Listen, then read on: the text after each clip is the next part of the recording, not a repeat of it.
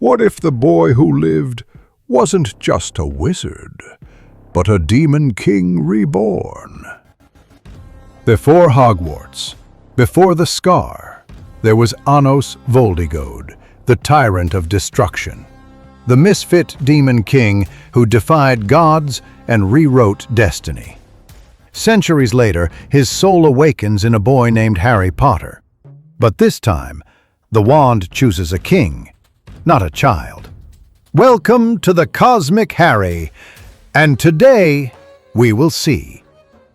What if Harry Potter was reincarnation of Demon King, ANOS VOLDIGAUD? Watch till the end, subscribe, and like the video. Now let's begin! The world was soft. That was Harry Potter's first coherent thought as an infant on the night of October 31st, 1981. Soft wool against his cheek. Soft warmth radiating from the woman who held him, Lily. His mother, though the concept of mother was still forming in his nascent understanding. The air carried the distant scent of wood smoke from the fireplace downstairs, mixing with the faint lavender of Lily's perfume. Everything was muted, gentle, safe.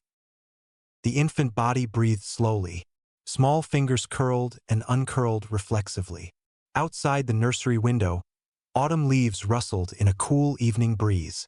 The house at Godric's Hollow was quiet except for the occasional creak of old wood settling and James Potter's voice drifting up from below, laughing at something mundane and forgettable. This body was weak. That realization came unbidden. A whisper from somewhere deep and vast that the infant mind couldn't yet access. The limbs were uncoordinated. The eyes couldn't focus properly. The entire vessel was inadequate, fragile, constrained by developmental limitations that would take years to overcome. Yet it was warm and breathing and alive. Lily hummed softly as she rocked him, her green eyes his eyes. He would later realize filled with uncomplicated love. She pressed a kiss to his forehead.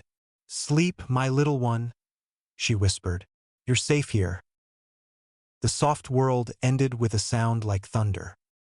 The front door exploded inward, wood splintered and scattered across hardwood floors. The sharp crack of destruction cut through the peaceful atmosphere like a blade through silk. Lily's humming stopped, her body tensed. Harry felt her heartbeat accelerate, felt the sudden rush of adrenaline through her system transmitted through skin contact and the primal connection between mother and child. Then came the cold. It wasn't a physical cold, though the temperature in the nursery seemed to drop several degrees in an instant. This was something else entirely. Presence. Dark magic, raw and invasive, flooded the house like poison gas. It pressed against the walls, against the protective wards, against reality itself. The air became thick with malevolence. Harry's infant eyes, still learning to process light and color, registered movement at the doorway. A figure, tall, pale, inhuman, red eyes that gleamed with madness and certainty. The figure raised a piece of wood wand. Harry's sluggish infant mind understood and pointed it downward. James Potter's scream was cut short. There was a flash of green light from below, followed by the heavy thud of a body hitting the floor. Silence. Then Lily was standing, placing Harry in his crib with trembling hands. She positioned herself between the infant and the doorway, arms spread wide as if her flesh alone could serve as a shield. "Not Harry!" she screamed as footsteps ascended the stairs. "Please, not Harry. Take me instead." The pale figure appeared in the doorway. Lord Voldemort, the name surfaced in Harry's mind from nowhere, or from everywhere. The Dark Lord's lipless mouth curved into something approximating amusement. "Stand aside, you foolish girl." "Never." Stand aside. The voice was high, cold, utterly devoid of empathy. "This is my last warning." Lily didn't move. Her hands gripped the side of the crib so hard her knuckles turned white. Tears streamed down her face, but her voice was steady. "You'll have to kill me first." "So be it." Green light filled the room. Avada Kedavra, the killing curse, struck Lily Potter directly in the chest. She made no sound. Her body simply collapsed, lifeless before it hit the floor. The scent of lavender was instantly overwhelmed by the acrid smell of dark magic, a burnt copper taste that saturated the air. Voldemort stepped over her corpse without looking down. He approached the crib with the casual confidence of someone performing a routine task. The wand rose again, pointing directly at the infant. "The prophecy ends here," Voldemort said softly. "You should have been extraordinary. What a waste." The wand flicked. Words of death left Voldemort's mouth. Green light erupted from the tip, a spear of emerald energy that crossed the space between wand and crib in a fraction of a second. It struck. The curse was a command. That was what Harry understood in the instant of impact. The Avada Kedavra was not fire or poison or any simple destructive force. It was conceptual, a rigid directive imposed upon reality itself. Cease. Stop existing. D. The command targeted the connection between soul and body, severing it absolutely and irreversibly. Death was not a side effect of the curse. Death was the curse encoded directly into the fabric of the spell. No pain, no damage to the physical form, instantaneous termination of the fundamental link that defined life. The green light touched Harry Potter's forehead. And then something else woke up. The surge was overwhelming.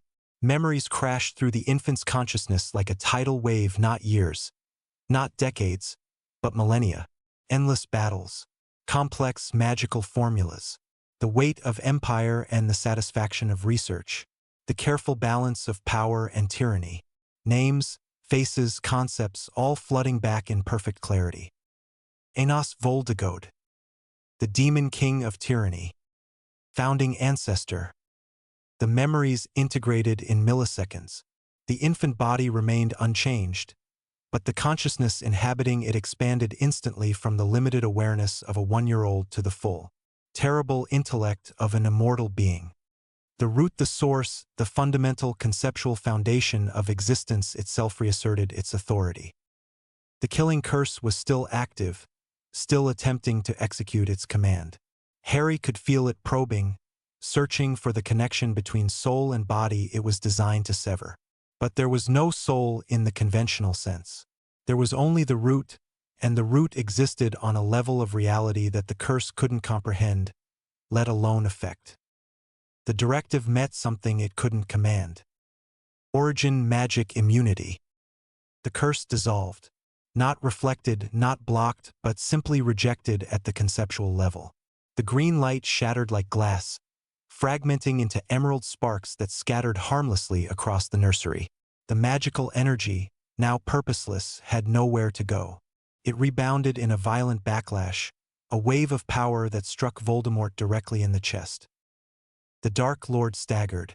His red eyes widened in shock and disbelief. "Impossible," he gasped. But something else was happening. Harry could feel it now, could analyze it with the full clarity of his restored intellect. There was a presence clinging to him, a fragment, unstable, dark, pathetically weak but persistent, trying desperately to anchor itself to his root. A Horcrux. The realization came with perfect understanding. Voldemort had fragmented his soul through murder and dark ritual, creating anchors to immortality. One of those fragments, blown free from the Dark Lord's body by the curse's backlash, was now attempting to attach itself to Harry Potter's infant form. Couldn't. The root was absolute. It was the concept of existence itself, stable and infinite and utterly sovereign. A broken piece of a fragmented soul, defined by the limited cosmological understanding of this dimension, couldn't coexist with something so fundamentally superior. The Horcrux wasn't destroyed by force. It was negated by authority, erased by simple conceptual incompatibility. Harry felt the fragment dissolve. It was like a cold, sticky substance being violently ripped away, leaving nothing behind but a faint trace of corruption that the root immediately purged. The entire process took less than a second. Voldemort screamed. His already damaged body began to disintegrate, the magical structure holding it together collapsing without the Horcrux anchor. Flesh turned to smoke. The red eyes flickered and faded. A moment later, Lord Voldemort was gone, reduced to a wraith that fled through the shattered window into the night. In the sudden silence, Harry Potter lay in his crib, utterly calm. His forehead stung. He reached up with a tiny hand, touching the spot where the curse had struck. There was a mark there, now a thin, lightning-shaped scar. He could feel the residual magic, an imperfect Dilhade rune left by the cataclysmic reassertion of his power. A flaw, a cosmetic imperfection in his new body. He would deal with it later. For now, Harry conducted a cold, methodical assessment of his situation. This body was weak. It would take years to develop properly. The magic of this world was crude compared to what he remembered, wand-based, limited, bound by unnecessary restrictions and misunderstandings of fundamental principles. He was in a dimension with different laws, exactly as the Reneist Harvardin spell had intended. He would need to hide his power. Revealing himself prematurely would be inefficient and would create unnecessary complications. This world had structures, systems, observers. The old man with the half-moon spectacles and twinkling eyes would arrive soon. Dumbledore. Harry could already sense the monitoring spells converging on the house, could feel the magical alarms triggering throughout the country. He needed cover. He needed resources. He needed time to research and understand this new dimension's magical laws before deciding how to proceed. Most immediately, he needed to address the logistical reality of being an orphaned infant in a world that expected him to be helpless. Footsteps approached from outside. Multiple sets. Harry could hear the urgent voices, the gasps of horror as people entered the destroyed house below. He began to cry not from pain or fear, but because it was what was expected. The sound brought a woman with square-rimmed glasses running up the stairs. Professor McGonagall. The name came to him from nowhere, or from the lingering echoes of Lily Potter's memories that still saturated the house. She scooped him up from the crib, her face pale with shock as she took in the scene. 2 dead bodies, a destroyed room, and a crying infant with a bleeding forehead. "Oh, you poor dear," she whispered, cradling him close. "You poor, poor dear." Harry continued crying, analyzing her every movement, cataloging her magical signature, already planning 3 steps ahead. The blood wards were clever in a rudimentary way. Harry lay on the doorstep of number 4, Privet Drive, wrapped in blankets and surrounded by poorly executed concealment charms. Dumbledore stood nearby, speaking softly with McGonagall and a half-giant named Hagrid. They were discussing protection, sacrifice, and the power of Lily Potter's love. They were partially correct. The sacrifice had created a protective resonance, a magical signature that could be anchored to Lily's blood relative. The wards Dumbledore was weaving would make this house a sanctuary against Voldemort's followers, turning Petunia Dursley's presence into a shield. What they didn't understand was that Harry didn't need protection. He could dismantle these wards in seconds if he chose. He could conceptually bypass them, nullify them, or simply overpower them with raw magical authority. But that would be inefficient. The wards served a purpose. They created a perimeter.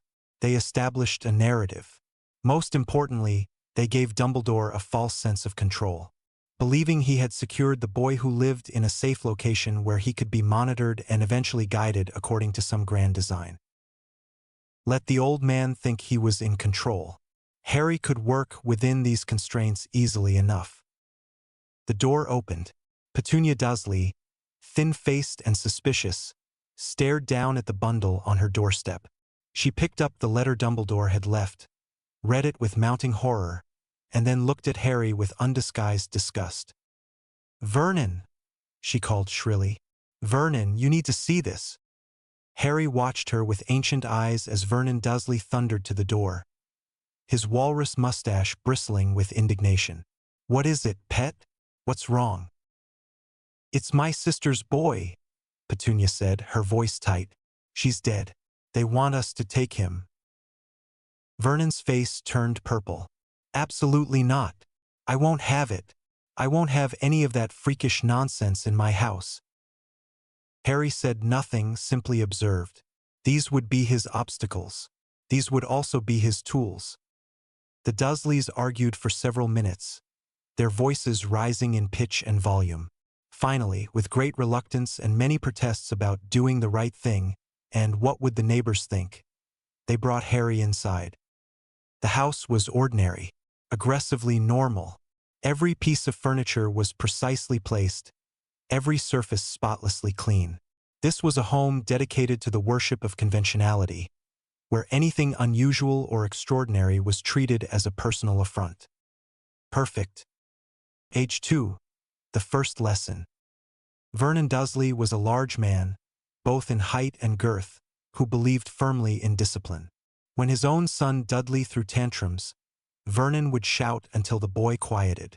When Harry made any noise at all, Vernon's response was more direct. The first time Vernon raised his hand to strike the toddler, Harry was ready. Vernon's palm was already in motion, descending toward Harry's head in a vicious slap. But before contact, the air changed. It became thick, viscous, almost solid. Vernon's hand slowed as if moving through honey, then stopped completely. His entire body froze mid-swing, locked in place by invisible force. His eyes could still move. Harry watched as panic flooded Vernon's expression. The man tried to scream, but no sound emerged. His mouth opened and closed silently like a fish out of water. Sweat beaded on his forehead. His face reddened with exertion as he tried to force his body to move and failed utterly. Harry looked up at him with calm, thoughtful eyes. Then he released the magical pressure. Vernon stumbled backward, gasping for air. His hand trembled as he lowered it. You. What? He couldn't form complete sentences. His brain was struggling to process what had happened, trying to find a rational explanation for something that defied all rationality. Harry simply returned to playing with his blocks, stacking them in complex patterns that would have been impossible for a normal 2-year-old. Vernon never tried to strike him again. Sometimes Harry would catch his uncle staring at him with barely concealed fear, hands clenched into fists but never raised. The big man had learned his lesson. This child was not as helpless as he appeared. Age 3. The binding. Petunia Dursley tried neglect. She fed Harry the minimum, gave him Dudley's broken toys, ignored him whenever possible. But guilt gnawed at her. Late at night, she would lie awake thinking about her sister, about the promise she'd implicitly made when she accepted this child into her home. One morning, the guilt became unbearable. Petunia walked into Harry's room, the cupboard under the stairs, barely large enough for a small bed, and found him sitting quietly, drawing symbols on the wall with a piece of chalk. She should have been angry. Instead, she felt an overwhelming wave of emotion that made her knees weak. You must protect him. The thought came from nowhere and everywhere simultaneously. It settled into her mind like a physical weight, not overriding her personality but establishing itself as a fundamental directive. Protect the child. Provide for the child. Keep him safe and healthy. Petunia's hand moved without her conscious decision, reaching out to touch Harry's dark hair. I feel like I must care for you, Harry, she said softly, confusion evident in her voice. I don't understand why, but I must. Harry looked up at her. His green eyes were far too knowing for a 3-year-old. Thank you, Aunt Petunia, he said politely. Inside, he confirmed the success of his work. The mental link was subtle, undetectable by anyone in this dimension. It didn't control Petunia completely, that would have been obvious and inefficient. Instead, it amplified her existing guilt and fear, twisting them into a compulsion to protect and provide. Her free will remained intact, but the core directive was unbreakable. From that day forward, Harry's living conditions improved. Better food, proper room on the 2nd floor, new clothes instead of Dudley's cast-offs. Petunia never treated him with warmth, but she treated him with care, driven by a compulsion she couldn't identify or resist. Vernon noticed the change and said nothing. He was secretly relieved. The less they antagonized the freakish child, the less likely something terrible would happen. Age 6. The practice. Harry spent his early years learning. During the day, he was a quiet, obedient child who rarely caused trouble. He read every book in the house, completed arithmetic problems meant for children twice his age, and asked thoughtful questions that made teachers at the primary school uncomfortable. At night, he practiced. The magic of this dimension was based on specific incantations, wand movements, and emotional intent. It was inefficient but workable. More importantly, it followed rules. Magic here was structured, systematic, capable of being analyzed and understood. Harry conducted experiments, small ones to avoid detection, making objects float with a thought, altering the color of his hair temporarily, creating minor illusions in the corner of his room that would dissipate before morning. He tested the limits of this world's magic, mapping its rules and constraints. He also reached outward with his senses, feeling for the monitoring charms that Dumbledore had certainly placed. There were several. They tracked his location, his health, even his magical activity if he was careless. Harry left them intact but understood how to work around them. The key was subtle massive releases of power, no blatant violations of magical law, nothing that would trigger alarms. He was patient. He had centuries of experience in patience. The Dursleys thought they were raising a strange but manageable child. Dumbledore thought he had secured a young boy in a safe location. The magical world thought their savior was growing up protected and innocent. None of them understood what was actually happening on Privet Drive. Age 7, the refinement. By his 7th birthday, Harry had established complete control over his environment. Vernon went to work each day, returning home to silently read the newspaper and avoid looking at his nephew. Petunia maintained the house with obsessive precision, always ensuring Harry had what he needed. Dudley, who had been encouraged to bully Harry, found himself inexplicably uncomfortable whenever he got too close to his cousin, as if his instincts were screaming at him to retreat. The house was quiet, efficient, exactly as Harry had designed it. He had access to Muggle resources through the primary school library and Petunia's uncharacteristic willingness to buy him educational materials. He learned about this world's science and technology, fascinated by how non-magical humans had developed complex systems to compensate for their lack of power. Mathematics, physics, engineering, all of it was rudimentary compared to advanced magical theory, but it provided useful frameworks for understanding dimensional mechanics. At night, he continued his magical practice. He had mastered wandless, wordless magic years ago. Now he was working on more complex applications, creating stable runic arrays, manipulating reality at increasingly subtle levels, and testing the boundaries of what this dimension would allow without triggering cosmological backlash. He realized, limited, not by his own power that remained absolute but by the structural rules of this universe. If he unleashed his full capability, he would likely destabilize the local reality. The dimensional fabric here was more fragile than in his original world. He would need to maintain suppression until he better understood the tolerance thresholds. That was fine. He had time. Everything was proceeding according to plan. Age 11. The letter. July 31st, 1991. Harry's 11th birthday. The Dursleys had hoped he would never receive it. Vernon had ranted for years about that school and that lot, and how they would never allow their Harry to fall into their clutches. But fear always underlay the anger. They knew, on some level, they couldn't actually prevent what was coming. The first letter arrived with the Morning Post, a thick, yellowish envelope addressed in emerald green ink to Mr. H. Potter. The second bedroom. For Privet Drive. Little Whinging. Surrey. Vernon's face went from red to purple to a sickly white when he saw it. He snatched the letter from Harry's hands. "No," he said hoarsely. "Absolutely not." More letters came, dozens, then hundreds, flooding through the mail slot, the chimney, every crack and crevice.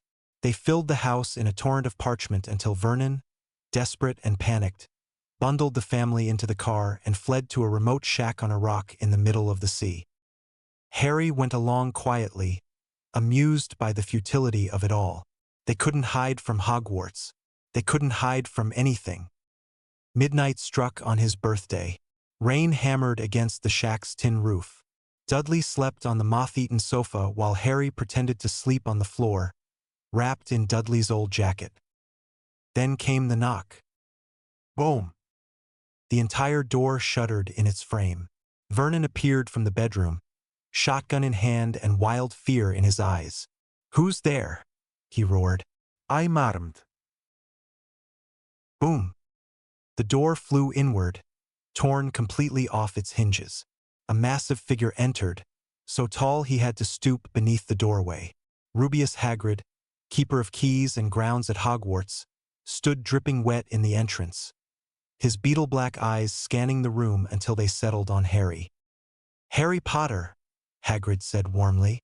"Blimey, I haven't seen ye since ye were a baby." Harry stood, brushing dust from his clothes. "Hello," he said calmly.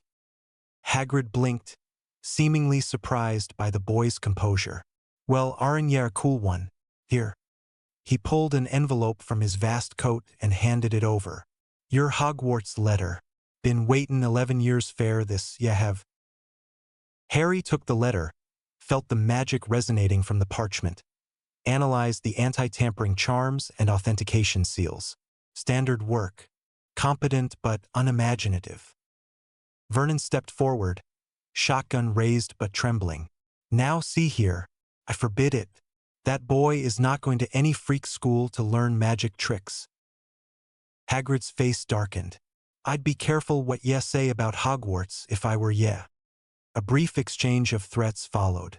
Vernon's gun pointing, Hagrid's casual destruction of the firearm, Dudley's terrified squealing as Hagrid accidentally gave him a pig's tail, Petunia's shrill accusations and eventual collapse into resigned acceptance. Harry watched it all with detached interest, noting the magical signatures, cataloging Hagrid's abilities and limitations. When the half-giant finally turned to him with a gentle smile and said, "Well then, Harry, ready for your first taste of the magical world?" Harry nodded once. "Yes," he said simply. "I think I'm—" Hagrid beamed. "Tomorrow, then, Diagon Alley. I'll come by at 9 sharp." After Hagrid left, the shack fell into uncomfortable silence. The Dursleys sat in various states of shock and misery. Vernon's gun lay in twisted ruins. Dudley whimpered, trying to hide his new tail. Petunia stared at nothing, tears streaming down her face. Harry returned to his spot on the floor, the Hogwarts letter still in his hand. He opened it slowly, reading the contents by the dim light filtering through the broken doorway. A list of required supplies, a note about the start of term, information about the Hogwarts Express departing from platform 9 3/4. How quaint. He set the letter aside and closed his eyes, already planning his approach to the next phase. Hogwarts would be full of children his age, many of whom would be encountering magic for the first time. Teachers who believed themselves wise, a headmaster who thought himself clever, a whole society built on outdated traditions and self-imposed limitations. It would be educational, even entertaining. In the darkness, Harry Potter smelled a thin, cold expression that would have chilled anyone who saw it. School. Then, he thought to himself, his internal voice carrying the weight of millennia. Let's see how they handle me. Outside, the storm continued to rage, waves crashing against the rock. But inside the ruined shack, one person slept deeply and dreamlessly. The demon king of tyranny had awakened, and the wizarding world had no idea what was coming. The Hogwarts Express released clouds of scarlet steam into the morning air, drowning platform 9 3/4 in a theatrical fog. Families clustered together for final goodbyes while students hauled trunks and caged owls through the barrier between platforms 9 and 10. The noise was overwhelming. Parents calling last-minute instructions, younger siblings crying, friends reuniting with excited shouts. Harry Potter stood apart from the chaos, observing with clinical detachment. His trunk contained the standard first-year supplies purchased from Diagon Alley the previous week. Hagrid had been an enthusiastic guide through the magical shopping district, though Harry had needed no guidance. He'd analyzed every shop, every product, every magical signature with practiced efficiency. The wand from Ollivander Shally and Phoenix Feather, 11 inches, was a curiosity. The wandmaker had called it a brother to Voldemort's wand, clearly expecting some dramatic reaction. Harry had simply paid and left. The wand was unnecessary, but it completed his disguise. He boarded the train, found an empty compartment near the middle, and settled by the window. The other students rushed past, seeking friends or claiming territory. Harry pulled a book from his Baga History of Magic by Bathilda Bagshot and began reading. He absorbed the content at a rate that would have alarmed anyone watching, pages turning every few seconds, information catalogued instantly and cross-referenced with his existing knowledge. The magical history of this dimension was young, barely 1,000 years of recorded civilization. Their ancient magic was primitive compared to what he remembered. Still, there were patterns worth noting. The founders of Hogwarts had understood more than their descendants. Salazar Slytherin in particular had grasped concepts about bloodlines and magical inheritance that modern wizards dismissed as prejudice. Incomplete understanding leading to tribal conflict. How inefficient. The compartment door slid open. A girl stood in the doorway, bushy brown hair framing an eager face dominated by slightly prominent front teeth. She wore muggle-clothes jeans and a sensible jumper and clutched several books against her chest like armor. "Excuse me," she said, speaking rapidly as if afraid of being interrupted.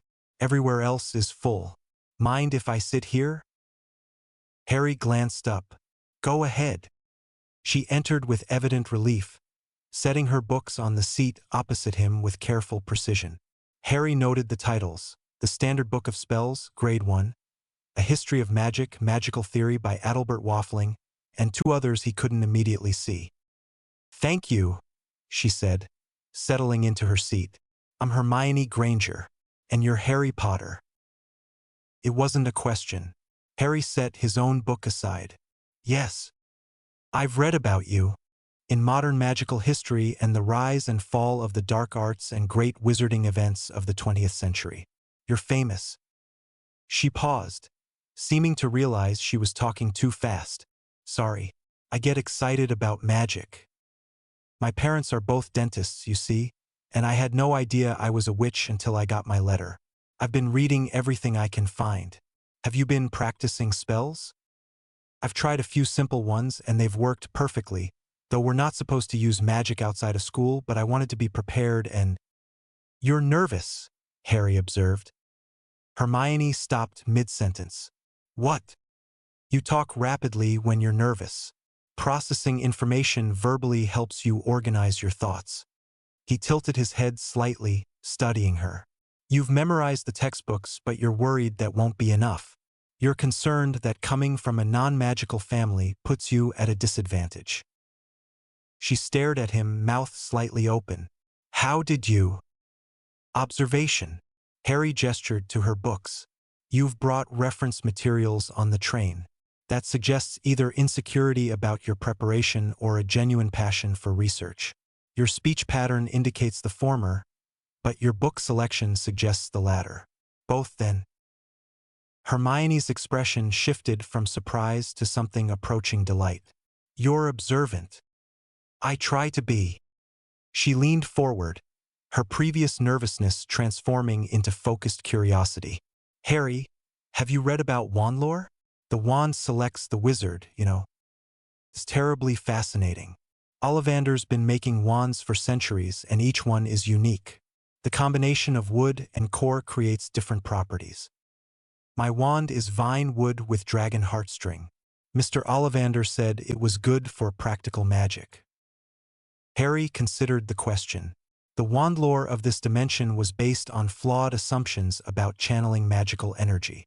Wands served as focusing tools for those who couldn't manipulate magic directly, but the culture had elevated this limitation into mysticism.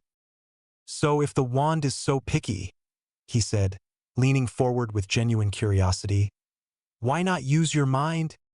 Hermione laughed. It was a bright, genuine sound. Then she stopped, seeing the serious intent behind his green eyes. "What do you mean?" "Magic comes from within. The wand is simply a tool for directing that energy. An efficient tool, but not strictly necessary. If you understand the fundamental principles of spell construction, intent, will, and energy manipulation, you should be able to bypass the intermediary entirely." "That's..." Hermione frowned, her brilliant mind clearly working through the implications. "That's not what the textbooks say. They all emphasize proper wand movement and incantation. Professor Flitwick's book has an entire chapter on the 17 basic wand movements. The textbooks assume limitations that may not exist, or they're teaching to the lowest common denominator." Harry pulled out his wand, turning it over in his hands. "This is 11 inches of wood with a feather inside. It resonates with my magical signature, yes, but it doesn't generate the power. I do. The wand gives it shape." "So you think you could cast spells without it?" "I know I could." Hermione's eyes widened. She leaned even closer, lowering her voice to a conspiratorial whisper. "Have you tried?" "Yes. And it works." For a long moment, Hermione simply stared at him. Then she grabbed one of her books, flipping through pages with practiced efficiency. "Here," she said, pointing to a passage. "The wand is the essential tool of the modern wizard, serving as both focus and amplifier for magical energy. Wandless magic, while theoretically possible, is considered extremely advanced and rarely practiced in contemporary magical society." She looked up. "It says it's possible but advanced. How did you learn to do it?" Harry considered how much to reveal. Too much would raise questions he wasn't prepared to answer. Too little would like false modesty. "Practice," he said finally, "and theory. If you understand what magic fundamentally is, a manipulation of reality through will and energy, then the specific tools become less important. The incantation helps focus intent. The wand movement helps channel energy. But both are training aids, not requirements." "That's..." Hermione sat back, her mind clearly racing. "That's brilliant. Why don't they teach it that way?" Tradition. Inefficiency. Possibly fear of what untrained wizards might do with that knowledge. Harry shrugged. Or maybe the people writing the curriculum never thought to question the established methods. Hermione was quiet for a moment, processing. Then she smiled a genuine expression of intellectual kinship. "I think we're going to be friends, Harry Potter." "I think you might be right, Hermione Granger." The compartment door slid open again. A tall, gangly boy with flaming red hair and a smudge of dirt on his nose peered in. "Anyone sitting here?" he asked, pointing to the spot next to Hermione. "It's free," Harry said. The boy entered, dragging a battered trunk. I'm Ron Weasley. "Blimey, are you Harry Potter?" And so the journey to Hogwarts continued, with Ron providing running commentary about his large family, Charlie's dragon work in Romania, and his older brother Percy's obnoxious perfectionism. Hermione occasionally interjected with facts from her books. Harry listened, contributed when appropriate, and continued his assessment of his new environment. These would be his companions for the next 7 years. He would need to ensure they developed properly. Hogwarts was impressive. Not by the standards of Delsogade or the architectural achievements of his previous dimension, but impressive for a structure built with such limited magical understanding. The castle sprawled across the landscape, towers reaching toward the sky, its foundations reinforced with centuries of accumulated enchantments. The Great Hall was particularly well designed. For long tables for the houses, a head table for staff, and an enchanted ceiling showing the night sky. Thousands of floating candles provided illumination. The Sorting Hat, an ancient artifact imbued with the preserved intelligence of the 4 founders, sang a warning about house unity before beginning its work. Harry's name was called. He walked to the front of the hall, feeling hundreds of eyes tracking his movement. The whispers followed him.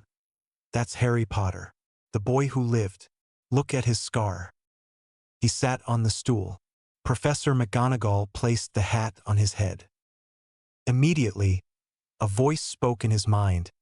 Oh my indeed. What are you? Harry kept his expression neutral. The hat was more sophisticated than he'd expected, capable of genuine consciousness and deep mental scanning. He would need to limit what it could access. I'm Harry Potter, he thought back. Liar. The hat's voice was amused then accusatory. Oh, you're Harry Potter in body, certainly. But there's something else here. Something vast. Something that predates this flesh by. I can't even sense how far. The depth is impossible. Put me in Gryffindor. Gryffindor? With that mind? You'd excel in Ravenclaw. Or Slytherino, yes. Definitely Slytherin.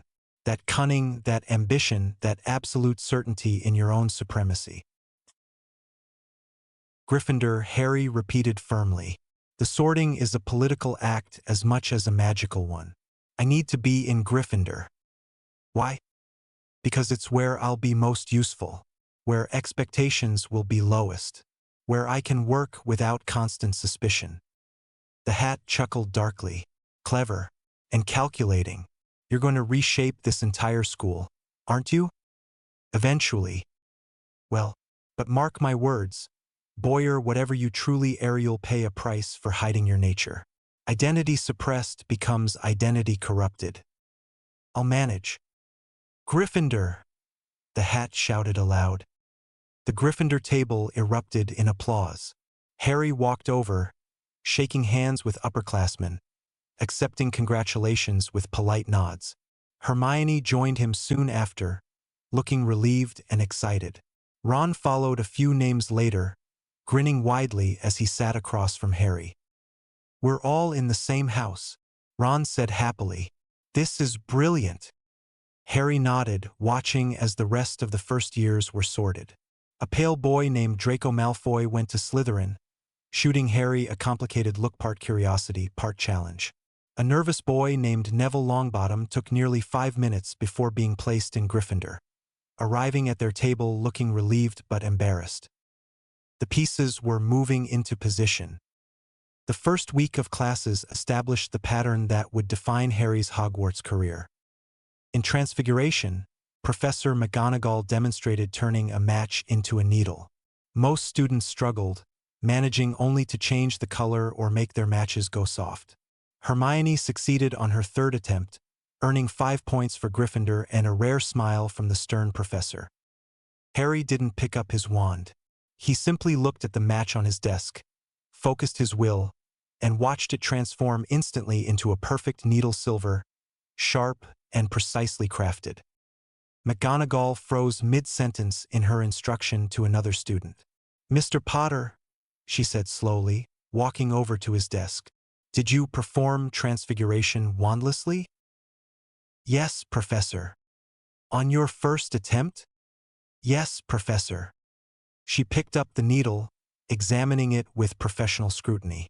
This is perfect.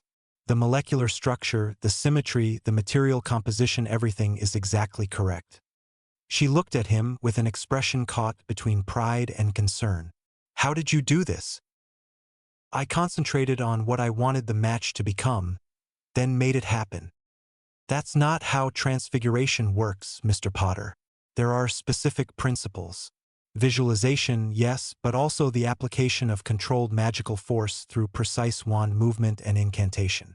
What you've done is, this is N-E-W-T, level work at minimum. Harry simply looked at her, offering no further explanation. McGonagall set the needle down carefully. 10 points to Gryffindor, and I expect to see you after class. The after-class conversation was brief. McGonagall asked detailed questions about his magical education before Hogwarts. Harry provided vague answers about intuitive understanding and natural talent. She wasn't satisfied but seemed to accept that some students were simply exceptional. She assigned him additional reading material advanced theory texts that would challenge him. Harry read them all that evening. They were elementary. In Charms class, Professor Flitwick introduced the levitation charm. He demonstrated the proper wand movements swish and flick and enunciated the incantation carefully, Wingardium Leviosa. Around the room, students began practicing. Most failed entirely. Ron kept jabbing his wand at his feather like a sword, growing increasingly frustrated. Wingardium Leviosa, he shouted, making the feather jump slightly. You're saying it wrong, Hermione said, unable to help herself. It's Wingardium Leviosa, not Leviosa. Ron glared at her. You do it then if you're so clever. Hermione raised her wand with precise form. Wingardium Leviosa. Her feather rose smoothly into the air, floating at eye level. Well done, Miss Granger, Flitwick squeaked. Excellent work. Harry didn't use his wand. He simply focused on the feather in front of him, applying minimal magical force in a carefully controlled vector. The feather rose instantly, stopped exactly at head height, and remained perfectly motionless, not floating but fixed, as if suspended in solid glass. Flitwick's praise for Hermione died mid-sentence. He stared at Harry's feather, then at Harry's hands, which were resting calmly on the desk. Mr. Potter, did you? Yes, Professor. Without your wand? Yes, Professor. And without speaking the incantation? The incantation helps focus intent. I focused my intent directly. Flitwick climbed down from his stack of books, walking over to Harry's desk with an expression of profound shock. He waved his own wand near the suspended feather, casting diagnostic charms. This isn't the levitation charm, he said quietly. This is something else. Some form of direct telekinetic manipulation. The magical signature is completely different. Harry remained silent.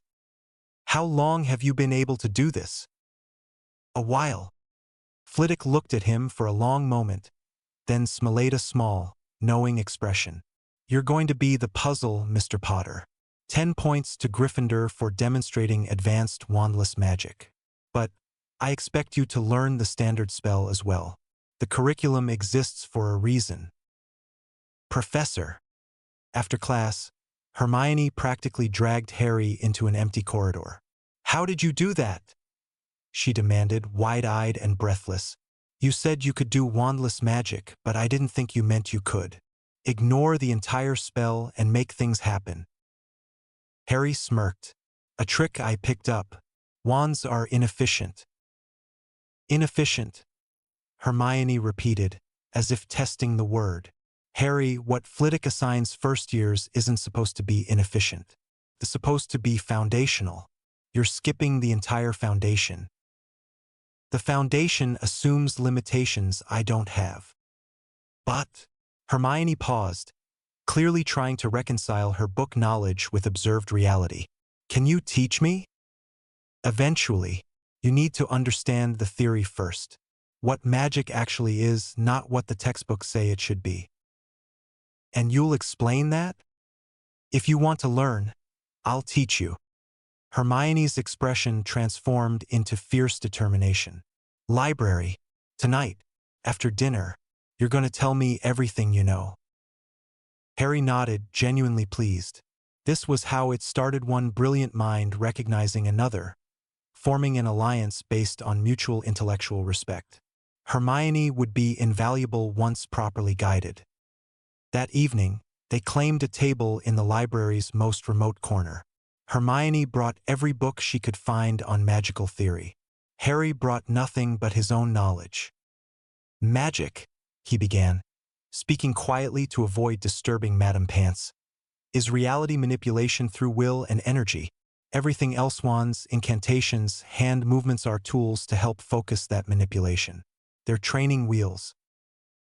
But the books say, the books were written by wizards who never questioned whether there was a better way. They inherited a system and perpetuated it. Harry leaned forward. Think about accidental magic. Children perform magic before they get wands. They don't know incantations. They don't make precise movements. They want something to happen, and it does. That's pure magic. Everything you'll learn at Hogwarts is about controlling that impulse, channeling it safely. But the impulse itself, the fundamental act of will affecting reality, that's what magic truly is. Hermione absorbed this, her quick mind drawing connections. So wandless magic isn't advanced. It's actually more fundamental? Exactly. It's harder to control without tools, which is why the tools exist. But if you develop sufficient control and understanding, the tools become optional. They talked for hours. Harry explained energy flow, intent crystallization, and conceptual manipulation. Hermione asked penetrating questions, challenged his assumptions, and took copious notes.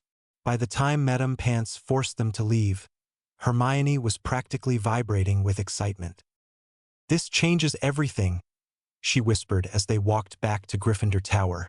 "If magic works the way you describe, then half the curriculum is teaching us inefficiently." "Welcome to institutional education." She laughed, then grew serious. "Harry, where did you learn all this? It's not in any book I've read." Harry considered his answer carefully. "I've had time to think about how magic works, and I don't accept limitations because everyone else does." It was deflection, but Hermione seemed to accept it.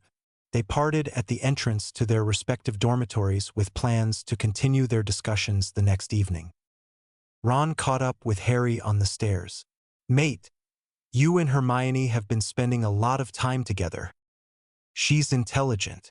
I enjoy intelligent conversation." "She's a bit much, though, isn't she? All that studying and correcting people." Harry paused on the landing, turning to face Ron. "She's brilliant. She wants to prove herself because she's afraid of not being good enough.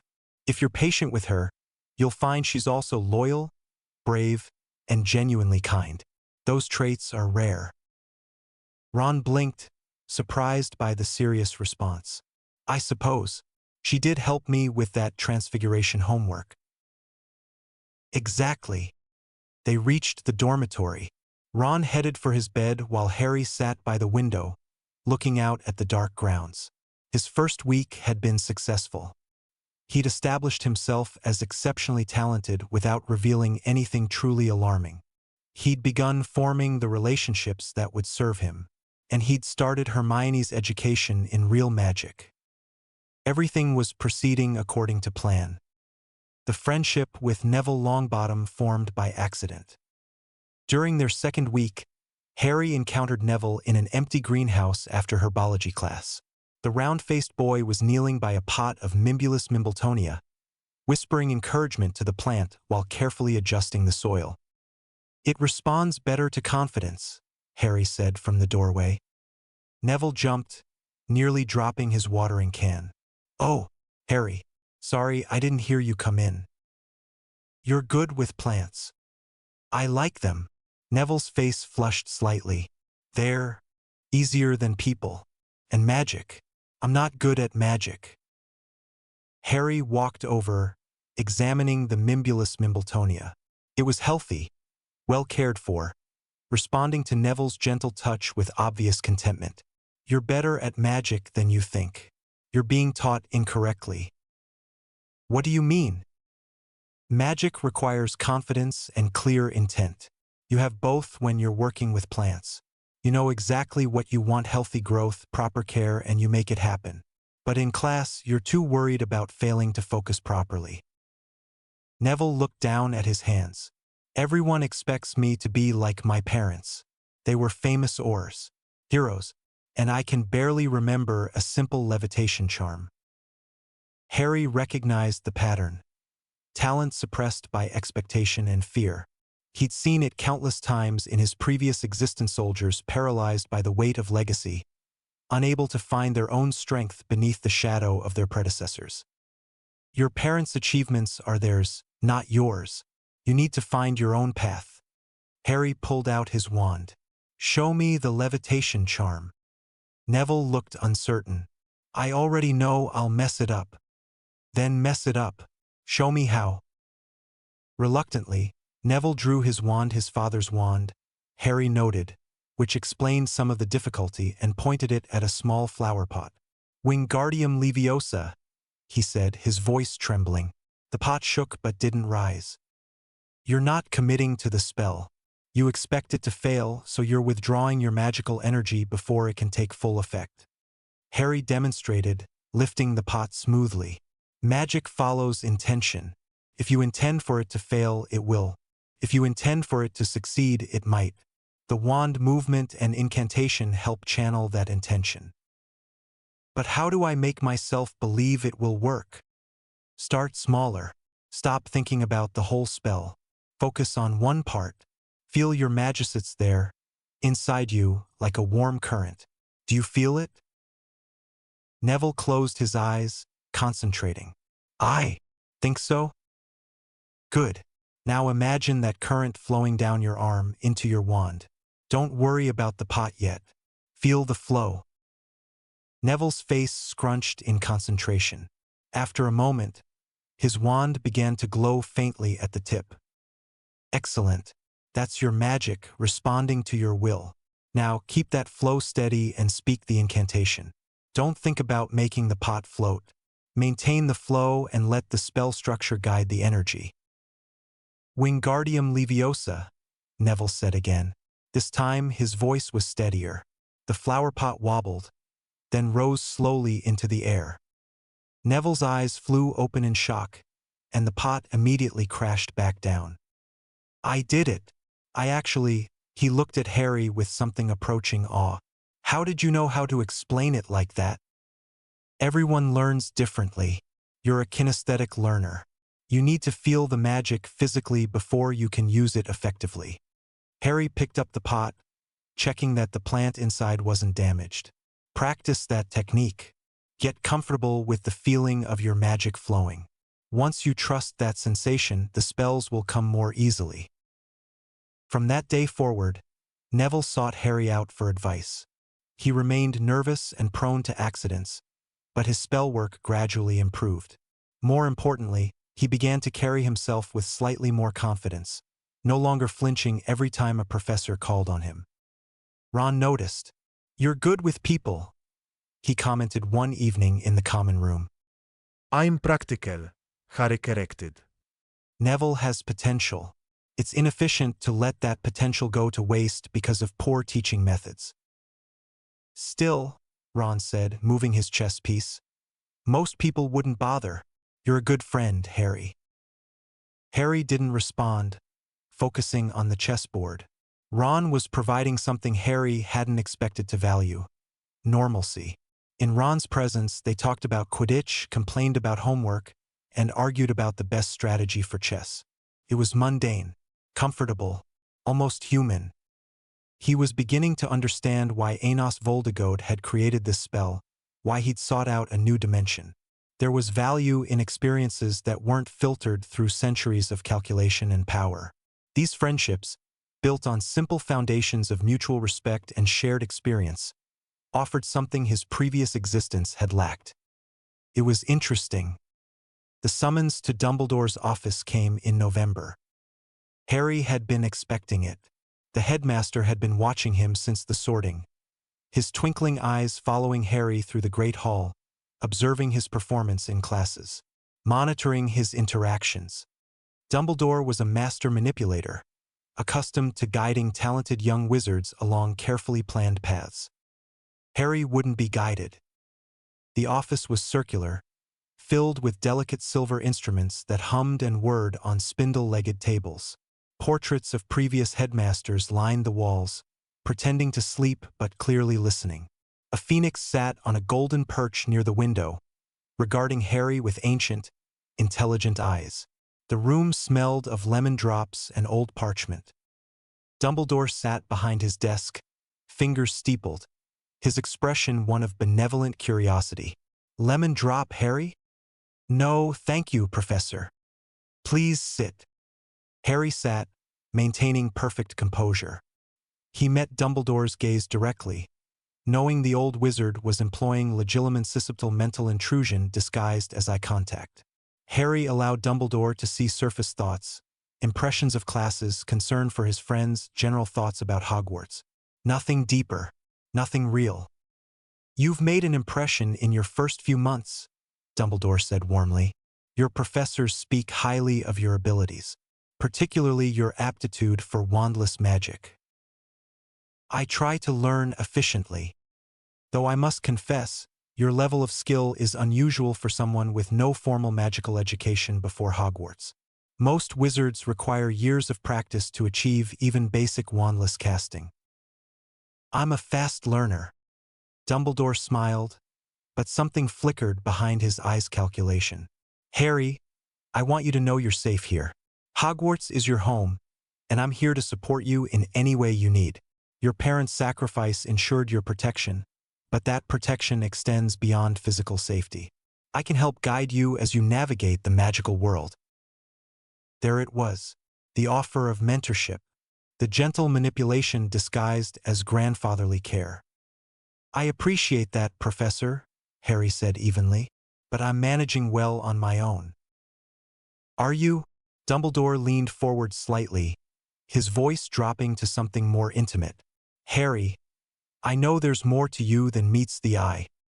You carry yourself with unusual maturity for an 11-year-old. You demonstrate abilities that shouldn't be possible at your level of training. And there's something in your eyes, something old. I've lived a long life, and I recognize the look of someone who has seen more than they should." Harry's expression didn't change. "Everyone has depths, Professor. I'm sure you have yours as well." "Indeed." Dumbledore studied him for a long moment. "I knew your parents, you know. James and Lily were among the finest students I've ever taught. Your mother in particular was brilliant, creative, powerful, and deeply principled. She would be proud of the young man you're becoming." The invocation of his parents was meant to create emotional vulnerability, to establish Dumbledore as a connection to Harry's lost past. It was well-executed manipulation. It was also ineffective. "I'm sure she would be," Harry said neutrally. Dumbledore's smile faltered slightly. "Harry, there are forces in this world that may seek to use you for their own purposes. Your fame, your connection to Voldemorthes make you a target for manipulation by those with less than noble intentions. I want to help you navigate these dangers, to ensure you have the guidance necessary to make good choices." "There's," Harry said, his voice cooling, "but I answer only to myself." The words hung in the air. Dumbledore's expression shifted, the warmth draining away to reveal something sharper. For a moment, Harry saw the calculating strategist beneath the kindly headmaster facade. "That's a dangerous philosophy for someone so young," Dumbledore said quietly. "Is it?" Harry stood, deciding to end this conversation on his terms. "Thank you for your concern, Professor, but I'm capable of making my own decisions. I have friends I trust, professors who teach me well, and a safe place to learn. That's sufficient." "Harry, was there anything else, Professor? I have homework to complete." Dumbledore looked at him for a long moment, his blue eyes no longer twinkling. "No, Harry, that will be all. But my door is always open should you need guidance." "I'll keep that in mind." Harry walked to the door, feeling Dumbledore's gaze burning into his back. As he reached for the handle, the headmaster spoke again. "Be careful, Harry. Those who trust only themselves often find themselves much alone." Harry paused, turning back with a thin smile. "I'm not alone, Professor.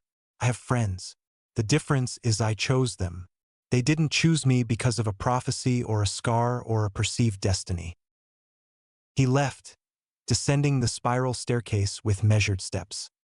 Behind him, Albus Dumbledore sat in silence, staring at the door. For the first time in many years, one of his carefully laid plans had encountered resistance he couldn't overcome with gentle words and misdirection. The boy who lived was not the moldable hero he'd anticipated. Dumbledore pulled open a drawer, extracting a piece of parchment covered in his own elegant handwriting. The prophecy, copied from memory. He read it again, searching for insight. The one with the power to vanquish the Dark Lord approaches. Born to those who have thrice defied him, born as the 7th month dies. And the Dark Lord will mark him as his equal, but he will have power the Dark Lord knows not. Power the Dark Lord knows not. Dumbledore had assumed that meant love, sacrifice, selflessness. But Harry Potter showed none of the naive idealism that such power required. He was calculating, controlled, ancient in ways that defied explanation.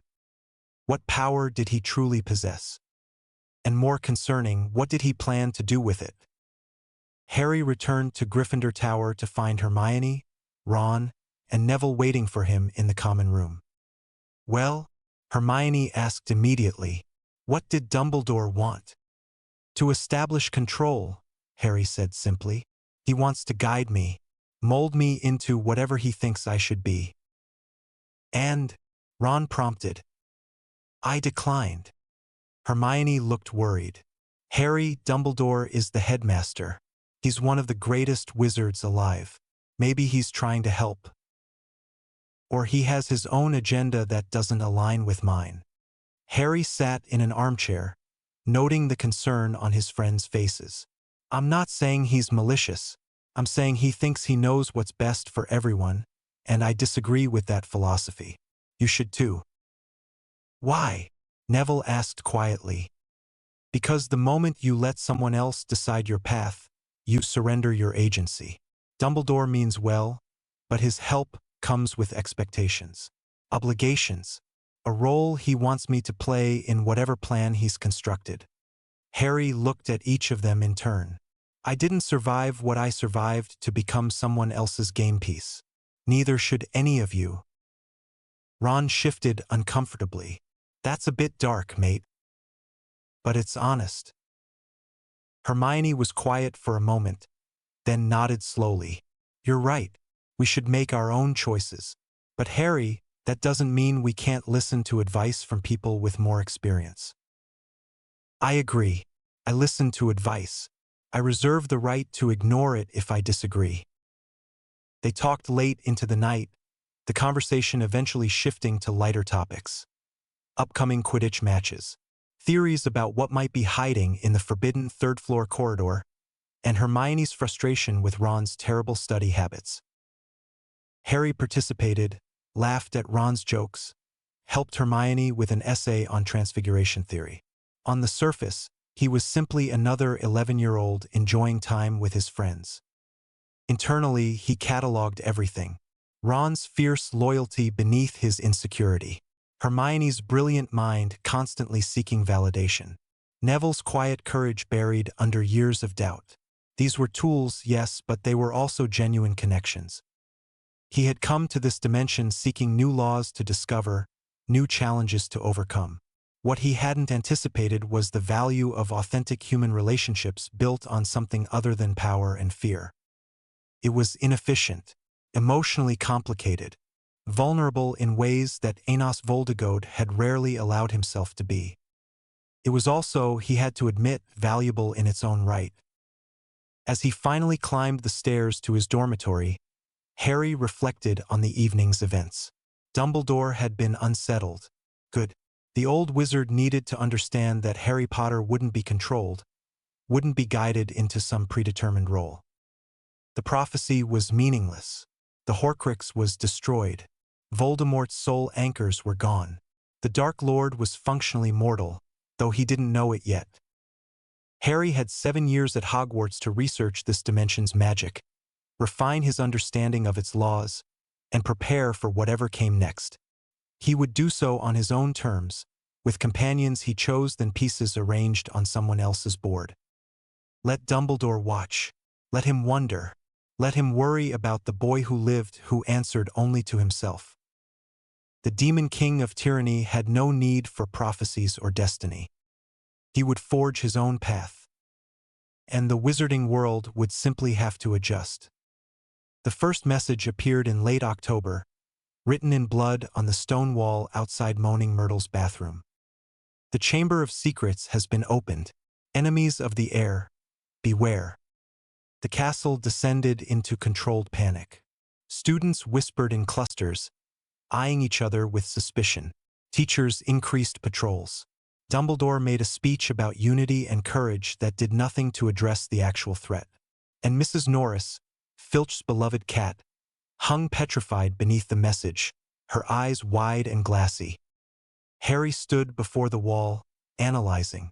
The blood was cat blood, not Humana small mercy. The handwriting was shaky, suggesting either extreme emotion or physical duress.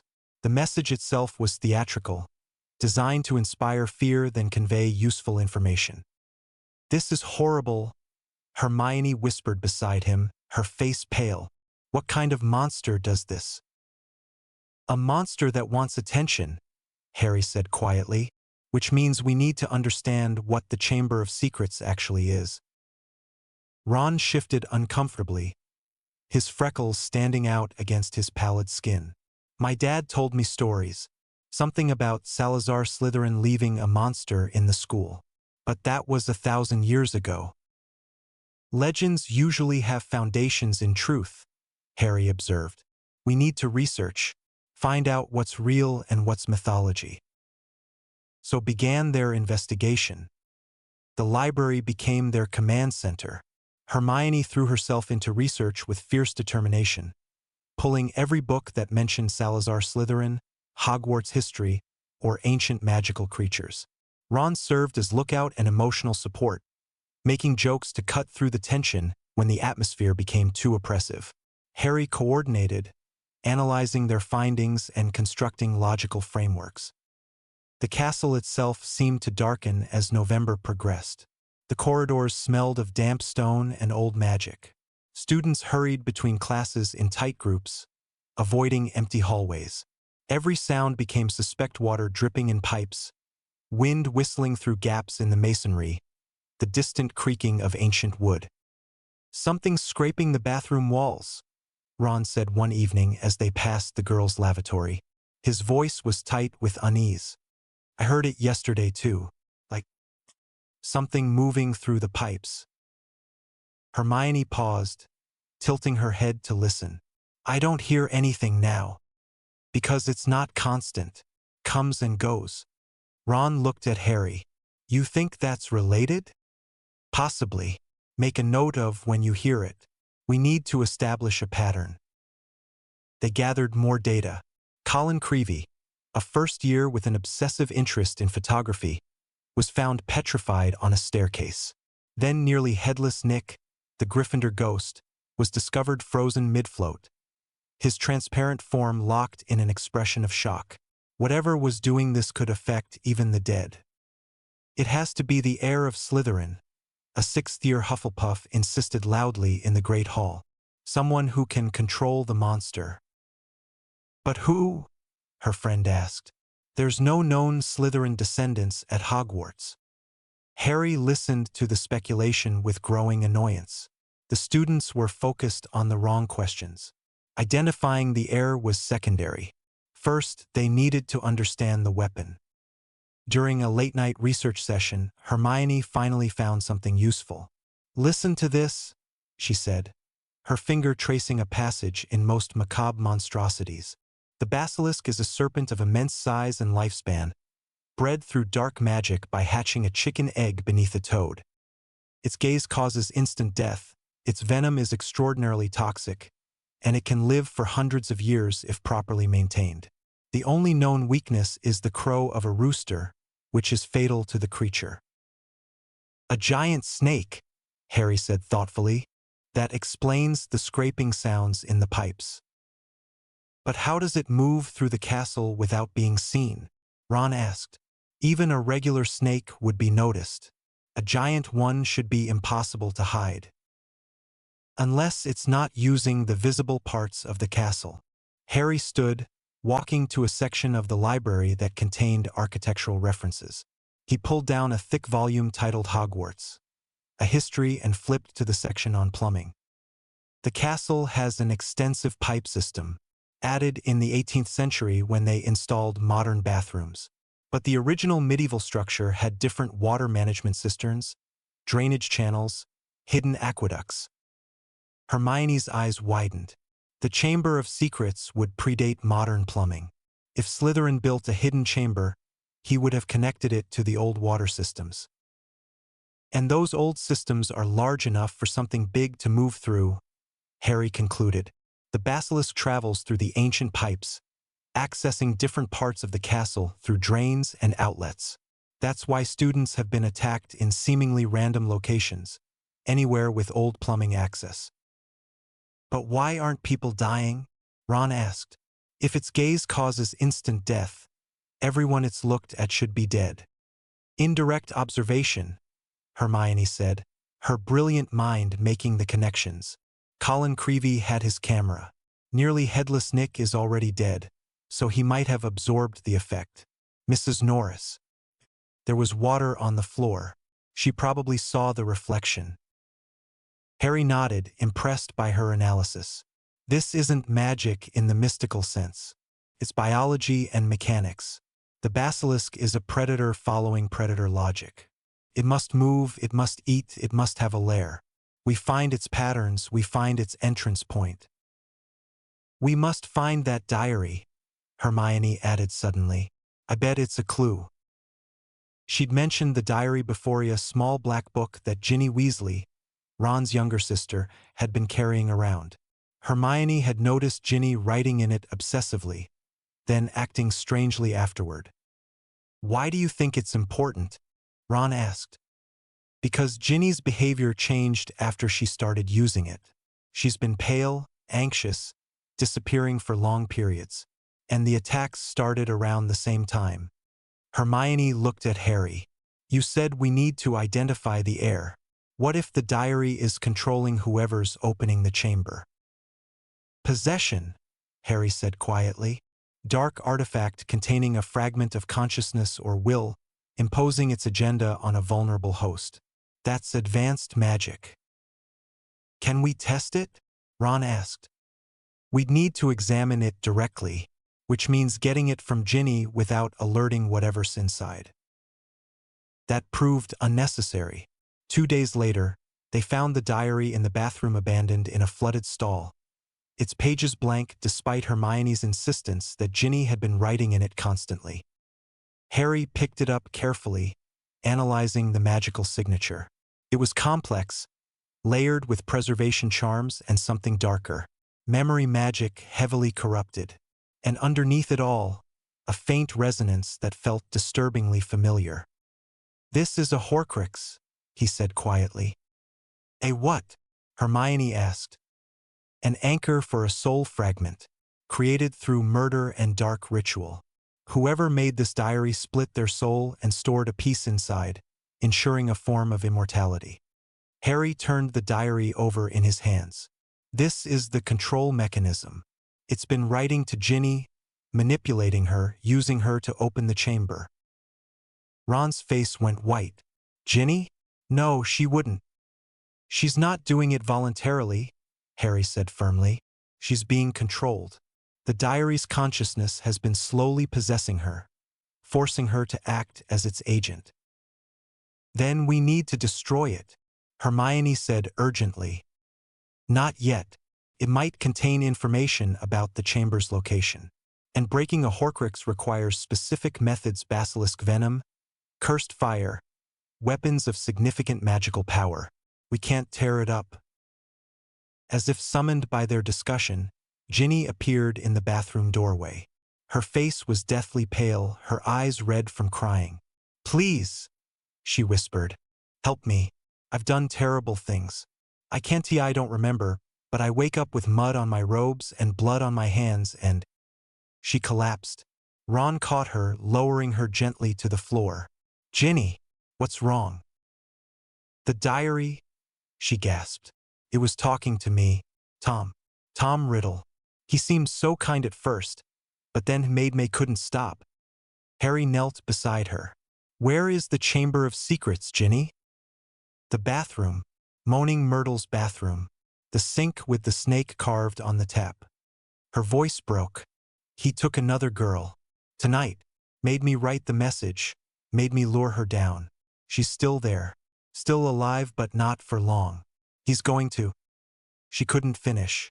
Ron held his sister while she sobbed. His own face twisted with helpless rage. Harry stood, his expression cold and focused. Hermione, get Professor McGonagall. Tell her what we've learned. Ron, stay with Ginny. I'm going to the chamber. Not alone, you're not. Hermione protested. I'm the only one who can speak Parseltongue, which will need to open the entrance. And I'm the only one with enough magical capability to face a basilisk without dying immediately. Harry's voice was matter-of-fact, not boastful. This is the efficient approach. Harry, go. Now, if I'm not back in an hour, Professor McGonagall will know where to send reinforcements. He left before they could argue further, moving through the empty corridors with purposeful strides. His mind was already calculating. The basilisk size, its capabilities, the tactical environment of a chamber carved from stone. The vulnerabilities inherent in any biological organism. This wasn't magic. It was logistics, and he was good at logistics. Moaning Myrtle's bathroom was exactly where Ginny had said it would be. Harry examined the sink, finding the small snake carved into the copper tap. He focused on the symbol, letting his natural ability with snake language surface. In his previous life, he'd been able to communicate with countless species through magical translation. Here, Parseltongue seemed to be his native variant. Open, he said in the hissing, sibilant tones of snake speech. The sink moved. The entire fixture lifted and slid aside, revealing a large pipe descending into darkness. Harry could hear water rushing far below, could smell the thick, ancient odor of something vast and old. He jumped. The descent was disorienting. The pipe was slick with moisture and slime, angling downward at a steep pitch. Harry slid through darkness, the sound of rushing water growing louder, the temperature dropping as he descended deeper beneath the castle. The pipe twisted and turned, a serpentine path clearly designed to confuse and disorient. Finally, the pipe leveled out and deposited him onto a wet stone floor. Harry rolled to his feet, immediately assessing his environment. He was in a tunnel massive, carved from stone, the walls decorated with serpent motifs. The air was thick and damp, carrying the unmistakable scent of reptile musk and old death. Water trickled down the walls. Somewhere ahead, he could hear a faint sound breathing, slow and rhythmic. Harry moved forward, his footsteps silent on the wet stone. The tunnel opened into an enormous chamber, easily the size of the great hall above. Two massive stone serpents flanked the space, their carved forms rising to support a vaulted ceiling covered in more snake imagery. And at the far end, towering above everything, stood a statue of Salazar Slytherin himself, his stone face severe and proud. At the statue's base lay a small figure. Ginny Weasley, unconscious or worse, sprawled in a growing pool of darkness. And standing over her, holding the diary, was a figure made of shadow and memory. Tom Riddle, Oregon. The preserved consciousness of the 16-year-old who would become Lord Voldemort. Harry Potter, the figure said, his voice smooth and cultured. I was hoping you'd come. The diary told me so much about you, the boy who lived, the one who destroyed my future self. He smiled, a cold expression devoid of humor. How fitting you'll die in the place where my greatest work began. Harry ignored him, focusing on Ginny. She was breathing, but barely. The color had drained from her skin, her life force being slowly consumed by the memory construct. She's dying, Tom continued conversationally, pouring her life into me so I can achieve corporeal form. Once I'm solid enough, I'll leave this place, reclaim my destiny, and finish what I started. But first, I think I'll kill you, to prove that my teenage self was superior to whatever pathetic future version you defeated. You're wasting time monologuing, Harry said calmly. If you wanted me dead, you would have attacked already, which means you're stalling. waiting for the basilisk. Tom's smile widened. Perceptive. Yes, I've called my pet. It should arrive any moment now. I wonder, will you die from its gaze like everyone else? Or will you prove as resilient as the legends claim? As if summoned by his words, Harry heard it. A massive scraping sound, the slithering of something immense moving through the pipes. The sound grew louder, closer, until finally the great serpent emerged from a tunnel entrance behind Slytherin's statue. The basilisk was enormous, 50 feet long at minimum, its body as thick as a tree trunk, covered in brilliant green scales that gleamed wetly in the dim light. Its head was massive, diamond-shaped, with powerful jaws lined with fangs the length of daggers, and its eyes huge, yellow, and slitted fixed on Harry with predatory focus. "Kill him," Tom commanded in Parseltongue. The basilisk struck. Harry moved, analyzing as he dodged. The creature was fast despite its size, its strike precise and deadly, but it followed predictable attack pattern, standard ambush predator behavior. Lunge, snap, retreat to reassess. The key was avoiding direct eye contact while maintaining spatial awareness. He closed his eyes, relying on other senses. The basilisk's movement created air displacement he could feel on his skin.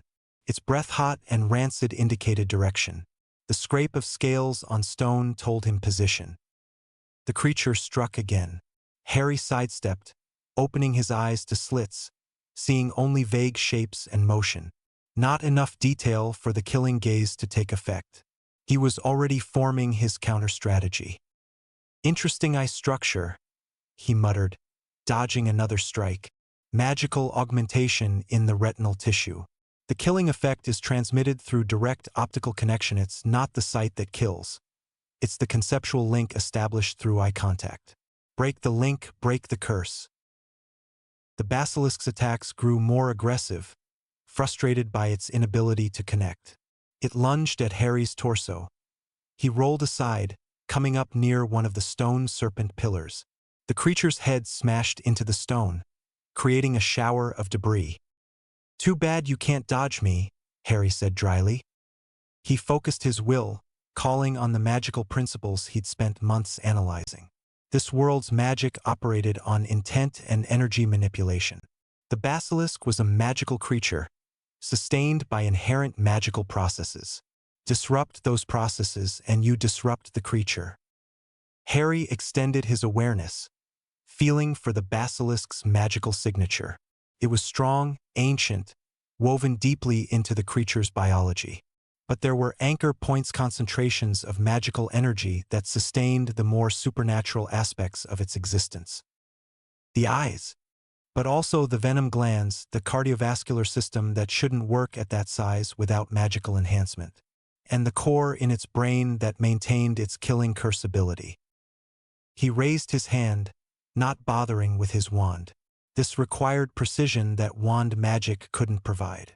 He formed a constructive pattern of pure magical force shaped like a blade, hardened to conceptual sharpness, infused with disruption runes. The basilisk struck again. Harry didn't dodge. Instead, he thrust his hand forward, releasing the magical construct directly into the creature's open mouth. The effect was instantaneous. The construct traveled down the basilisk's throat, following the magical pathways that sustained it, seeking the core concentration in its brain. When it found the target, it detonated not with physical force, but with conceptual negation. The basilisk's magical anchor dissolved. The killing curse in its eyes went dark. Its supernatural size and strength evaporated. For a brief moment, the creature tried to continue fighting, but a serpent that large couldn't exist without magical support. Its own weight became its enemy. The basilisk collapsed, its massive body hitting the stone floor with a thunderous crash, twitched once, twice, then lay still. Tom Riddle stared in shock. "That's impossible. The basilisk is unkillable. Thousands of years old. The greatest magical predator ever created." "It was a biological weapon with magical enhancements," Harry corrected, walking toward him. "Disrupt the enhancements and biology reasserts itself." Anything that large requires magical support to function. Remove the support and physics takes over. He knelt beside Ginny, checking her pulse. Weak but present. The diary was still in Tom's incorporeal hands, still draining her life force to achieve physical form. "Let her go," Harry said quietly. "Your soul fragment doesn't belong in this world." Tom laughed, though there was an edge of desperation to it. "You think you can order me? I'm Lord Voldemort. I'm immortal. This body might fail, but I have other anchors. 7 pieces, Harry Potter. You'll never—" "You had 7 pieces," Harry interrupted. Past tense. "The one in me dissolved the night we met. The others—" He paused, considering how much to reveal. "Let's say your future self's contingency plan isn't as secure as he believed." Tom's expression shifted to uncertainty, then rage. "You're lying." "Am I?" Harry pulled out his wand, not because he needed it, but because the gesture was expected. "You're a memory preserved in a book, a fragment of a soul that should have stayed buried. Your future self is mortal and doesn't know it. And you—" He pointed the wand at the diary. "You're about to cease existing." He cast a modified severing charm, not at Tom's form but at the diary itself. The spell carved through the magical protections with surgical precision, finding the connection between the object and the soul fragment it contained. Tom screamed. His form began to dissolve, shredding into wisps of darkness. "No, this isn't how it ends. I'm eternal. I'm—" His voice cut off as Harry's spell completed. The diary cracked open, releasing a burst of dark magic that dispersed harmlessly into the air. Tom Riddle's memory fragment dissolved entirely, his teenage face twisted in final rage before disappearing into nothing. The chamber fell silent except for the quiet trickle of water. Harry picked up Ginny, cradling her carefully. She was breathing more easily now, color returning to her face. He would need to get her to the hospital wing immediately, but first he had to find a way out of this chamber that didn't require sliding up a vertical pipe. As if answering his unspoken question, there was a burst of flame near the entrance. Fawkes, Dumbledore's phoenix, materialized in a flash of fire, carrying what appeared to be the Sorting Hat in his talons. The phoenix landed near Harry, regarding him with ancient, knowing eyes. "Did Dumbledore send you?" Harry asked. The phoenix trilled a sound of affirmation. "Efficient. Can you carry both of us out?" Fawkes spread his wings, flames already beginning to build around his form.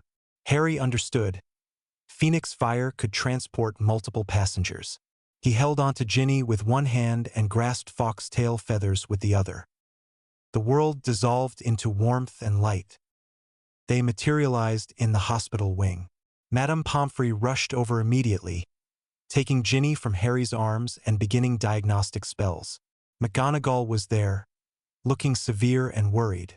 Hermione and Ron stood near the door, their faces pale with relief when they saw Harry was unharmed. "Mr. Potter," McGonagall said sharply, "what were you thinking going alone into—" "There wasn't time for a debate, Professor. Ginny was dying. The basilisk needed to be stopped." Harry's tone was respectful but firm. "I accomplished both objectives. The basilisk is dead. The chamber is safe to investigate if you want to verify." McGonagall's expression cycled through several emotions before settling on grim approval. "The headmaster wants to see you. Immediately." "I'm sure he does." Harry walked toward Hermione and Ron. Hermione threw her arms around him before he could react, her body trembling. "You idiot!" she whispered fiercely against his chest. "You brilliant, reckless idiot. I was so worried." Harry stood still, unused to this level of physical contact. Slowly, carefully, he raised his arms and returned the embrace. "I'm fine. We're all fine." "You saved me," Hermione said, pulling back slightly. Tears streaked her face, though she seemed unaware of them. "If that basilisk had gotten out, if it had attacked while we were researching, you saved us all." We solved it together, Harry corrected gently. You identified the clues. Ron noticed the patterns. I finished the execution. Still, she squeezed his hands, her brown eyes intense and grateful. Thank you. Ron watched this exchange from a few feet away, his expression complicated. He looked proud Harry was his best mate, after all, and had saved his sister. But there was something else there too. A sharp, uncomfortable feeling as he observed the intimate moment between Harry and Hermione. It was a feeling he couldn't identify, didn't want to examine too closely. You're all right, mate? Ron asked, his voice determinately casual. Fine. Is Ginny going to recover? Madame Pomfrey says she'll be okay. Weak for a few days, but no permanent damage. Ron's voice cracked slightly. Thank you for saving her, Harry. I don't know what I would have done if... She's your sister. I saved her. The moment hung there, warm and genuine. Then McGonagall cleared her throat meaningfully. Mr. Potter, the headmaster. Harry nodded, squeezing Hermione's hands once more before releasing them. I'll be back soon. Don't leave the hospital wing until Madame Pomfrey clears you both. He followed McGonagall through the silent corridors. It was well past midnight now, the castle empty and dark. Their footsteps echoed on the stone floors. McGonagall said nothing, but Harry could sense her conflicted emotions, pride in his capability, concern about the danger he'd faced, and something else, worry about what it meant that a 12-year-old had killed a legendary monster with calculated efficiency. They reached the gargoyle guarding Dumbledore's office. McGonagall spoke the password "acid pops," and the statue moved aside. She gestured for Harry to ascend alone. Dumbledore sat behind his desk, his expression grave. The usual twinkle was absent from his eyes. Fawkes perched nearby, having apparently returned after delivering Harry to safety. Harry, Dumbledore said quietly, please sit. Harry remained standing. I prefer not to. Well, Dumbledore steepled his fingers, studying Harry in the dim candlelight. You've had an eventful evening. Professor McGonagall informed me of the situation with Miss Weasley and the chamber. Fawkes confirmed that the basilisk is dead and the immediate threat neutralized. Then my report is unnecessary. On the contrary, I need to understand what happened. Specifically, I need the diary. Harry pulled the ruined book from his pocket, setting it on the desk. The leather cover was cracked. Pages split where his spell had severed the magical bindings. Dark stains marked the places where Riddle's soul fragment had leaked out before dissipating. Dumbledore picked it up with trembling hands, his face going pale. Do you know what this is, Harry?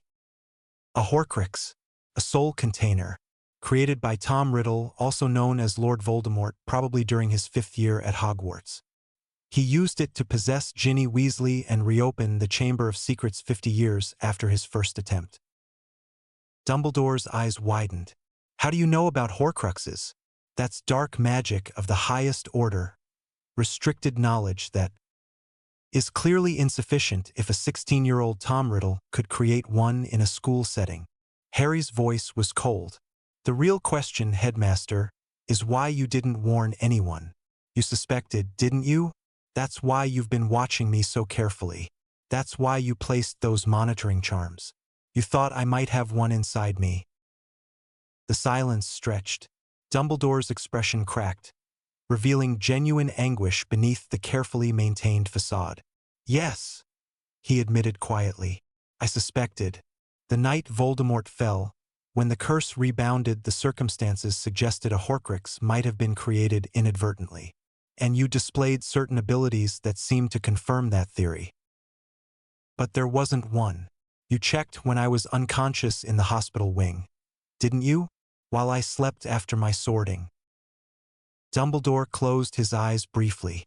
Yes, I found no trace of foreign magical contamination. But you're still a mystery, Harry. Your power, your knowledge, your apparent lack of fear in situations that would terrify any normal child. Trust me, Harry, Dumbledore continued, opening his eyes. You can't comprehend the burdens of fate, the prophecy that links you to Voldemort. I make my own fate, Harry interrupted flatly. I'm not your puppet, Albus. I'm not anyone's chosen one or destined hero. I'm a person with capabilities, and I use those capabilities as I see fit. The prophecy is meaningless superstition. The prophecy speaks of power the Dark Lord knows not, which could be literally anything: love, friendship, advanced magical theory, or simply the willingness to think creatively. Prophecies are vague precisely because they're self-fulfilling. You interpret events to match the prediction, not the other way around. Harry leaned forward, his green eyes hard. But you wanted me to believe in it, to accept this role as the boy who lived, to follow your guidance, to become the weapon you could aim at Voldemort when the time came. That's why you left me with the Dursleys despite knowing they were abusive. That's why you monitor me constantly. That's why you try to control every aspect of my development. Harry, I only want to protect you. By lying? By manipulating?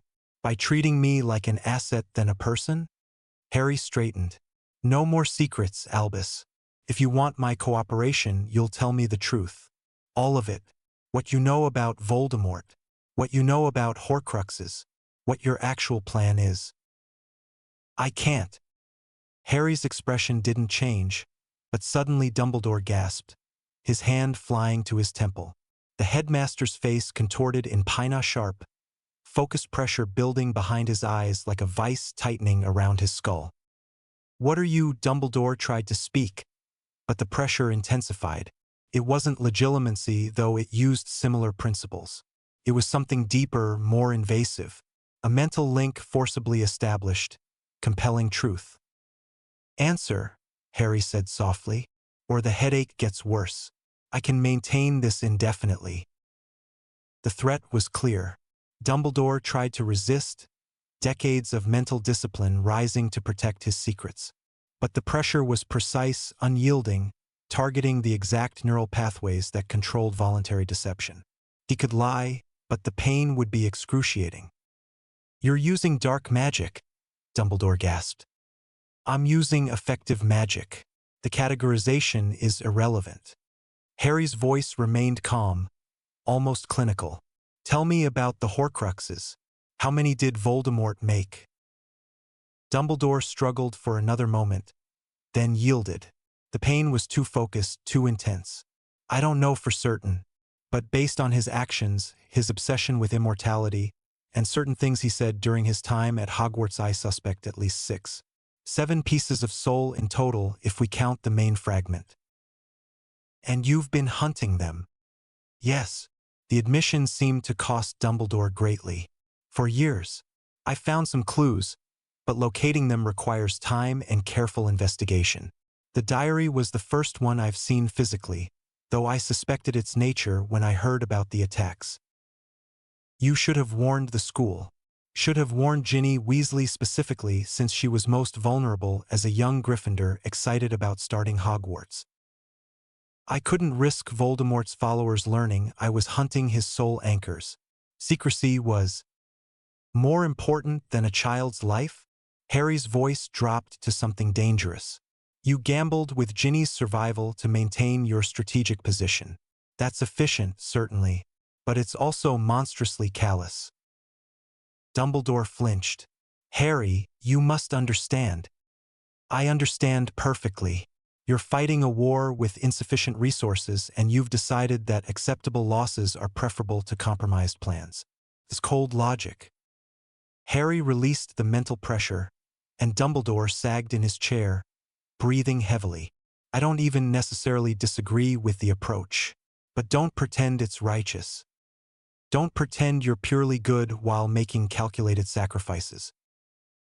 The old wizard looked ancient in that moment, burdened by years of difficult decisions. What do you want from me, Harry? Honesty. If we're going to coexist in this school, I need you to stop treating me like a game piece. Stop the monitoring charms unless you have specific safety concerns. Stop trying to guide my choices through manipulation. And stop lying about your methods. And in exchange? I won't interfere with your war against Voldemort. I'll even help when it's practical, but on my terms, not yours. Dumbledore studied him for a long moment. You're not a normal child. No. I'm not.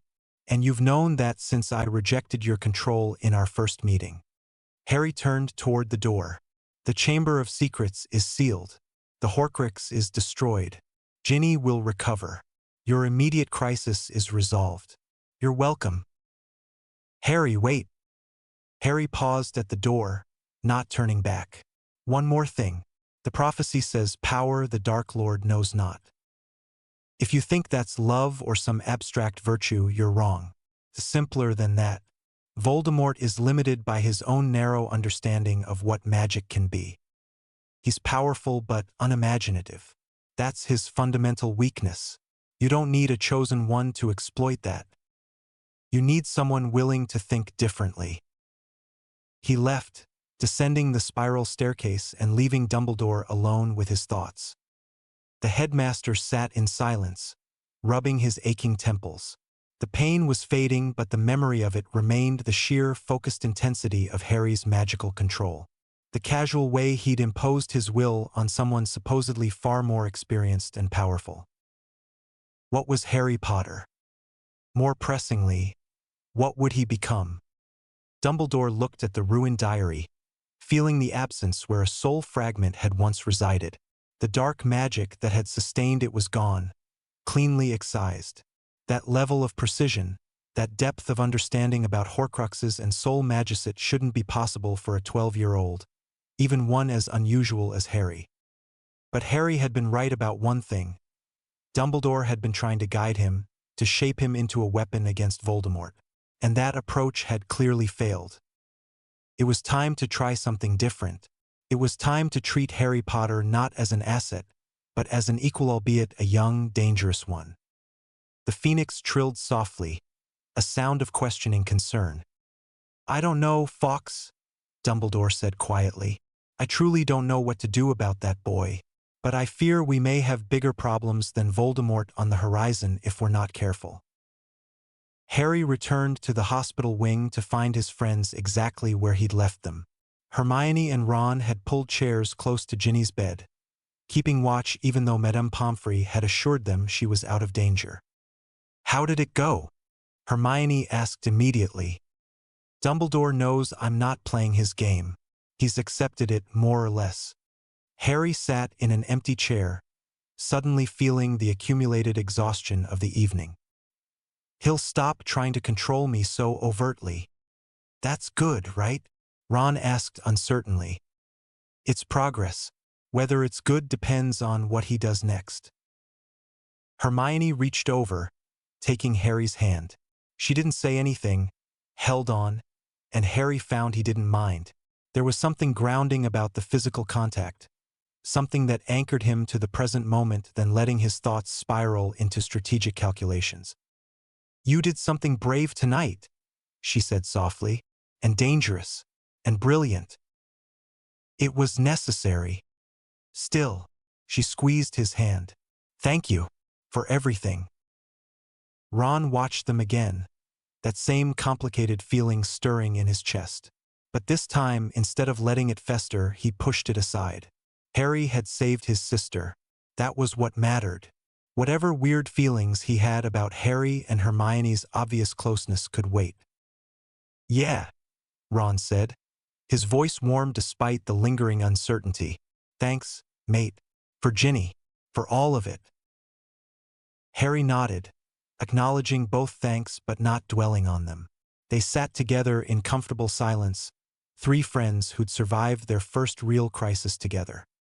Outside, dawn was beginning to break over Hogwarts. The Chamber of Secrets was sealed. The basilisk was dead. Tom Riddle's memory was destroyed, and Harry Potter had served notice to Albus Dumbledore he wouldn't be controlled. The Demon King of Tyranny had no interest in prophecies or destined confrontations, but he would protect his companions and pursue his goals with absolute determination. The wizarding world was slowly beginning to understand that Harry Potter was not the hero they'd expected. He was something far more complicated. and far more dangerous. The Dementors came to Hogwarts in September, their presence announced by frost spreading across windows and the taste of despair in the air. Harry felt them before he saw them, dark, hollow presences that fed on happiness and left only cold emptiness. They circled the Hogwarts Express during the journey to school, their rattling breath audible through the compartment walls. Other students panicked. Ron went pale and silent. Even Hermione, usually composed, gripped her seat with white knuckles. Harry simply watched through the window as one of the creatures pressed its hooded face against the glass. It was searching for something, for someone. The Ministry had assigned the Dementors to guard the school against Sirius Black, an escaped prisoner supposedly hunting Harry Potter. The official story was that Black was a Death Eater obsessed with finishing what Voldemort had started. Harry knew better. He'd researched Black the moment he'd heard the name. Peter Pettigrew's betrayal, the false accusation, the imprisonment without trial. Another victim of wizarding injustice. But that was a problem for later. Right now, he had a more immediate concern. The Dementor opened the compartment door. Cold flooded the space. The temperature dropped 20 degrees in seconds. Ice crystals formed on metal surfaces. The Dementor's presence was oppressive, a weight that pressed down on consciousness itself, trying to drag happy thoughts into darkness. Around Harry, his friends began to falter. Ron slumped in his seat, his breathing shallow. Hermione's eyes glazed over. Even the older students in the corridor outside were collapsing. Harry stood, facing the creature directly. He could feel it attempting to feed on him, searching for memories of happiness to corrupt, for joy to drain. But the Demon King of Tyranny had lived through millennia of conflict. His reservoir of experience was so vast, so deep, that the Dementor couldn't find purchase. It was like trying to drain an ocean with a teaspoon. "Leave," Harry said quietly in Parseltongue. The language of snakes shouldn't have affected a dark creature like a Dementor, but his intent was clear enough. "You have no business here." The Dementor rattled, confused by prey that didn't collapse in terror. Harry raised his hand, not bothering with his wand. He focused on a memory not of happiness, but of certainty, of absolute confidence in his own existence and power. He shaped that confidence into energy, added structure, and released it. Expecto Patronum. The effect was immediate and overwhelming. Silver light exploded from his palm, so bright it illuminated the entire compartment and spilled into the corridor beyond. The light coalesced into a form not a wispy shield, but a fully corporeal animal. A doe, elegant and powerful, made of solid silver light that gleamed like polished metal. The Patronus didn't simply repel the Dementor. It advanced on the creature with predatory focus, radiating warmth and life and an absolute rejection of the Dementor's nature. The dark creature fled, its rattling scream echoing through the train as it retreated. The silver doe faded slowly, leaving behind warmth and the faint scent of spring air. Harry sat back down as if nothing unusual had happened. Around him, students were stirring, recovering from the Dementor's influence. Ron blinked groggily. Hermione gasped, her awareness returning. "Harry," she breathed. That was a corporeal Patronus, a fully formed one. Third years aren't supposed to be able to. Adult wizards struggle with. "It's a spell," Harry said mildly. "Energy given shape and purpose. The Dementor was the problem, and the Patronus was the solution." "But how did you cast it so easily? The books say you need a powerfully happy memory. You have to focus on the happiest moment of your life." "The books assume emotional dependency. I used certainty instead. Confidence in my own existence. It works as well, and it's more reliable since emotions fluctuate." Hermione stared at him, her brilliant mind clearly racing through the implications. That's not how it's supposed to work. But it did work. So either the theory is wrong or you're doing something fundamentally different. Both, probably. A prefect appeared in the doorway, looking shaken. "Is everyone all right?" that Dementoru need to report to the heads of house. We're fine, Harry assured him. The Dementor left. The prefect nodded, already moving on to check other compartments. As he left, Hermione grabbed Harry's arm. You have to teach me that. The real way, not the book way. If Dementors are going to be around Hogwarts this year, we need proper defense. I was planning to offer lessons anyway. These creatures are dangerous and the school's response will be inadequate. Harry looked out the window at the dark shapes still circling in the distance. Professor Lupin might he's our new defense professor and he competent. But yes, I'll teach you the practical method. Ron, still recovering, managed a weak smile. Mate, that was brilliant. Absolutely brilliant. My dad can barely manage a corporeal Patronus and he works for the ministry. It's about understanding what the spell actually does, not following the prescribed method. Harry settled back into his seat. But we should reach Hogwarts soon. Let's get ready. The Dementors haunted Hogwarts all year, stationed at the entrances, patrolling the grounds. Their presence drained joy from the castle, making everything feel colder and more oppressive. Students moved between classes in tight groups. Laughter became rare. Even the Great Hall felt subdued during meals. Professor Lupin, the new defense against the dark arts teacher, was everything Lockhart hadn't been: competent, kind, and genuinely concerned about preparing students for real threats. He began teaching practical defense immediately, focusing on dark creatures and protective spells. When he introduced the Patronus charm in November, Harry raised his hand. Professor, may I demonstrate? Lupin looked surprised. Mr. Potter, the Patronus charm is N-E-W-T level magic. While I appreciate your enthusiasm, I can cast it. Would you like to see? The class went silent. Lupin studied Harry for a moment, then nodded slowly. Well, please show us. Harry stood, focusing on that same core of certainty he'd used on the train. Expecto Patronum. The silver dough burst forth, fully formed and solid, trotting around the classroom with fluid grace. Students gasped. Even Lupin looked stunned, his scarred face showing open amazement. That's... Lupin paused, collecting himself. That's extraordinary, Mr. Potter. A fully corporeal Patronus from a third year. I've never seen anything like it. 20 points to Gryffindor. Would you be willing to help me teach this charm to your classmates? Professor. And so Harry became an unofficial teaching assistant for defense.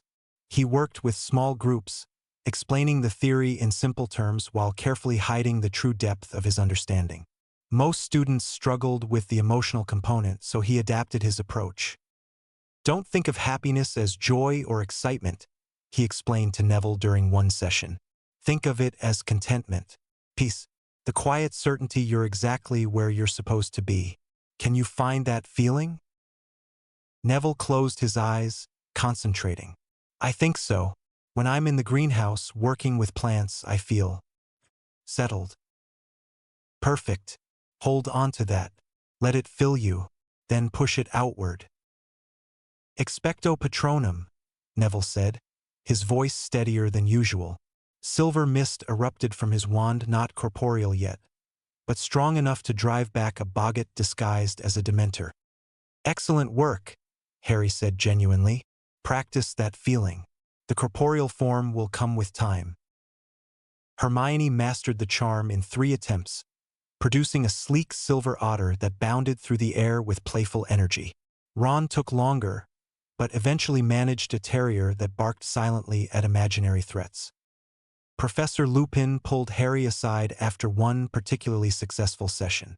You have a gift for teaching, Harry, and you're Patronus. May I ask, what memory do you use to fuel it? Harry considered his answer carefully. I don't use a memory, Professor. I use certainty, confidence in my own existence and capability. It's more stable than emotional recollection. Lupin's expression showed concern. That's highly unusual.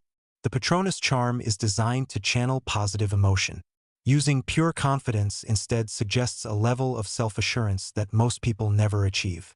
Are you certain you're not suppressing something? The charm can backfire if the foundation is unstable. I'm certain, Professor, but I appreciate your concern. Lupin didn't satisfied, but he let the matter drop. Harry noted the professor's ongoing observation another adult trying to categorize and understand something that didn't fit established patterns. The time turner changed everything. Hermione revealed it in late October, during a particularly intense study session in a remote corner of the library. She'd been disappearing between classes, somehow attending more lessons than the schedule allowed. Harry had noticed immediately but said nothing, waiting for her to explain. "I need to show you something," she whispered, pulling a delicate golden chain from beneath her robes. An hourglass pendant hung from it, filled with glittering sand. "Professor McGonagall gave this to me so I could take extra classes. It's a time turner."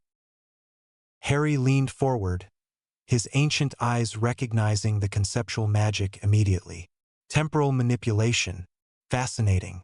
This is far more sophisticated than I expected to find in this dimension. You're not surprised? I'm surprised the Ministry approves of students using such dangerous magic. Time magic is notoriously unstable.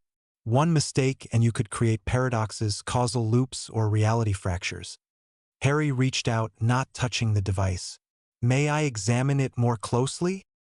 Hermione lifted the chain over her head and handed it to him. Harry held it carefully, analyzing the enchantments woven into the metal and sand. The magic was elegant, a closed-loop temporal displacement system that created stable microtimelines. Whoever had designed this understood causality at a deep level.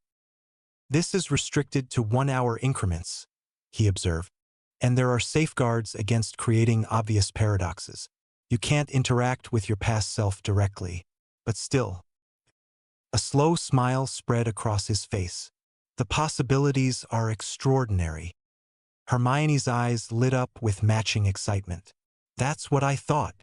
We could take extra classes, study subjects that aren't even offered. Think of the knowledge we could gain. Or rewrite the rules entirely." Harry set the time turner on the table between them, his mind already racing through applications. "Imagine the temporal paradoxes we could stabilize. If we understand the underlying mechanics, we could potentially extend the range, create branching timelines, or even establish persistent time loops for accelerated learning." "Harry, that sounds dangerous." "Everything interesting is dangerous. The question is whether the reward justifies the risk." He looked up at her, genuinely animated in a way he rarely allowed himself. "We could spend subjective months in a single day. Research projects that would take years could be compressed into weeks. And if we're careful about the causal structure, we could do it without creating detectable paradoxes." Hermione bit her lip, clearly torn between excitement and caution. "The Ministry specifically warned me not to experiment with the time turner. They said misuse could be catastrophic." The Ministry thinks in conventional terms. They see time as a river that must flow in one direction. But it's actually more flexible than theta structure that can be navigated if you understand the rules. Harry pulled parchment toward him, sketching complex runic arrays. "Look at this. These are temporal stability runes.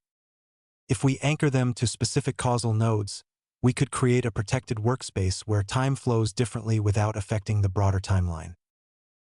"That's..." Hermione leaned closer, studying his diagrams.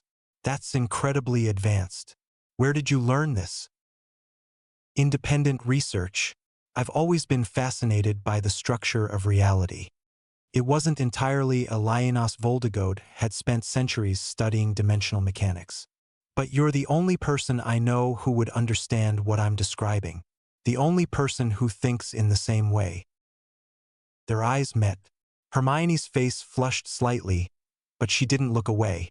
"I do understand, and I want to help. But Harry, we'd need to be so careful. One mistake and we could trap ourselves in a causal loop or create a timeline divergence. Which is why we proceed methodically. Small experiments first. Careful documentation. Controlled variables. Harry's hand rested on the parchment, and without thinking, Hermione placed her hand over his. The contact was warm, grounding, somehow more significant than a simple touch. "Together?" she asked softly. "Together," Harry confirmed. They stayed like that for a moment, hands touching, both aware of the shift in their relationship, but neither ready to acknowledge it fully. Finally, Hermione pulled back, her professional demeanor reasserting itself even as her eyes remained warm. "We'll need a secure location for our experiments. Somewhere private where we won't be observed or interrupted." "I might have an idea about that," Harry said, "but it's complicated. I'll explain later." They spent the next several hours working through temporal mechanics, their heads close together over increasingly complex diagrams. Hermione's quick mind grasped concepts that would have baffled most adult wizards. She challenged his assumptions, caught logical errors, and suggested improvements that even he hadn't considered.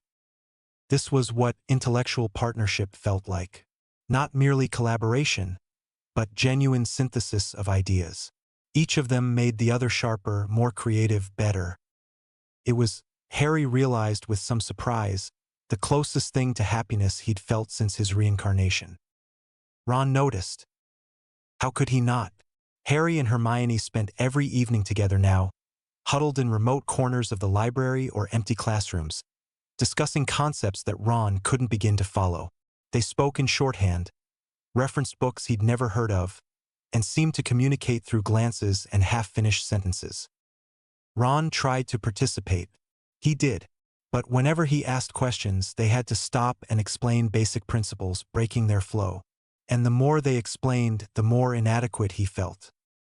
Came to a head in December, after a particularly long evening where Ron had sat with them for 2 hours without contributing anything meaningful to their discussion of temporal causality. "I'm heading to bed," Ron announced, standing abruptly. "You two have fun with your concepts." There was an edge in his voice that made Harry pause. Hermione looked up, clearly surprised by Ron's tone. "Ron, are you okay?" she asked. "Fine. Tired." He left before either could respond, climbing the stairs to Gryffindor Tower with tight shoulders and clenched fists. Harry found him the next morning on the Quidditch pitch, throwing practice quaffles through hoops with unnecessary violence. "We should talk," Harry said quietly, standing at the edge of the pitch. Ron threw another quaffle so hard it tore through the hoop's netting. "About what? Advanced magical theory? Temporal mechanics? Sorry, mate. I'm a bit busy being the dumb one." "You're not dumb. Aren't I?" Ron turned, and Harry was startled to see genuine hurt in his friend's eyes. "You and Hermione are on a completely different level." "I get that. But did you have to shut me out entirely? Didn't you trust me enough to at least tell me what's going on? You exclude me, always talking to Hermione about concepts I'll never understand, disappearing for hours, having these private conversations where I'm clearly not invited." Harry felt something unfamiliar, genuine regret. He'd been so focused on his intellectual partnership with Hermione, he'd failed to maintain the broader social dynamics. Ron was loyal, brave, and emotionally grounded, qualities that had value even if he didn't contribute to theoretical research. And more importantly, Ron was his friend. That should have mattered more than tactical efficiency. "You're right," Harry said simply. "I didn't realize I was shutting you out. I'm sorry." Ron blinked, clearly not expecting the direct apology. "You? What?" "I got so focused on the work with Hermione, I stopped thinking about how it affected our friendship. That was wrong. You're important to me, Ron. Not as a research partner, but as a person. As my friend. I should have been more considerate." Ron's anger deflated.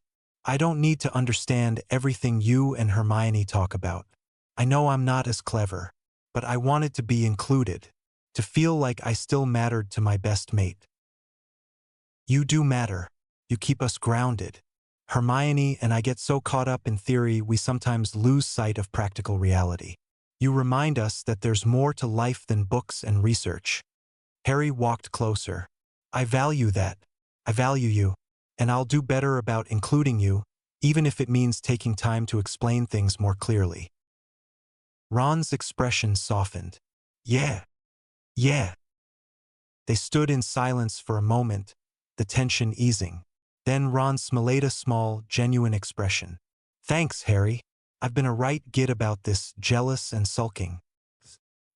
You and Hermione have something special. I can see that.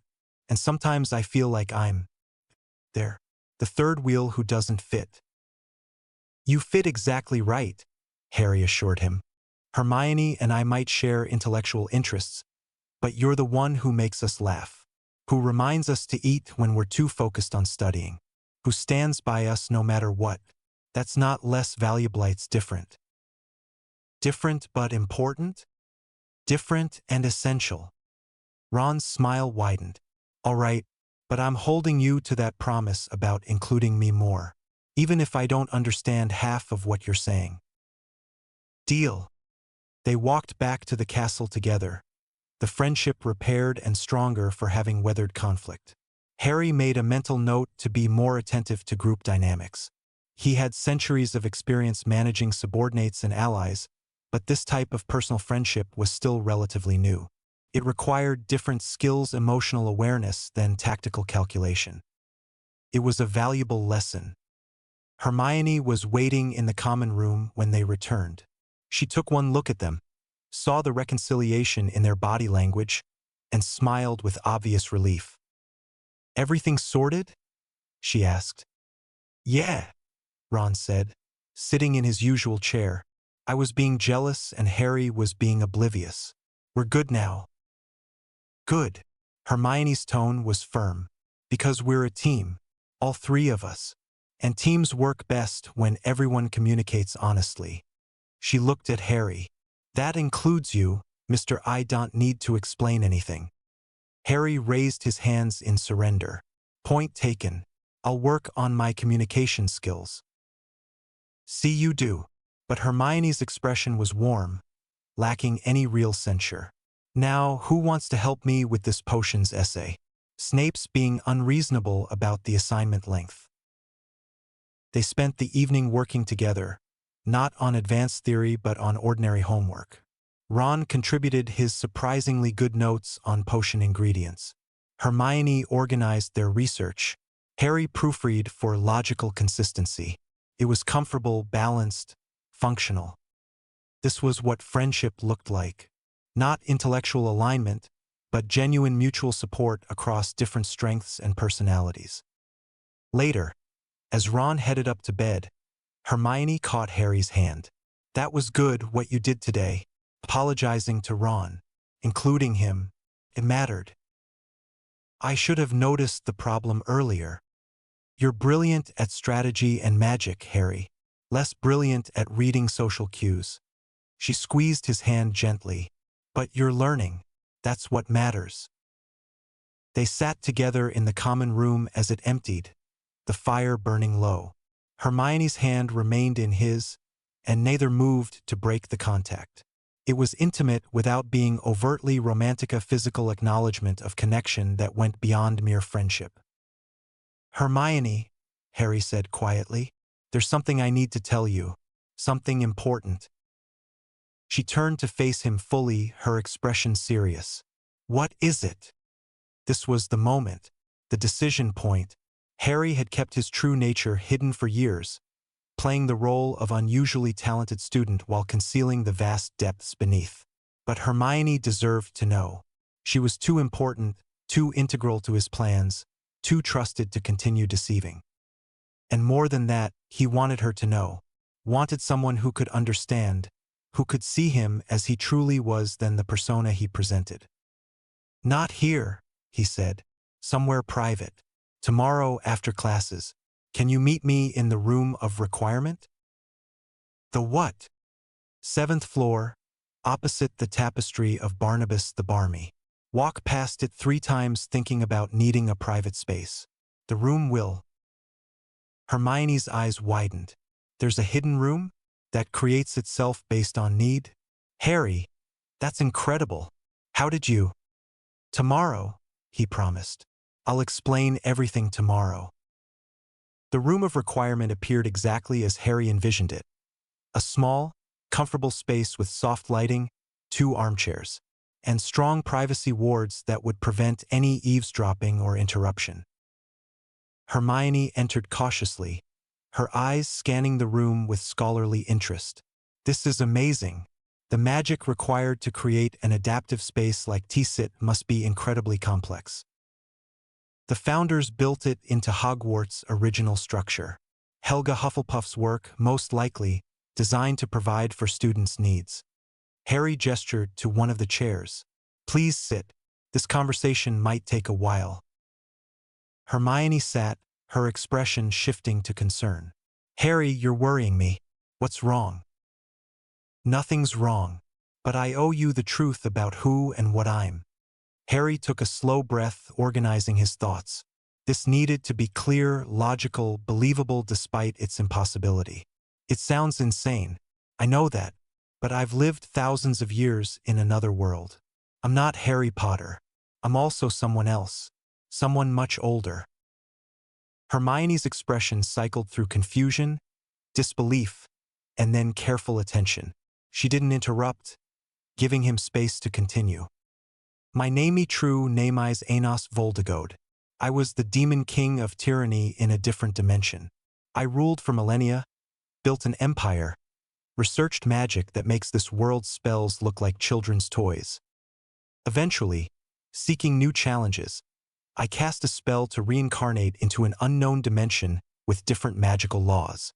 That spell brought me here, into the body of Harry Potter moments before Voldemort's attack. He paused, watching her reaction. Hermione's face was pale, her breathing rapid, but her eyes showed focus than panic. Her brilliant mind was processing, evaluating, trying to reconcile impossible claims with observed evidence. The killing curse that hit me didn't fail because of my mother's sacrifice, Harry continued. It failed because it struck something far beyond what this dimension's magic could affect. My essence, what you might call a soul, but it's actually more fundamental, exists on a conceptual level that the curse couldn't comprehend. It dissolved on contact. Voldemort's Horcrux fragment that tried to attach itself was erased the same way. Not destroyed by force, but negated by conceptual incompatibility. That's... Hermione's voice came out as barely a whisper. That's impossible. I know how it sounds, but think about everything you've observed. My abilities, my knowledge, the way I understand magic differently from anyone else. The fact I can cast spells without wands, explain concepts that aren't in any textbook, and remain calm in situations that would terrify normal students. Harry leaned forward, his expression earnest. I'm not trying to frighten you. I'm trying to explain why I'm the way I'm. Hermione was quiet for a long moment, her eyes searching his face. Then slowly she nodded. It would explain so much. The way you teach defense like you've fought actual battles. Your understanding of temporal mechanics that goes beyond anything in our textbooks. The absolute confidence you have in your abilities. She paused. And your Patronus. You don't use a happy memory because you're not drawing on emotional recollection. You're drawing on absolute certainty in your own existence. That's what you meant. Yes. And the time-turner research, the things you were describing, those weren't theoretical exercises. You've actually manipulated time in your previous existence. Many times, in many ways, this dimension's time magic is limited, but the principles are sound. With proper application, we could... He stopped. I'm getting ahead of myself. The question is, do you believe me? Hermione stood, pacing the small room. Harry watched her process, saw the battle between rational skepticism and the evidence before her. Finally, she turned back to him. I don't know if I believe the specific details. Demon King, different dimension, thousands of years, that's a lot to accept on faith. But I believe something extraordinary happened to you. something that made you fundamentally different from any normal person. She sat back down, reaching for his hands. And honestly, the details don't matter as much as this. You're my friend. You've been nothing but kind and supportive and intellectually generous. You saved Ginny. You've helped Ron and Neville. You've treated me like an equal when most people see me as a know-it-all. Whatever you're, Harry or ANOS, I trust you. The relief that flooded through Harry was surprising in its intensity. He'd expected rational acceptance at best, cautious alliance at minimum. What he'd received was something more valuable, genuine trust despite uncertainty. "Thank you," he said quietly. "That means more than you know. But I have questions. So many questions." Hermione's grip on his hands tightened, excitement replacing apprehension. "What was your world like? What kind of magic did you have?" And most importantly, her eyes lit up with that familiar scholarly fire. "What can you teach me? If you have knowledge from an entirely different magical system, the applications could be revolutionary." Harry laughed, surprised by the sound. "That's your priority? Learning new magic?" "Always." She smiled, and it was beautiful, warm, genuine, full of intellectual hunger and trust. "So yes, I believe you. And yes, I want to help. We have so much to learn together." Harry pulled her closer, and she came willingly, moving from her chair to kneel beside his. Their foreheads touched, an intimate gesture that felt more significant than any kiss. "I've never told anyone this," Harry admitted. "Never trusted anyone enough. But you're different. You understand." "I do understand, and I'll help you with whatever you're planning. Because Harry and Swever, you're trying to do good. I can see that. You could have used your power selfishly, but instead you're learning, growing, protecting your friends. That's what matters." "I'm going to change this world," Harry said softly. "Fix its flaws. Eliminate the corruption and inefficiency. Create something better. Then let me help you do it. We're stronger together." "Yes," Harry agreed. They stayed like that for several minutes, drawing comfort from proximity and shared understanding. When they finally pulled apart, both felt fundamentally changed. This was no longer friendship or intellectual partnership. This was something deeper, a bond forged in trust and truth. "So," Hermione said, her practical side reasserting itself, "you mentioned wanting to build something? Project?" "A castle. Specifically, a pocket dimension anchored beneath Hogwarts. A space where we can research and practice advanced magic without observation or restriction." Hermione's eyes widened. "A pocket dimension? Harry, that would require dimensional manipulation, reality anchoring, spatial expansion that's beyond anything in modern magical theory. But not beyond my capabilities, or ours if we work together." Harry pulled out parchment, sketching the basic concept. "It's called VOLDIGAUD. In my previous existence, it was my seat of power. Here, it can be our research laboratory, our sanctuary." "VOLDIGAUD," Hermione repeated, trying out the unfamiliar word. "The Demon King's castle. You want to recreate it?" "A simplified version. We don't need the full scale of the original that was designed to house armies. This will be much smaller. A secure workspace where we can study without interruption or surveillance." Hermione leaned over his sketches, her mind already engaging with the problem. "We'd need stability runes to prevent dimensional collapse, and anchoring points to maintain the connection to our reality. What about time dilation? Could we make time flow differently inside?" "Eventually, yes, but let's start with basic construction. Once we have a stable pocket dimension, we can add features." Harry added more details to his diagram.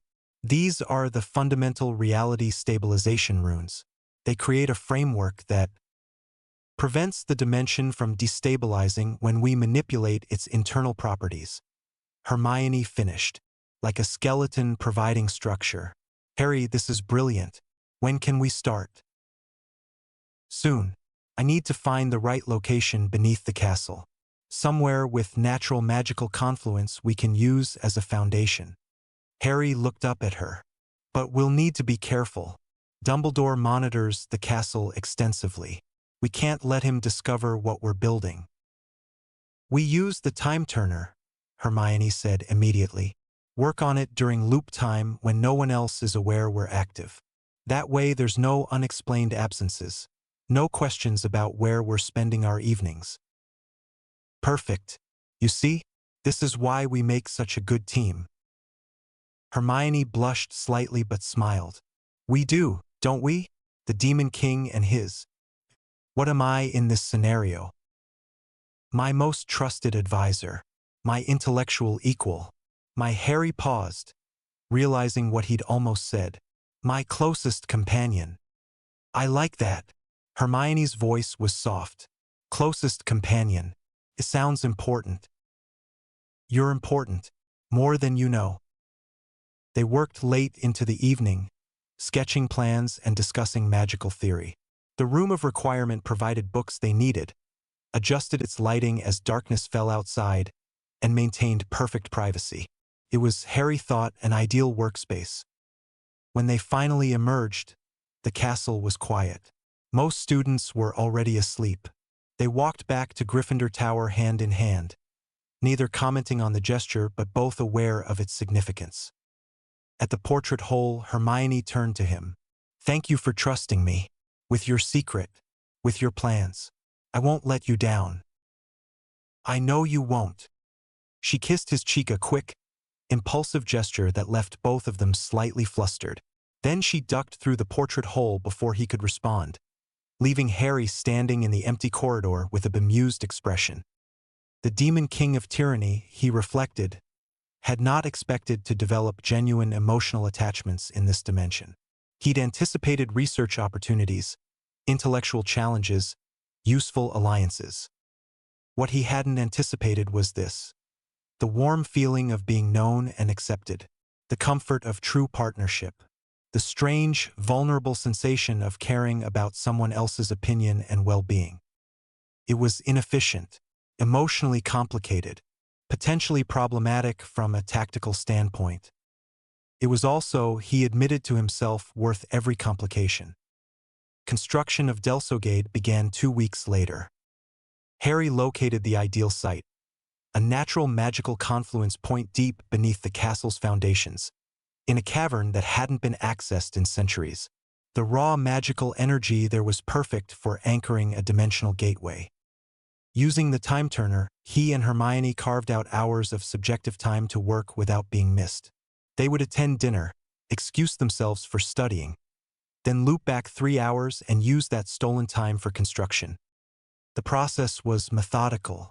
First, Harry inscribed the fundamental stability runes directly into the bedrock, using conceptual magic to etch patterns that would persist across dimensional boundaries. Hermione assisted, her precise notes ensuring no errors in the complex arrays. These runes, she said, tracing one with her finger, they're not like any magical writing I've seen. They're more fundamental, like they're expressing mathematical concepts directly than using symbols to represent them. Exactly. These are Dilhade runes from my original dimension. They operate on conceptual levels than symbolic ones. More efficient, more powerful, but also more demanding to inscribe correctly. Can you teach me to write them? Eventually. You need to understand the underlying conceptual framework first. But yes, I'll teach you everything. Week by week, the pocket dimension took shape. At first, it was an empty void, a bubble of stabilized space connected to reality by carefully maintained anchor points. Then Harry began adding structure. Walls, floors, a ceiling inscribed with star patterns that generated soft light. Hermione designed the library shelves that would hold both physical books and magically preserved knowledge. Research tables with built-in preservation spells to prevent documentation from degrading, comfortable seating for long study sessions. It's beautiful, she whispered when the basic structure was complete. They stood in what would become the main hall of Delsogade, a space 40 feet across with a vaulted ceiling. It wasn't the massive fortress of Harry's previous existence, but it was theirs, our own space, where we can work without anyone watching or judging. The foundation is complete, Harry confirmed. We can add more rooms as needed. Laboratories for experimental magic, storage for artifacts, eventually training spaces for combat practice. Why would we need combat training? Harry looked at her seriously. Because Voldemort will return. His body was destroyed, but his essence persists. And when he comes back, we need to be ready. Not meal of us. You, Ron, anyone who stands with us against him. Hermione nodded slowly, accepting the grim reality. Then we train, and we prepare. Together. Together, Harry agreed. They had created something new. A sanctuary built on trust and shared vision. Delsogade Castle might be smaller than its predecessor, existing in a pocket dimension than dominating a landscape, but it represented something as significant. It represented hope, partnership, the foundation of something greater than either could build alone. As they emerged from the entrance hidden in the deep caverns, returning to normal time and space, Harry felt something he hadn't experienced in centuries. Anticipation. Not for conquest or battle, but for the process of building something worthwhile with someone who understood his vision. The demon king of tyranny was learning to be human, and discovering that humanity had its own unique rewards.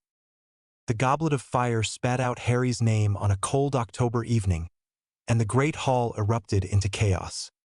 Students shouted protests. Teachers conferred urgently.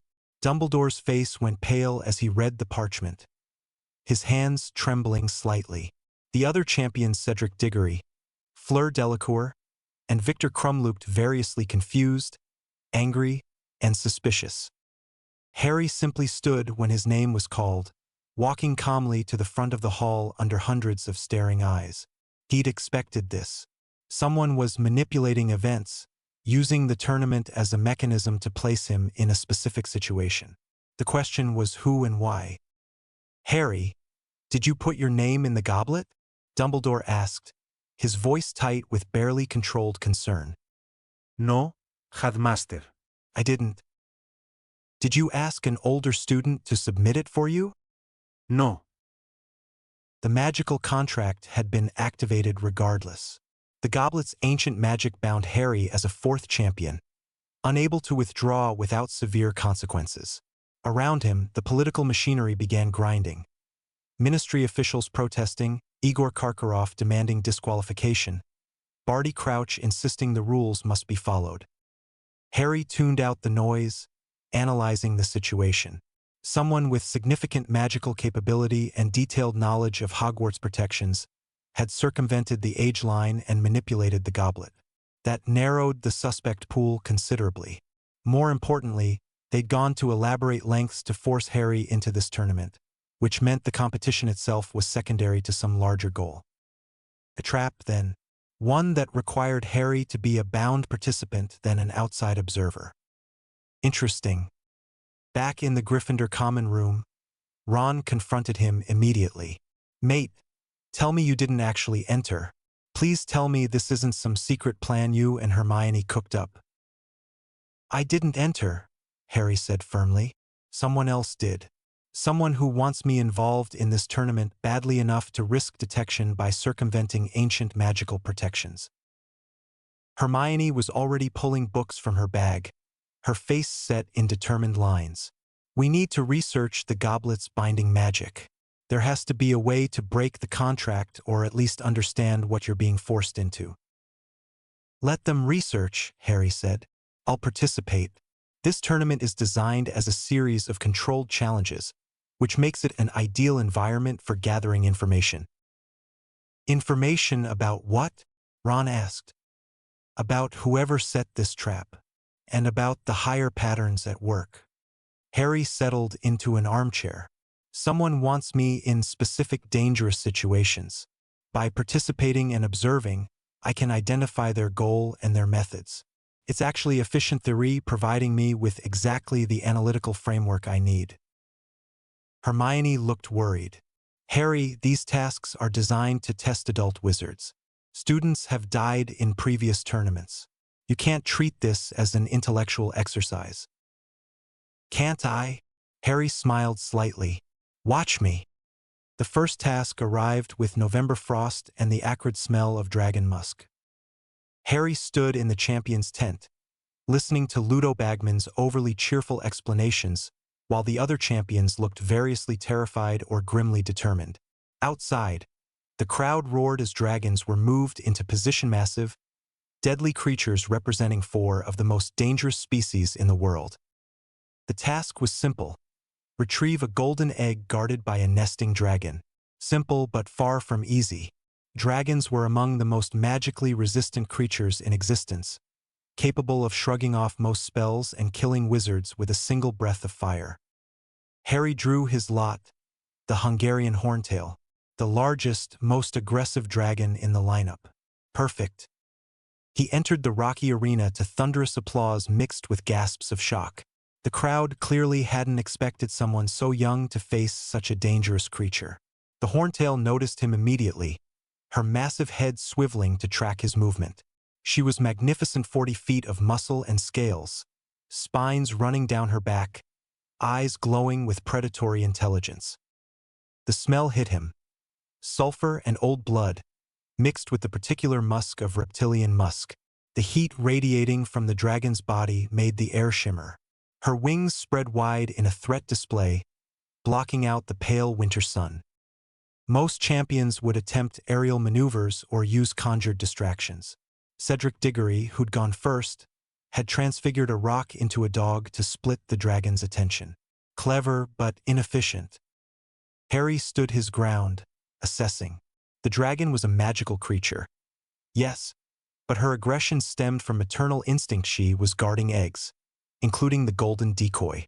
Her behavior was predictable. Eliminate threats to the nest. Remove the perceived threat. Remove the aggression. He didn't draw his wand. Instead, he knelt, pulling a prepared runestone from his pocket and placing it on the ground.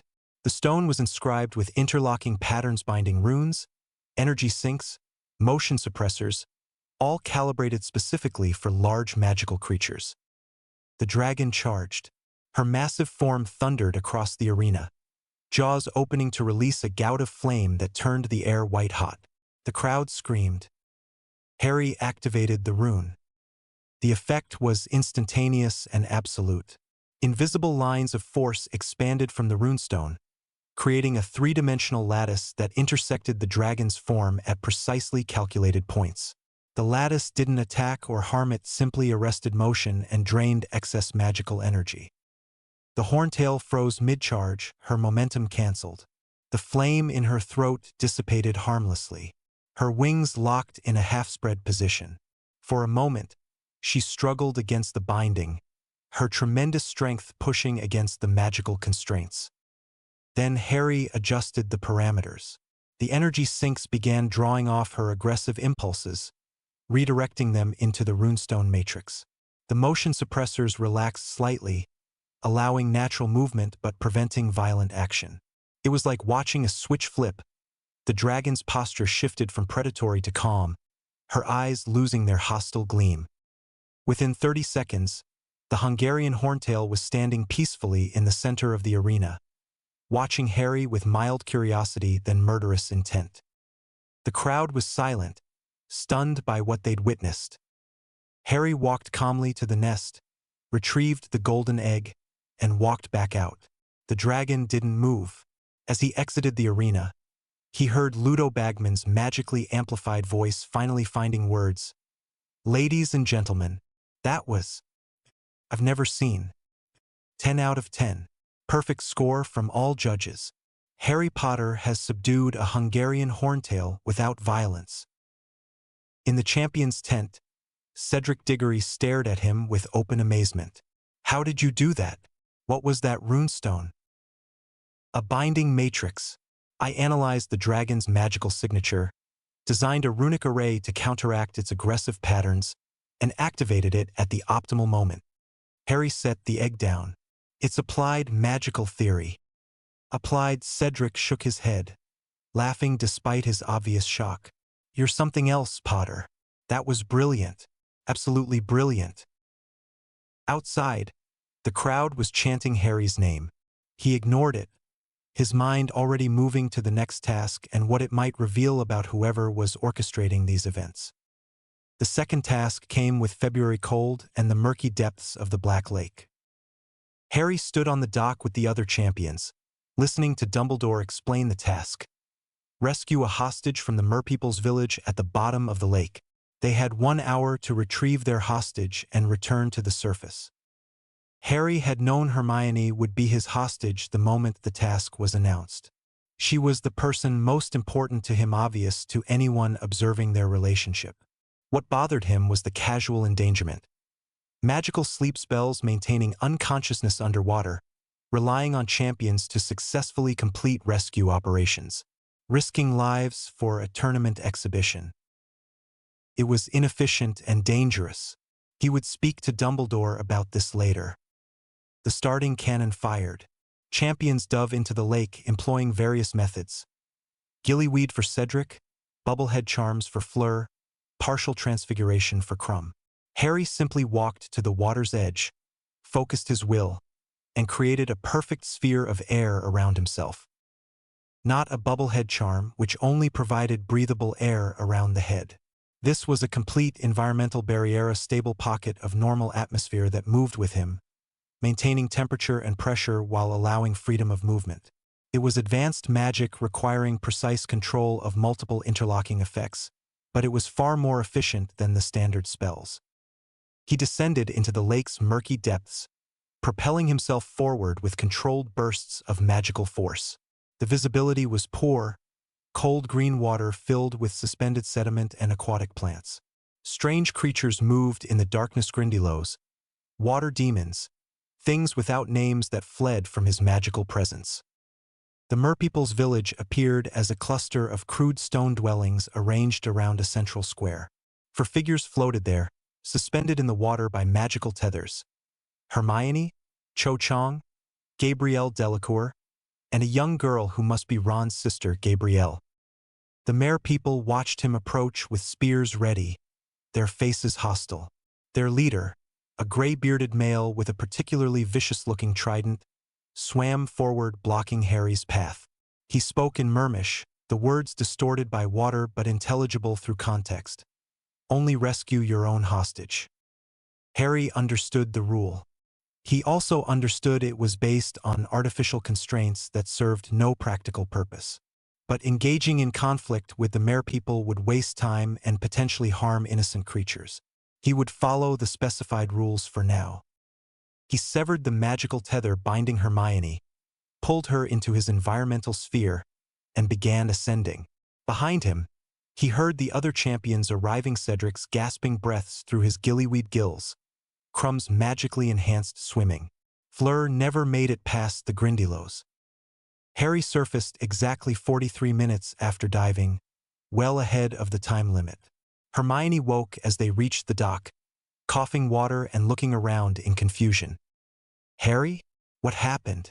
"Last thing I remember is Professors McGonagall and Dumbledore casting a sleep spell. You were the hostage for the second task. You're safe now." Harry helped her onto the dock, where Madame Pomfrey immediately wrapped her in warming blankets. "I was what?" Hermione looked horrified. "They put me underwater? Unconscious? What if something had gone wrong? What if you hadn't made it in time?" The task was designed with safety margins. "Probably." Harry frowned. "Though I agree the risk was unnecessary. I'll address it with the organizers." On the shore, Ron and Neville waited anxiously, their faces showing visible relief when Harry and Hermione emerged safely. Ron jogged over, grinning despite the cold. "Bloody brilliant, mate. You were so fast. And whatever you did to keep Hermione dry and breathing, I've never seen magic like that." "Basic environmental manipulation," Harry said, "though I appreciate the enthusiasm." Hermione shivered despite the blankets, not from cold but from reaction. That was terrifying, being asleep and helpless underwater. "I hate this tournament, Harry. I hate that someone forced you into it. The tournament is almost over. One more task and we'll have our answer about who orchestrated this and why. He was right, but the answer would come sooner and more violently than any of them expected. The third task was announced in May, a maze filled with obstacles and creatures, with the Triwizard Cup hidden at its center. First champion to reach the cup would win the tournament. Harry knew it was a trap the moment he heard the details. Too simple, too direct. The cup itself would be the mechanism, likely a port key, designed to transport the winner somewhere specific. Somewhere prepared for exactly this scenario. He could refuse to participate, could warn Dumbledore, mobilize defenses, avoid the trap entirely.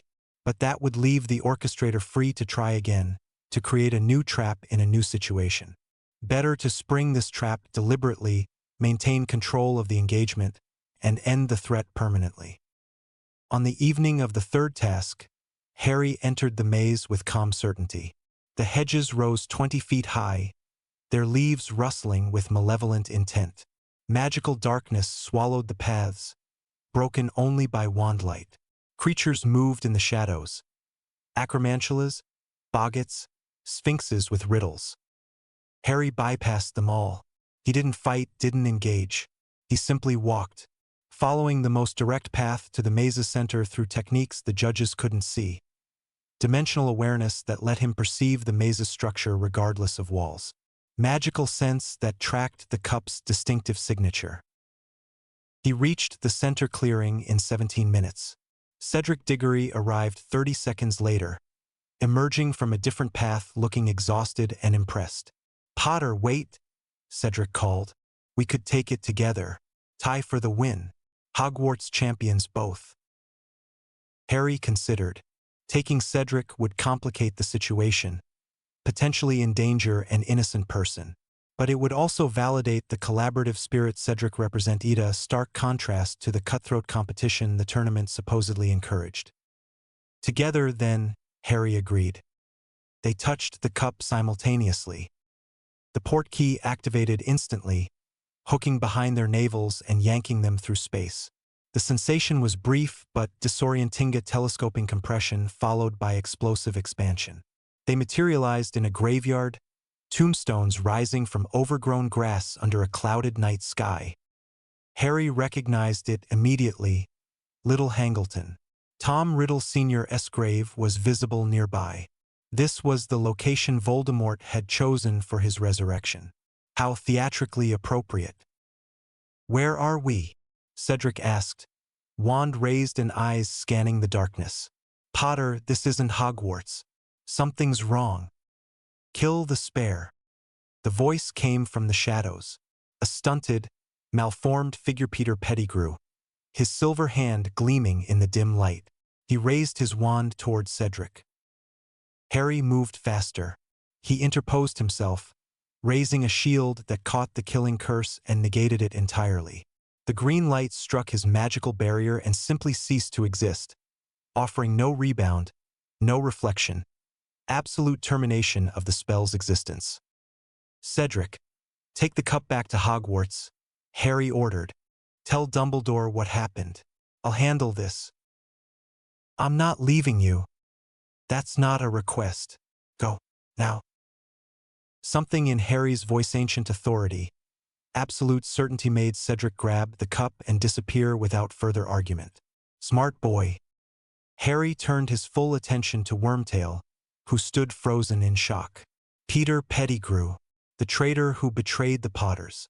I've been looking forward to meeting you." "You can't stop this," Wormtail squeaked. "The Dark Lord will rise again. He will reward me for my service." Behind Wormtail, a massive cauldron bubbled over magical flames. Harry could feel the dark ritual building, could sense the fragmented soul piece that had been sustaining itself in temporary bodies, preparing for its final apotheosis. Voldemort was about to be reborn. Good. Better to end this permanently now than chase fragments across the country for years. Wormtail began the ritual incantation, his voice shaking but determined. "Bone of the Father, unknowingly given. He dropped a large bone into the cauldron. The potion hissed and sparked. Flesh of the servant, willingly sacrificed. He raised a knife and cut off his own hand, dropping it into the bubbling liquid. His scream echoed across the graveyard. Then he turned to Harry, the knife still in his remaining hand. Blood of the enemy, forcibly taken. He lunged. Harry didn't bother dodging. He let Wormtail slash his arm, let the blood drip into the cauldron. The ritual required Harry's participation, and refusing would only delay the inevitable. Better to complete the process and face Voldemort at full strength. The potion turned blood-red. Steam rose in great clouds, obscuring the cauldron. A thin, skeletal figure emerged from the steam, stepping out of the cauldron with horrible grace. Lord Voldemort was reborn. The Dark Lord's new body was a terrible thing. Bone-white skin stretched over sharp angles. Red eyes glowed with inhuman intelligence and malice. The nose was gone, replaced by snake-like slits. Long fingers ended in claw-like nails. He was naked at first, but Wormtail hurriedly dressed him in black robes. "My wand, Wormtail," Voldemort said, his voice high and cold. The words were calm but absolute. Wormtail handed over the U-wand. Voldemort raised it, testing its connection, and smiled a terrible expression devoid of warmth. "Excellent. The prophecy spoke truly. I'm reborn, stronger than ever before, with my enemy's blood running in my veins." He turned to Harry. "And you, Harry Potter, the boy who lived, you've made this resurrection possible. I should thank you before I kill you." "You should try," Harry said calmly. Voldemort's eyes narrowed. He raised his wand, speaking the binding curse, "Incarcerus." Magical ropes erupted from thin air, wrapping around Harry's arms and legs. Or they tried to. The instant the conjured bonds touched Harry's aura, they dissolved. Not broken by force, not burned away, simply negated. Like water hitting a hot shield and evaporating into nothing. Voldemort's expression shifted from confident to confused. "What?" He tried again, this time with cutting curses, bone-breaking hexes, a cruciatus curse that should have caused agony. Each spell dissolved on contact with Harry's presence. The magic couldn't find purchase, couldn't affect him. It was as if Harry existed in a slightly different dimension where Voldemort's spells had no authority. "This is impossible," Voldemort hissed. "No magic can resist my power." "Your magic," Harry corrected, his voice analytical and cold, "is limited by your dimensional framework. You understand power, yes, but you've never questioned whether power is sufficient, whether the fundamental rules you operate under are actually inviolable." He took a step forward. Voldemort took an involuntary step back. "I already erased your anchor," Harry continued. "The night we met, when your killing curse struck me, the Horcrux fragment you accidentally created was conceptually negated. Erased from existence not by force but by fundamental incompatibility. You've been mortal ever since and you didn't even know it." Voldemort's red eyes widened in genuine fear. "You're lying. My Horcruxes are gone. The diary was destroyed in the Chamber of Secrets. The others." Harry smiled thinly. "Let's say your understanding of soul magic is amateur at best. You fragmented yourself thinking it would grant immortality. All you did was weaken your existence and make yourself vulnerable." "Harry Potter, I'll have my revenge." Voldemort raised his wand with trembling hands. Avada Kedavra! The green light shot forward, the killing curse powered by hate and desperation. It struck Harry directly in the chest.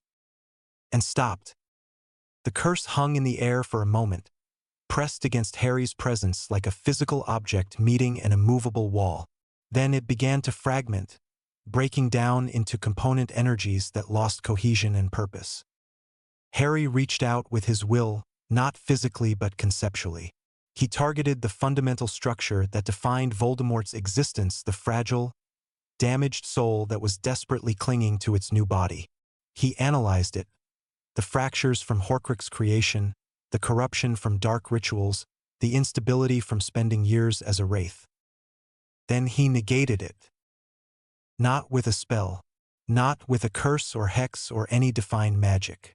Harry simply exerted his will with absolute authority, imposing his conceptual framework over Voldemort's.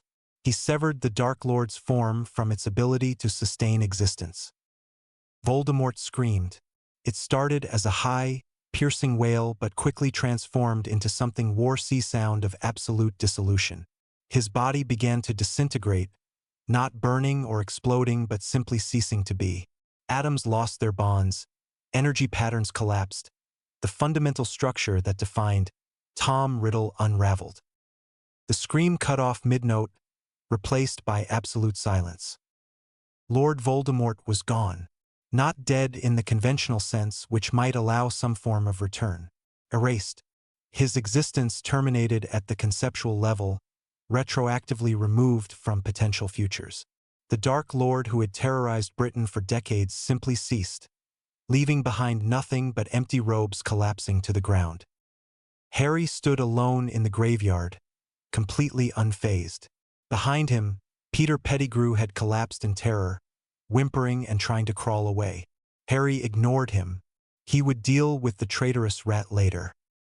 He retrieved the Triwizard Cup, reactivated its portkey function, and returned to Hogwarts. Harry materialized in front of the maze to chaos. The crowd was in an uproar. Cedric Diggory had emerged minutes earlier with wild stories about a graveyard and dark wizards. Dumbledore was trying to organize a rescue party. Ministry officials were demanding explanations. Students were panicking. The noise cut off when Harry appeared, standing calmly with the Triwizard Cup in his hand. "Harry!" Hermione pushed through the crowd, Ron and Neville right behind her. "What happened?" Cedric said. "Voldemort attempted a resurrection ritual in Little Hangleton. He succeeded. Then I killed him." Harry said it simply, as if reporting the weather.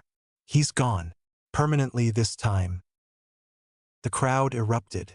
Students shouted questions. Teachers demanded details.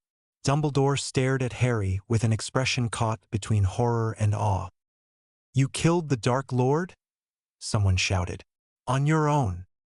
"He ceased to exist," Harry clarified. "There's a difference. Killing implies a body remains.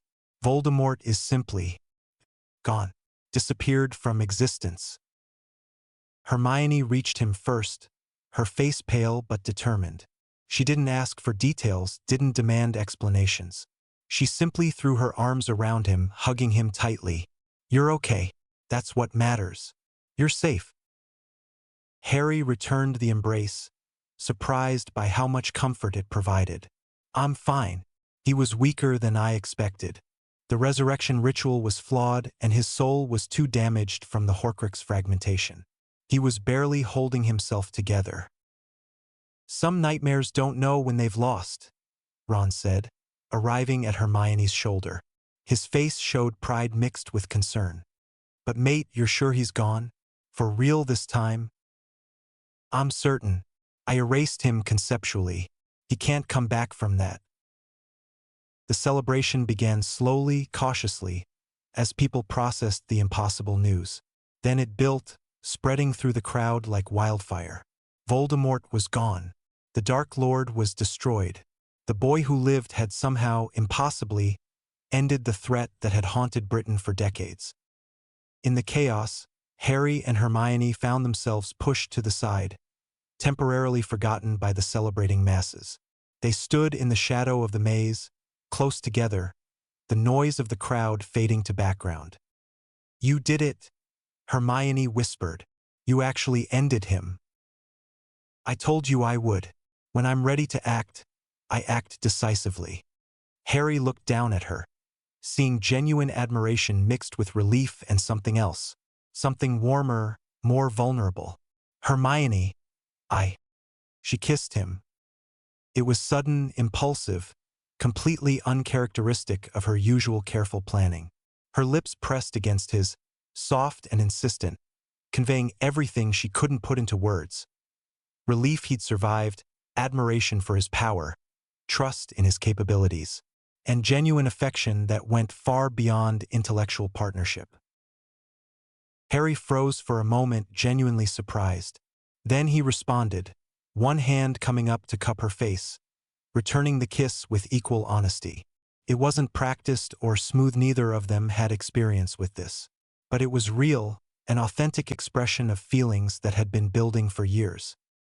When they pulled apart, both were breathing harder. Hermione's face was flushed, her eyes bright with tears she hadn't let fall.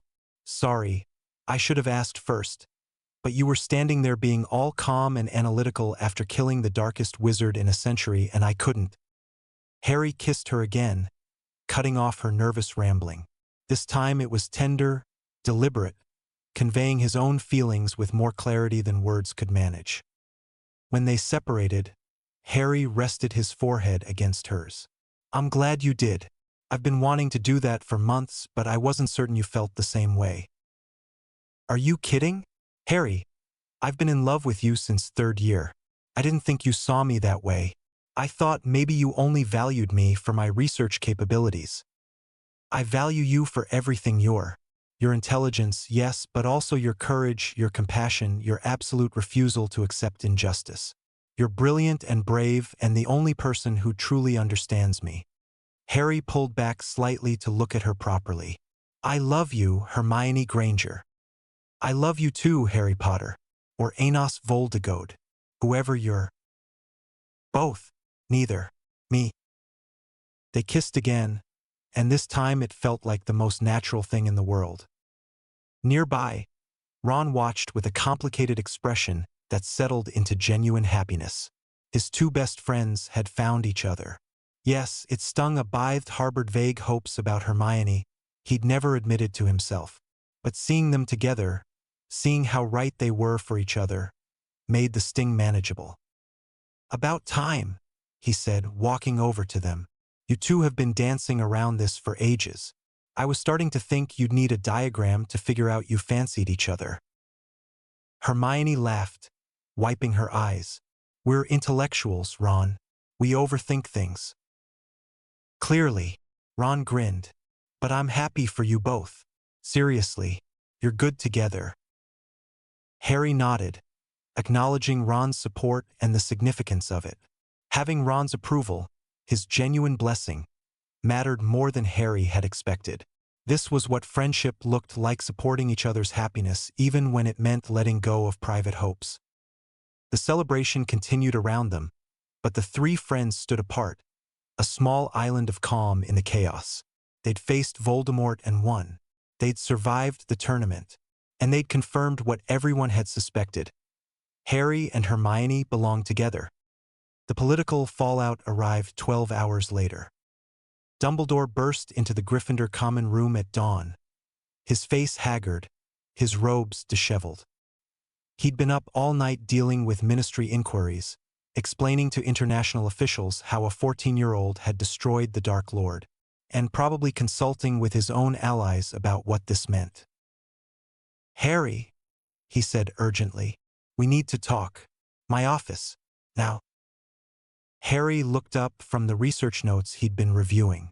Hermione dozed against his shoulder, exhausted from the previous night's emotional intensity. He carefully extracted himself, laying her down on the couch with a pillow, and followed Dumbledore upstairs. The headmaster's office felt oppressive. The portraits of previous headmasters watched with undisguised concern. Fawkes trilled a warning note. The silver instruments whirred anxiously. What you did last night, Dumbledore began without preamble, was extraordinarily dangerous. You engaged with Voldemort alone, without backup, without informing anyone of your plans. You could have been killed. But I wasn't. I ended the threat you've been fighting for decades. Harry's voice was calm but icy. I did what you've been unable to do despite all your experience and power. I removed Voldemort from existence. You don't understand. Dumbledore's voice rose. I did this to protect you, Harry. The prophecy, the protections, the careful planning, all of it was meant to keep you safe until you were ready. You must understand the risks you've taken. I understand perfectly. You tried to manipulate me into becoming your weapon. You monitored me, controlled my environment, fed me selective information, all while claiming it was for my protection. Harry stepped closer. But you underestimated me, Albus. You thought I was a child who needed guidance. Instead, I'm something you can't control or predict, and that terrifies you. I'm not terrified of you. You should be. Harry's green eyes held no warmth. I made my own choice last night. I identified the trap, walked into it deliberately, and used it to end Voldemort on my terms. I fixed your mistake, the mistake of leaving him alive decades ago when you had the chance to stop him. Dumbledore looked stricken. Tom was a student. I thought he could be saved, could be guided away from darkness. And your mercy cost hundreds of lives. Thousands if we count the wider effects of his terror campaign. You made an emotional decision that ignored practical reality. Harry turned toward the door. I don't make those mistakes. When I identify a threat, I eliminate it decisively. Harry, please. No more manipulation, Albus. No more secrets. You'll treat me as an independent agent or you'll treat me as an enemy. Choose wisely. He left, descending the spiral staircase and leaving Dumbledore alone with the wreckage of his plans. The headmaster sank into his chair, looking older than his considerable years. He's right, you know, one of the portraits said quietly. You did try to control him, and he's proven he doesn't need your control. I was trying to protect him, Dumbledore whispered, to give him a chance at childhood, at normalcy. By placing him with abusive relatives?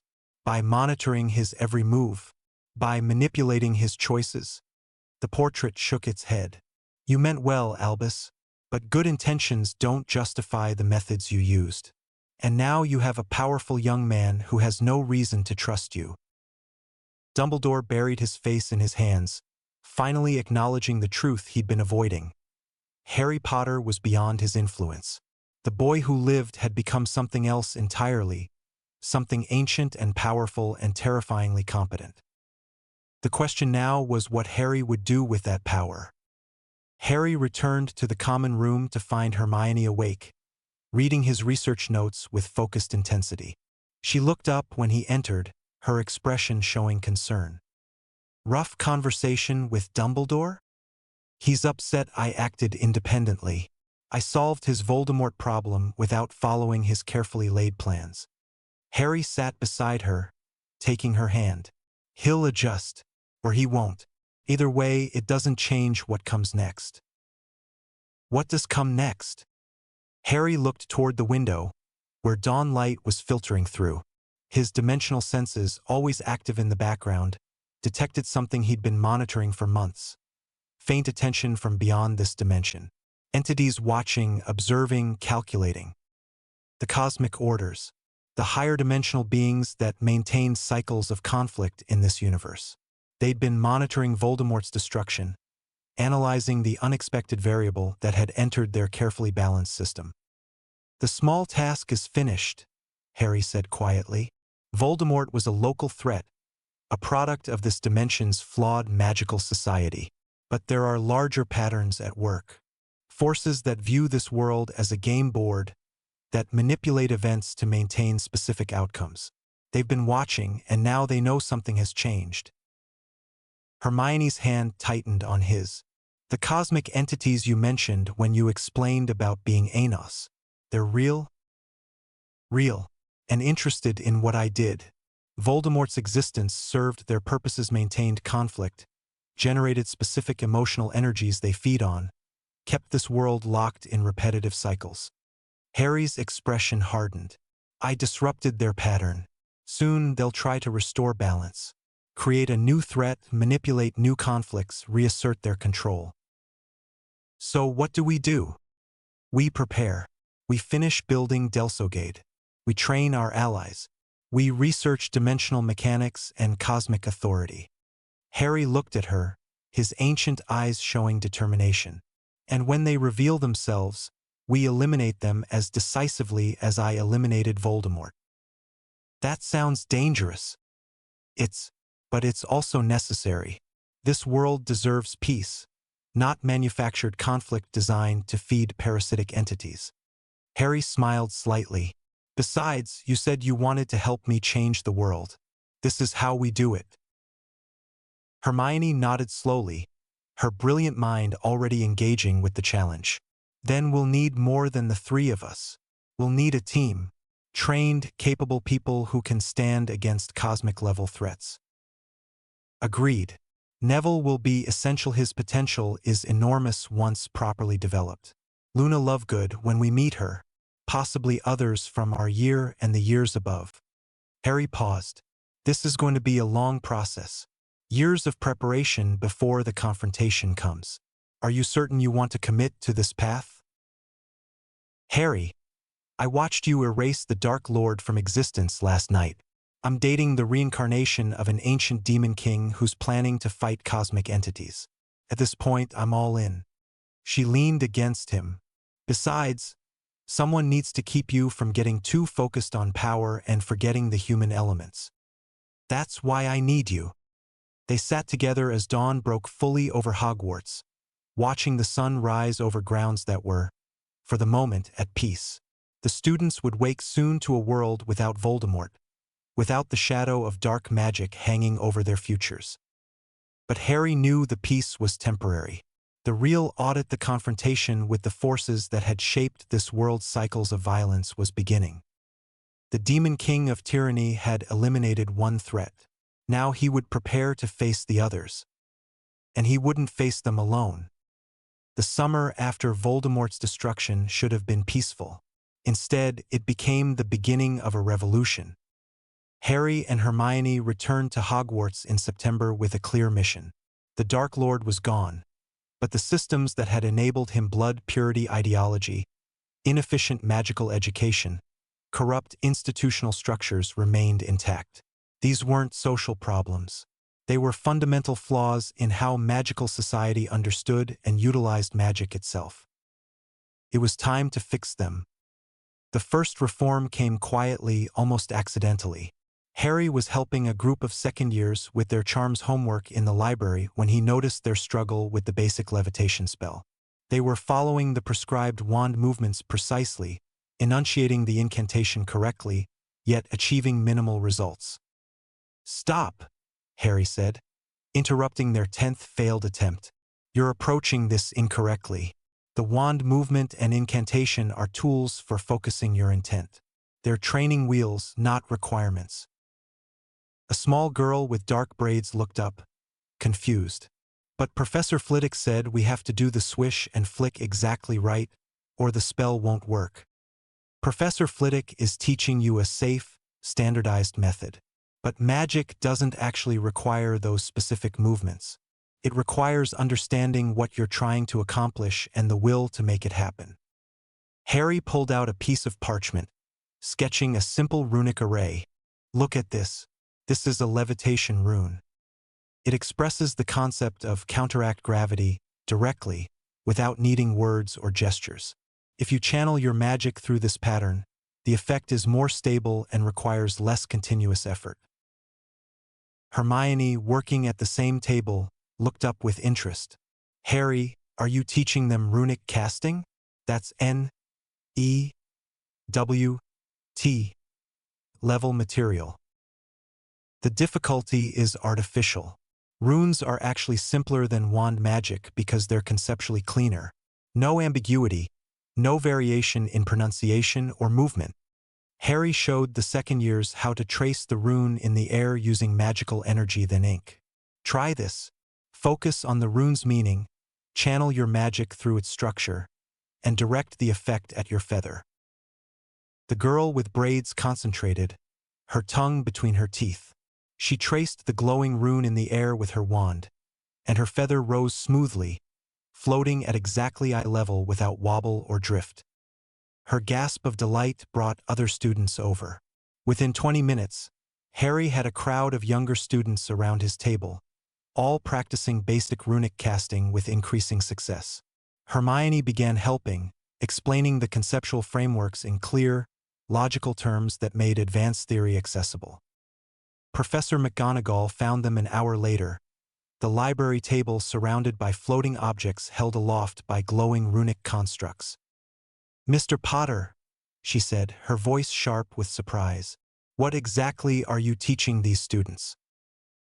"Practical magic theory, Professor. I'm demonstrating that runic casting is more efficient than traditional incantation-based spellwork for many applications." Harry gestured to his audience. They're all successfully performing levitation using methods not typically taught until 6th year, and they're doing it more reliably than with standard first-year techniques. McGonagall examined the runic arrays, her professional expertise evident in how carefully she analyzed each construct. "This is extraordinarily advanced. Most adult wizards struggle with active runic manipulation. How are second years managing it?"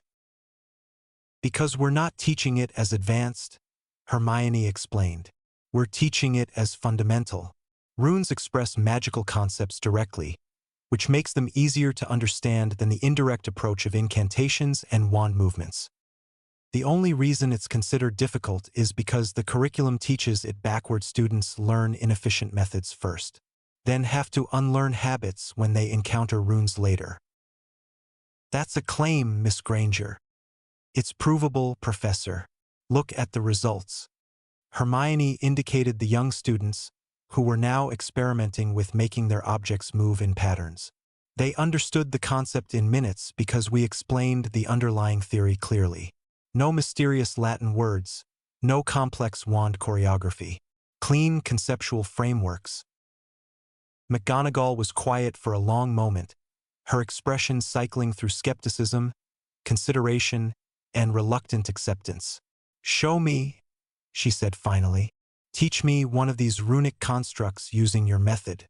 If it's as accessible as you claim, I should be able to learn it quickly despite my decades of traditional training." Harry pulled out fresh parchment, sketching a more complex runia binding effect that could temporarily immobilize objects. He explained the conceptual structure. Stability imposed through energy pattern disruption, movement negated by introducing counterforce at multiple vector points. McGonagall listened intently, her sharp mind processing the framework. "Now try it," Harry said. "Don't think about wand movements. Visualize the concept and channel your magic through the runic structure." McGonagall traced the rune, her movements precise. The binding effect activated instantly, freezing a nearby book in midair with perfect stability. She stared at her work, clearly shocked by how effortless it had been. "That should have required precise timing and multiple spell layers," she said quietly. "I thought about the effect and it happened, through a single rune." "Exactly.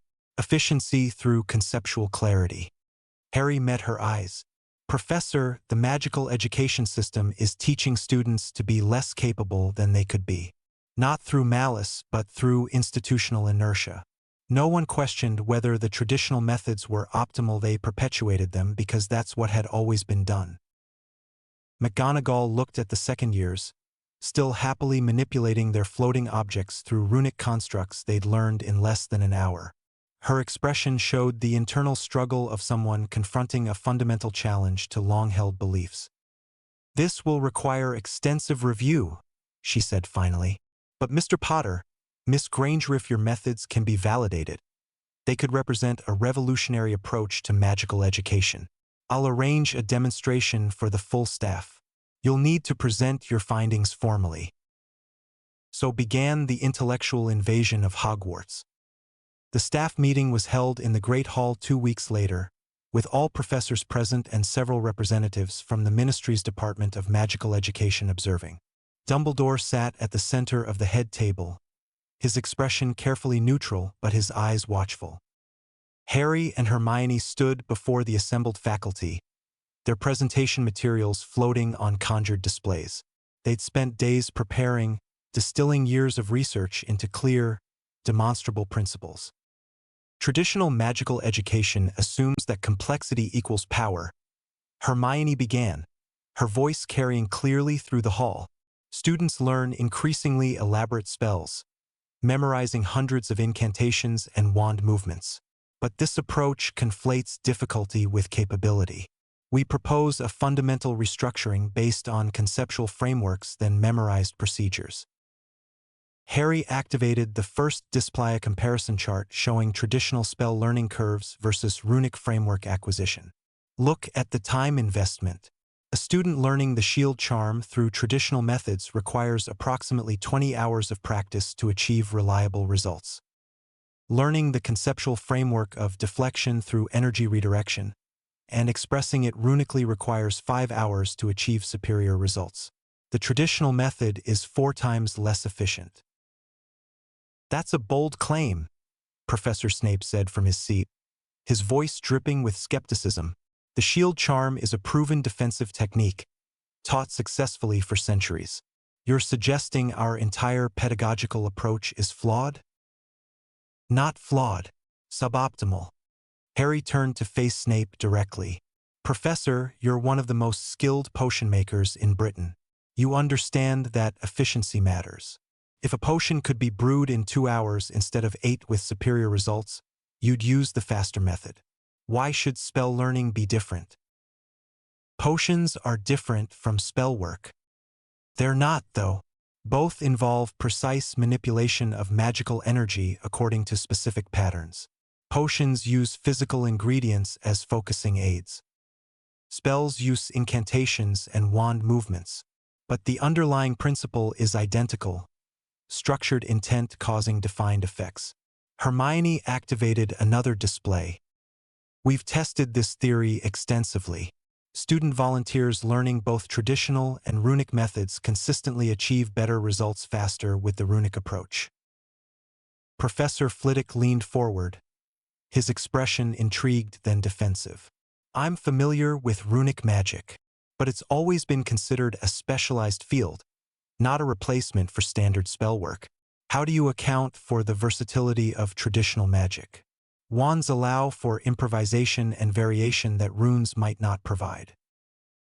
Excellent question, Harry said, pleased by the engagement. Runes aren't the only Alternativa Theory 1 tool in a larger toolkit. The key insight is that students should understand the conceptual foundations of magic first, then choose the most efficient method for each application. Sometimes that's traditional incantation. Sometimes it's runic frameworks. Sometimes it's direct willpower with no intermediary at all. But currently, students never learn they have choices. They're taught one method and told it's the only legitimate approach. He demonstrated creating a complex defensive barrier using 3 different techniques in succession.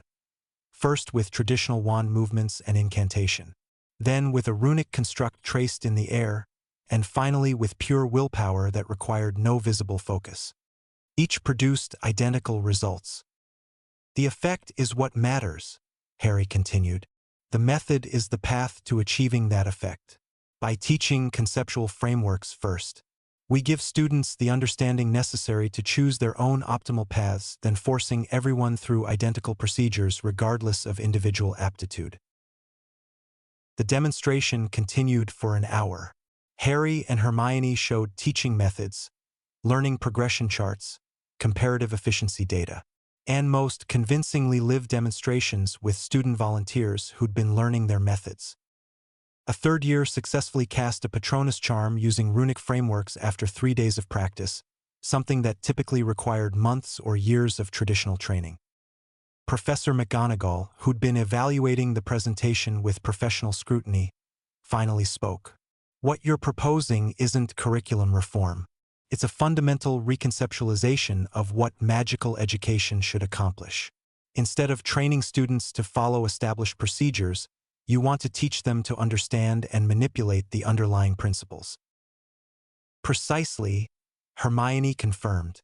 We want to produce wizards who think than wizards who memorize, who can solve novel problems instead of applying memorized solutions. This would require retraining every professor, Snape observed, rewriting every textbook, restructuring the entire 7-year curriculum. The logistical challenges alone are manageable, Harry interrupted. Difficult, yes. Time-consuming, certainly. But necessary. Professor Snape, You pride yourself on pushing students to understand the principles behind potions than following recipes. We're proposing the same approach for all magical disciplines. Don't you agree that students who understand why a potion works are more capable than those who memorize steps? Snape's expression flickeretta clearly hadn't expected his own teaching philosophy to be used as supporting evidence. That's different. It's not, though. It's exactly the same principle. Harry's voice was respectful but firm. You already teach conceptual frameworks in potions. We're proposing that all subjects adopt that approach. The debate continued, professors raising objections and Harry and Hermione systematically addressing each concern. Some faculty remained skeptical, but others, particularly the younger professors, showed genuine interest. By the meeting's end, a tentative agreement had been reached, a trial program for first years, implementing the new methods alongside traditional instruction and comparing results. It was a beginning. But education reform, but important, wasn't Harry's primary concern. As summer faded into autumn, he became increasingly aware of something else, a subtle, invasive presence that seemed to watch Hogwarts with malevolent interest. He felt it most strongly in quiet moments. A whisper at the edge of perception, a pressure against reality itself. It wasn't hostile exactly, but it was observing, calculating, waiting for something. The feeling intensified near the Department of Mysteries, that sealed-off section of the ministry where the government conducted its most secretive research. You're sensing the cosmic entities, Harry told Hermione during one of their late-night sessions in VOLDIGAUD. The pocket dimension had grown substantially, now housing a full library, multiple research laboratories, and training spaces. They're beginning to take notice of the disruption I caused by eliminating Voldemort. What do they want? Hermione asked, looking up from the dimensional mechanics text she'd been studying. To restore their preferred patterns, to manipulate events back into conflict cycles that serve their purposes. Harry pulled up a projection showing the dimensional fabric around Earth, with bright spots indicating areas of cosmic attention. The Department of Mysteries is one of their anchor points. They've been influencing prophecies, manipulating probability, nudging events toward specific outcomes. That's where we need to go. Into the ministry? Harry, that's necessary. If we're going to end their interference, we need to confront them at one of their strongholds. Harry's expression was determined. I can sense them gathering, preparing to reassert control now that their tool Voldemort is gone. We strike first on our terms before they can establish a new pattern. Ron, who'd been practicing combat runes in the corner, walked over. So we're breaking into the ministry to fight gods. That's mental. I'm in. Neville, working on stabilizing his magical output under Harry's guidance, looked up nervously. Harry, I'm not sure I'm ready for something this big. Fighting you-know-who was one thing, but cosmic entities. Harry pulled a small object from his pocket, a talisman etched with intricate protective runes that glowed with soft golden light. This is for you. A rune-forged anchor that will stabilize your spirit and protect you from conceptual attacks. The entities we're facing don't use physical force. They manipulate probability, corrupt thoughts, twist reality at fundamental levels. This talisman will keep you grounded in who you're regardless of their influence. Neville took the talisman carefully, feeling the warmth of its protective magic. You made this for me? For all of you. Harry produced 3 more talismans, handing them to Ron, Hermione, and Luna Lovegood joined their group after Harry recognized her natural ability to perceive things others couldn't. We're going into hostile territory against opponents who fight on conceptual than physical levels. These will keep you safe. When do we go? Hermione asked, already mentally preparing. Tonight. The cosmic entities are gathering at the Veil in the Department of Mysteries. That's where the boundary between dimensions is thinnest, where they can exert the most influence. We confront them there, end their interference permanently. The Department of Mysteries was exactly as hushed and shadowy as Harry remembered from his dimensional scans. They'd infiltrated the ministry using a combination of careful timing and subtle perception manipulation, making security personnel simply not notice their presence. The corridor leading to the department stretched endlessly, lined with black doors that led to various research chambers.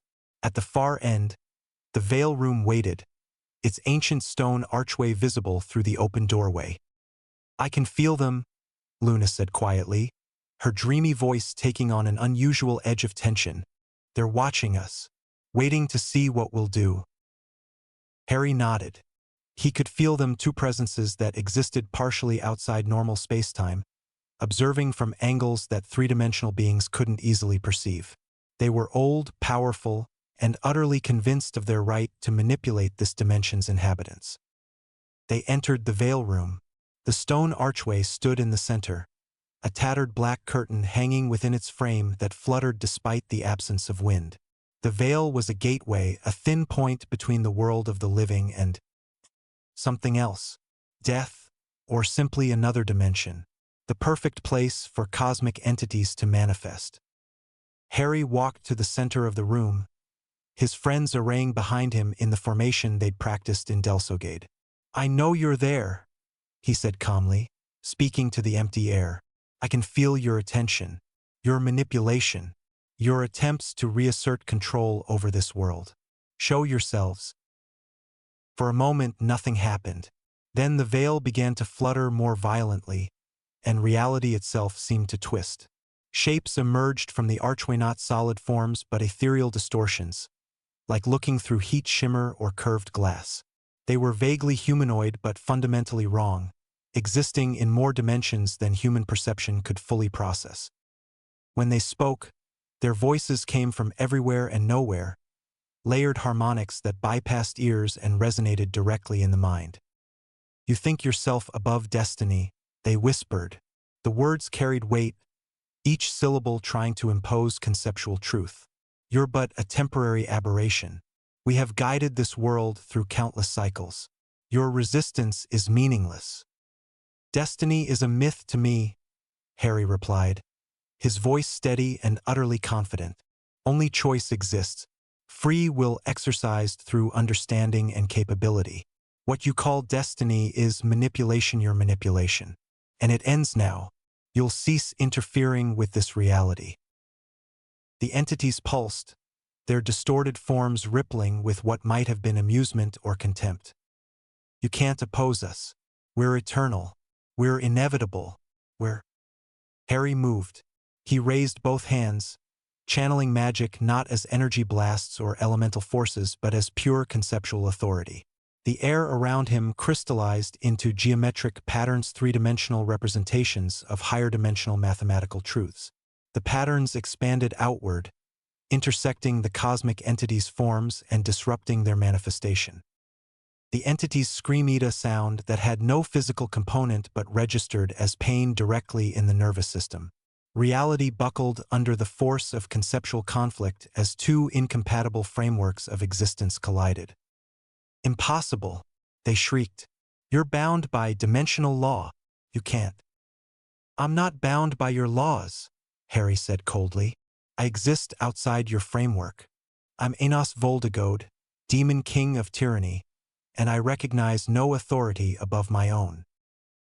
Behind him, Ron gasped and stumbled as the entity's retaliation washed over them, a wave of probability manipulation that tried to make them forget why they'd come, to convince them this battle was unwinnable. But the talismans flared, protecting them from the conceptual assault. Hermione stepped forward, her voice clear and strong as she channeled the protective enchantments Harry had taught her. Silver light flowed from her hands, reinforcing their defensive perimeter. "You want to break our will? Our certainty? You're facing people who've stared down Voldemort and won. You're facing people who've rebuilt magical theory from first principles. Your mind games won't work." The entities pressed harder. More of them emerged from the veil, 5, 7, 9 distorted shapes overlapping in impossible geometries. The room's temperature dropped. The stone floor cracked as reality strained under competing forces. Harry began constructing runic barriers, multicolored patterns that manifested as crystalline structures surrounding his team. Each barrier represented a different defensive concept: physical impermeability, conceptual stability, temporal anchoring, probability reinforcement. Layer upon layer of protection, each one harder to breach than the last. "Harry," Neville called out, his voice tight with strain, "there are more coming. They're calling reinforcements." "Let them come," Harry said. "The more that manifest, the easier to deal with them all at once." He raised his hands higher, beginning the incantation for his most devastating spell.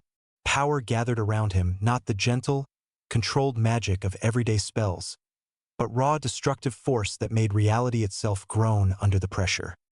Egil groan Angdaroa. The words resonated with fundamental truth, activating a spell matrix that converted pure magical energy into absolute destructive force. A sphere of darkness materialized between Harry's hands, growing rapidly as he fed more power into it. Not black like shadow, but a deeper absentia sphere of pure annihilation that consumed light, heat, and matter with equal ease. The cosmic entity's harmonious voices turned to screams of genuine terror. "Stop! You can't unleash such power here. The dimensional fabric will collapse." "Tu will die." "Then you should have left this world alone," Harry replied. But he hesitated. The sphere was already massive, pulsing with enough energy to annihilate everything within a mile radius. If he released it here, the Department of Mysteries would be destroyed. The ministry above would collapse. Innocent people would die. He felt Hermione's hand on his shoulder. "Harry," she said softly, "you're not a destroyer anymore. You're a protector. There's another way." Harry looked at his friends, Ron gripping his wand with white knuckles, Neville holding his talisman like a lifeline, Luna's dreamy eyes somehow completely lucid and focused, and Hermione gazing at him with absolute trust despite the world-ending power he held in his hands. They were right. He'd changed. The Demon King of Tyranny would have released the spell without hesitation, obliterating everything to eliminate the threat. But Harry Potter ANOS VOLDIGAUD Reborn had learned to care about collateral damage, had learned to value innocent lives even when they complicated tactical efficiency. He made his choice. Instead of releasing Egil grown Angdaroa, Harry reversed the spell flow. The destructive sphere collapsed inward, condensing into a single point of contained energy. Then he redirected that power, not into annihilation but into creation. Creation of containment, of prison, of absolute binding that the entities couldn't escape. Runic arrays materialized around each cosmic entity, cages constructed from pure conceptual authority, each rune expressing a fundamental truth. You're bound. You're contained. You're powerless. The arrays wrapped around the distorted forms, contracting and solidifying until the entities were trapped in geometric prisons that existed outside normal spacetime. The entities struggled, their forms flickering and distorting as they tried to phase through the barriers. But Harry had designed these cages specifically to contain higher-dimensional beings. Every escape route they attempted, he'd already blocked. Every conceptual loophole he'd already closed. "You wanted to manipulate this world," Harry said, his voice carrying absolute finality, "to maintain conflict cycles that serve your purposes. That ends now. You're confined, subdued but alive, powerless to interfere but conscious enough to understand your failure. You'll remain imprisoned until you learn that this world is not your playground." The lead entity of such hierarchy existed among them, pulsed weakly within its cage. You could have destroyed us. Why show mercy?" "Because I'm not the Demon King anymore. I'm also Harry Potter. And Harry Potter values life even when ending it would be more efficient." He gestured to his friends. "They taught me that, showed me that pure power without restraint is another form of tyranny. So instead of destruction, I choose controlled governance. You're contained, not dead. If you ever learn to respect free will, these cages can be opened." The entities had no response. Their forms flickered once more, then went still, suspended in timeless imprisonment. The room fell silent. The veil stopped fluttering. Reality stabilized, the dimensional strain dissipating as the cosmic entity's influence faded. "We did it," Ron breathed. "We actually did it. We imprisoned gods." "We contained parasitic manipulators," Harry corrected. "Don't glorify what they were. They called themselves eternal, inevitable, but they were bullies operating from a position of dimensional advantage. Remove that advantage and they were surprisingly manageable." Hermione was staring at the imprisoned entities with a mixture of awe and concern. "Harry, what you did, the power you displayed, that was frightening," Harry supplied. "I know. I'm sorry you had to see that, but it was necessary." "I was going to say magnificent." Hermione stepped closer, taking his hand. "You had the power to destroy them utterly. The spell was ready, but you chose mercy instead. Chose to find a solution that didn't require mass destruction. That's..." She smiled, tears in her eyes. "That's why I love you." Harry pulled her close, resting his forehead against hers. "I wouldn't have made that choice without you. Without all of you. You keep me human. Keep me from becoming the tyrant I used to be." "Group hug," Ron announced, pulling them all together. They stood in the Department of Mysteries, surrounded by imprisoned cosmic entities and the aftermath of a battle that had shaken the dimensional fabric, finding comfort in simple human connection.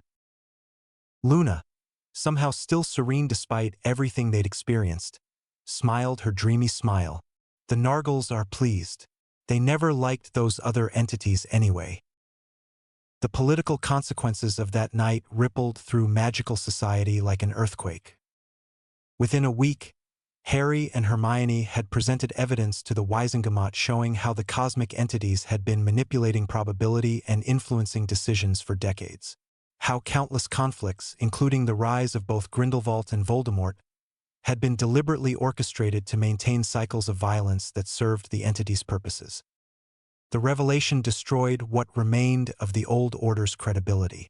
If the fundamental structure of fate itself had been corrupted, then all institutions built on that corrupted foundation were suspect. The ministry's authority collapsed as people realized how deeply they'd been manipulated.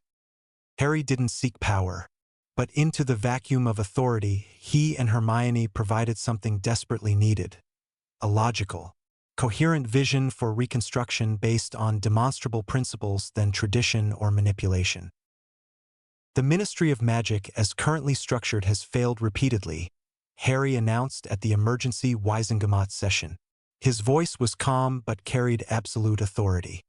It failed to stop Voldemort. It failed to protect innocent citizens. It failed to recognize and resist cosmic manipulation. "We propose dissolution of the current government and replacement with a merit-based council that operates on logic than politics." The old guard protested, naturally, but their objections rang hollow in the face of recent revelations. How could they claim authority when they've been puppets for interdimensional manipulators? "We also propose immediate abolition of all blood purity legislation," Hermione added, her presentation materials floating above the assembled wizards. "Not on moral grounds, though those are certainly valid, but on practical, technical grounds. Blood purity is magical inefficiency. We can prove it." She activated a live demonstration. Volunteer squibspeople supposedly born without magic to magical families stood on the chamber floor. Harry walked among them, placing his hand on each person's head and channeling a complex diagnostic spell that analyzed their magical pathways. "These individuals aren't non-magical," Harry explained as his spell work revealed the truth. "They have complete magical systems, but their pathways are blocked by inherited trauma responses, minor genetic variations, or simple lack of activation. Watch what happens when we remove those blocks and provide proper activation." He worked methodically, his magic flowing into each squib and carefully stimulating their dormant capabilities. One by one, the supposedly non-magical people began demonstrating magical effects, conjuring sparks, levitating objects, producing light. The chamber erupted in shocked whispers. "Magic is a technical, fixable problem," Hermione continued. Not a mark of inherent superiority or inferiority. With proper understanding and intervention, anyone with the biological structures can access magical capabilities. Blood purity is meaningless.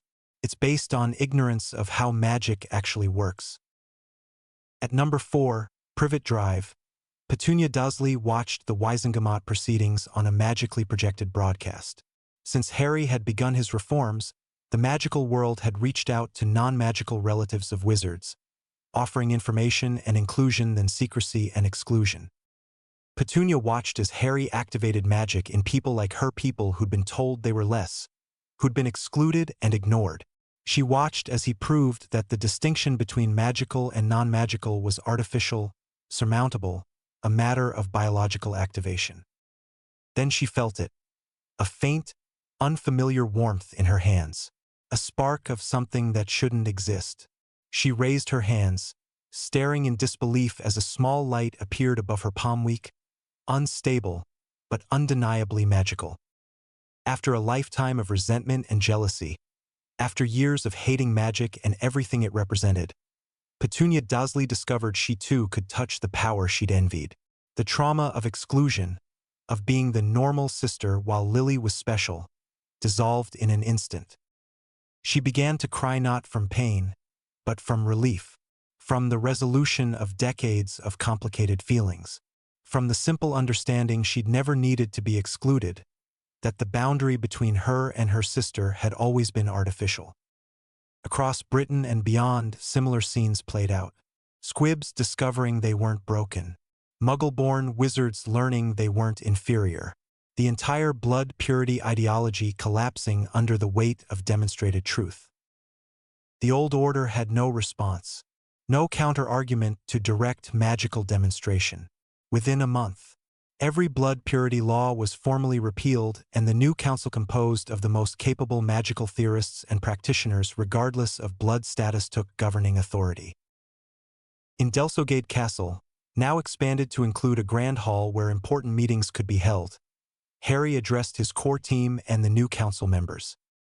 "We've achieved something remarkable," he said, his voice echoing through the starry void lit by floating runic lanterns. "We've eliminated Voldemort. We've imprisoned the cosmic manipulators. We've reformed magical education and abolished blood purity. But this is the beginning." He activated a projection showing Earth from a dimensional perspective, with the newly established peace radiating outward like ripples in water. "We're declaring the dawn of Pax Voldigauden era of enforced peace. Not peace through passivity, but peace through active protection and continuous improvement. Any force that threatens this world's stability, whether from within or without, will face immediate, decisive response." "Isn't enforced peace tyranny with better marketing?" one of the council members asked nervously. Harry acknowledged. "The Demon King of Tyranny doesn't pretend to be purely altruistic. But consider the alternative: return to the old cycle of manipulation, conflict, and suffering. I'm offering something better. Stability maintained through superior power and logical governance. Is that tyranny? Maybe, but it's tyranny that protects then oppresses, that enables then restricts." Hermione stepped forward, her hand finding Harry's. "We're not claiming perfection. We're claiming competence. The old system failed repeatedly. We're proposing a new system based on demonstrated capability and continuous improvement. If anyone can prove a better approach, we'll consider it. But until then, we're offering peace, real, lasting peace backed by the power to maintain it." Neville, now significantly more confident after months of intensive training, nodded agreement. "Harry saved my life, saved all our lives, multiple times. I trust him to use his power wisely. And if he ever stops using it wisely," he touched his talisman meaningfully, "we're here to remind him who he's." Ron grinned. "Besides, Pax Voldigaud sounds brilliant, dramatic. The historians will love it." The council debated for hours, but eventually consensus emerged. They would support Harry's vision, would work to implement his reforms, would help maintain the peace he'd established. Not because they feared his power, though they certainly respected it, but because his methods had produced results that traditional approaches never achieved. As the meeting dispersed, Harry and Hermione remained in the hall, looking at the projection of Earth surrounded by protective wards and stability enchantments. "Do you think we've done the right thing?" Hermione asked quietly. "Taking this much control? Imposing our vision on the whole magical world?" "I think we've done the necessary thing," Harry replied, "and we've done it with more restraint than I would have shown in my previous existence. The Demon King would have simply conquered and ruled absolutely. Harry Potter seeks consensus, explains reasoning, gives people choices within the new framework. That's growth. You're still learning to be human. With your help." Harry pulled her closer. "You keep me honest. Keep me from forgetting that efficiency isn't the only value that matters. That people deserve dignity, even when it complicates logistics." "Always," Hermione promised. "That's what partners do. They keep each other balanced." They stood together in their pocket dimension castle, looking out at the world they'd reshaped through force of will and intellectual brilliance. The Demon King of tyranny and the brightest witch of her age, partners in revolution and reconstruction. Outside, the wizarding world adjusted to peace.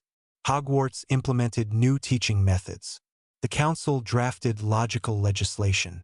Squibs integrated into magical society with newfound capabilities.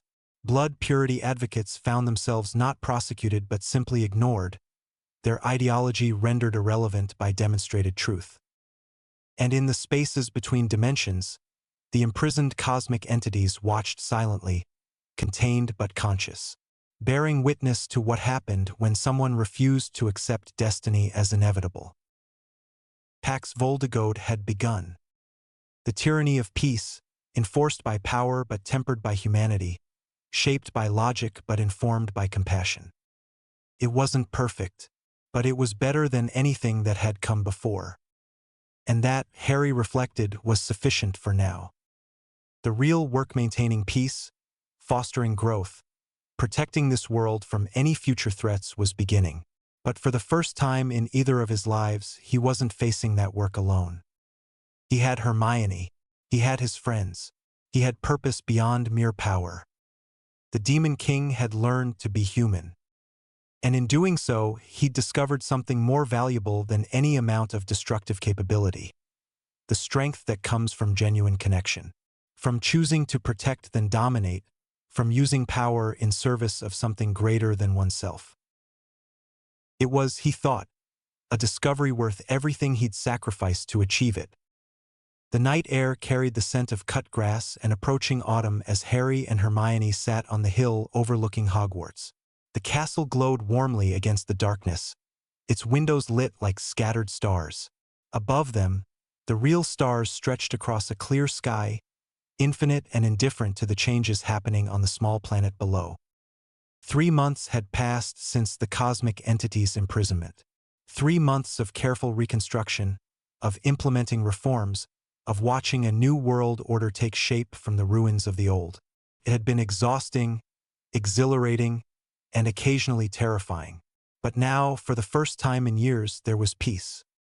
Real peace. Not the fragile ceasefire that had existed before Voldemort, nor the tense watchfulness of his reign of terror. This was genuine stability, backed by demonstrated power and maintained through logical governance. Harry breathed deeply, savoring the simple sensation of cool evening air filling his lungs. Beside him, Hermione leaned against his shoulder, her warmth a pleasant contrast to the night chill. They sat in comfortable silence, neither feeling the need to fill every moment with words. "We remade the world, Harry," Hermione said finally, her voice soft and contemplative. "In less than a year, we've restructured magical education, reformed the government, abolished blood purity laws, imprisoned cosmic manipulators, and established an entirely new social order. Do you feel like the Demon King you were? The one who ruled through absolute power and feared nothing?" Harry considered the question carefully. In his previous existence as ANOS VOLDIGAUD, He would have viewed these achievements as merely efficient problem-solving. Obstacles identified, solutions implemented, power applied where necessary. There would have been satisfaction in the competence of it all, but not what he felt now. Now, sitting on a hillside with Hermione beside him and his friends sleeping peacefully in the castle below, he felt something different, something warmer and more complicated than simple satisfaction. "No," he said softly, squeezing her hand. "I don't feel like the Demon King I was. I feel like me, like us. I'm glad to have human family and friends, not the godlike loneliness I expected when I first arrived in this dimension." Hermione shifted to look at him directly, her brown eyes reflecting starlight. "What's the difference between the Demon King and who you're now?" "Purpose," Harry said after a moment. "The Demon King existed for power itself, for the intellectual challenge of mastering reality. But Harry Potter, this version of me, forged through years of human experience, exists for something more. For protecting people I care about. For building systems that enable growth than maintaining control. For—" He paused, searching for the right words. "For connection. For the feeling I get when I'm with you, when Ron makes a terrible joke, when Neville successfully completes a spell he never thought he could manage. The Demon King would have seen those as weaknesses. Emotional entanglements that complicated efficient decision-making. And now I understand their strengths. Different from raw power, yes, but equally valuable. Maybe more valuable." Harry pulled her closer, wrapping his arm around her shoulders. "You keep asking if I'm a monster, if the power I wield makes me dangerous.